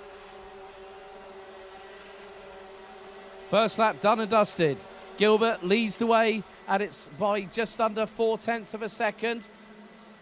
And Paul Forquemin has managed to get past his teammate. Vic Stevens was ahead across the line by 60 thousandths of a second. But that was when Paul Forquemin was pulling to his right-hand side and slingshotting through.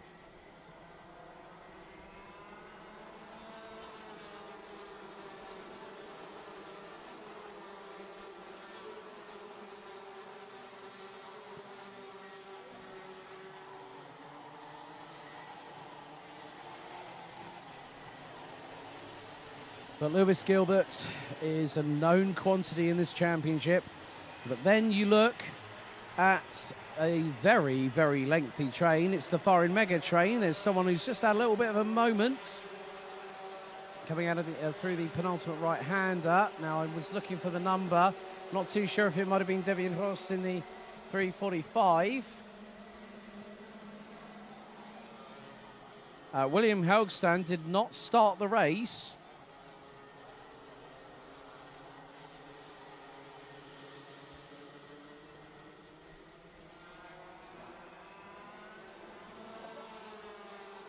So Bram Mossevada trying to get a couple of positions in his own right, including trying to get through on Paul Simard, who's actually dropped down the order like the proverbial stone dropped in a pond, and then you've got all the ripples and the aftershock effect, so to speak.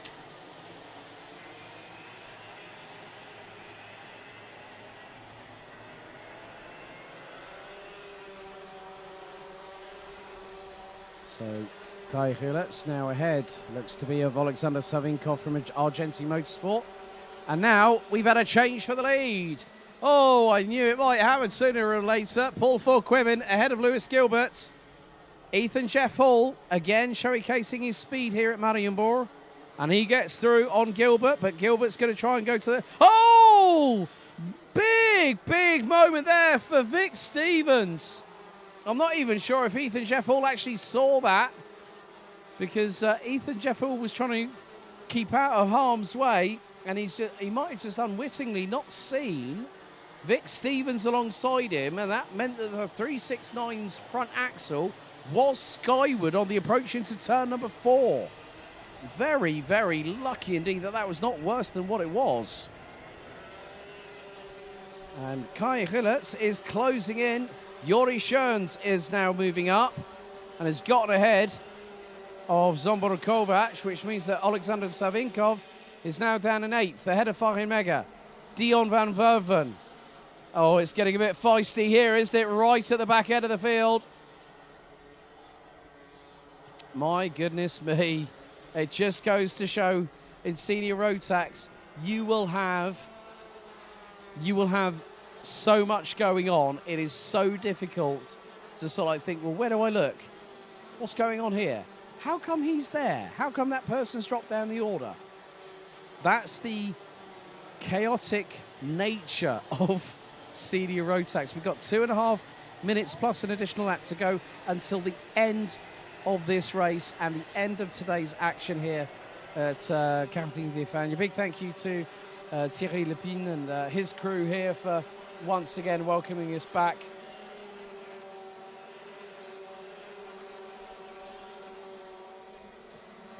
But the battle for the race lead is still not decided, because Ethan Jeff Hall has now decided he wants to go for the race lead, and one of the youngest drivers on the grid versus one of the most experienced. And now Lewis Gilbert gets through on Forquemin. So Forquemin in 2 corners loses 2 places, down from the race lead to 3rd. And there is a very, very familiar person. Ah, that's Kai Rilletz. Hello, Kai. Glad you could join us at the front end of the field. And now he's going to try and do what he can to well, the thing is, for those people that do know Kai, he is a very, very motivated individual. Very, very passionate about his racing. Puts in a lot of hard work at the gym nowadays. So he will now be just zoning in on what he needs to do as Tommy van der Soys makes the move up the inside of Alexander Savinkov. Oh, Dion van Verven nearly goes grass tracking and nearly collects Maxence Bouvier in the process. And they both get through on Savinkov. Savinkov's had a tough season here at the BNL and in the Euro Trophy, I will be honest, but it is meant to it is meant to test people, especially when, you know, with people that I know that race with Argentines, such as Aras Majalskis, for instance, who came over to Genk last year, came over to Genk early on this year, really enjoyed the experience. But there's not the affordability that some drivers would like to go, oh yeah, I'd like to go over in Europe, and then they find out how much it is. But from a budgetary perspective. But with 25 seconds to go, Ethan Jeff Hall might have to watch himself, because if I know Lewis Gilbert like I do, and I do, I still remember when that kid was still, well, he was still the tallest in the class. Junior Rotax KR Sport, October 2018. BNL Karting Series finale last weekend. In October. I remember that weekend because I got a call from a certain good friend of the family, Mr. Dave Ritson, of course, and he said, oh, can you come to BNL? I was like, yep, why not? And then I get a surprise, and I'm still here in 2023. This is a great championship. But we have hit the timer expiring. Just around about 20 seconds to go. And Ethan Jeff Hall leads the field onto the start-finish straight for the penultimate time Across the line we go, 1,388 metres to negotiate. So William Helgstrand unfortunately opted to not start. So we still have 30 drivers. Bram Osuada bringing up the rear of the field in the number 376.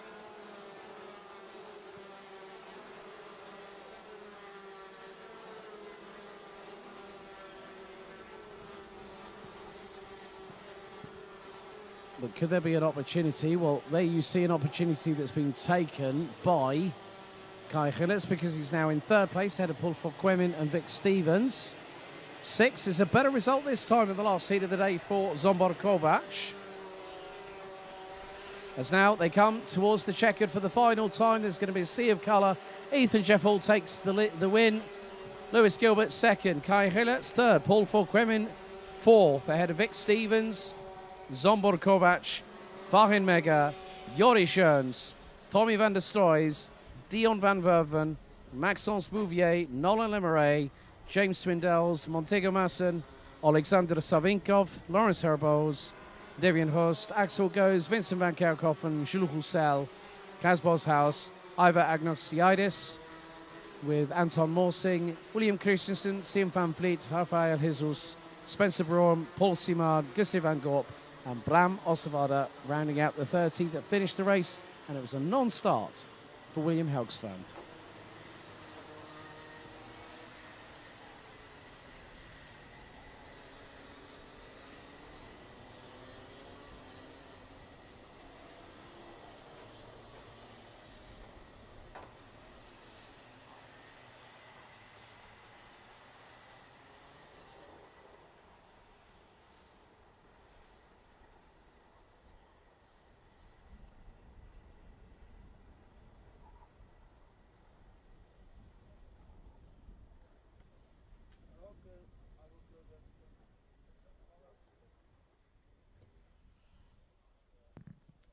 Well, that concludes the racing action here for day one of round 2 of the 2023 BNL Karting Series season here at the wonderful facility at Karting des Fagnes in Mariembourg in Belgium.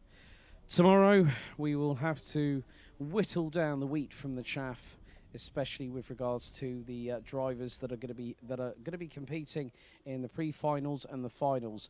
Warm-up gets underway tomorrow morning at 9 a.m. Then we go to the second chance heats at 10:15. This could be subject to change. 10:15 for junior Rotax, 10:35 for senior Rotax. Then we have our final 2 qualifying sessions, Minimax and Rookie at 11 o'clock. DD2 and DD2 Masters at 11:15. Then we'll have the lunch break before the Senior Rotax B final at 12:15. Then we go underway with the pre-finals at 12:45. The finals at 2:30 p.m. But the big question, folks, is who will be leaving here at Mariembourg when we head to Racing JPR in Austricourt in just 42 days' time? Who will be leading the way in the respective championship standings as we continue our road to Bahrain between the 2nd and the 9th of December at the Bahrain International Kart Circuit this year for the grand finals for Rotax. Until tomorrow morning, enjoy the rest of your Saturday evening. Goodbye. Have a good one.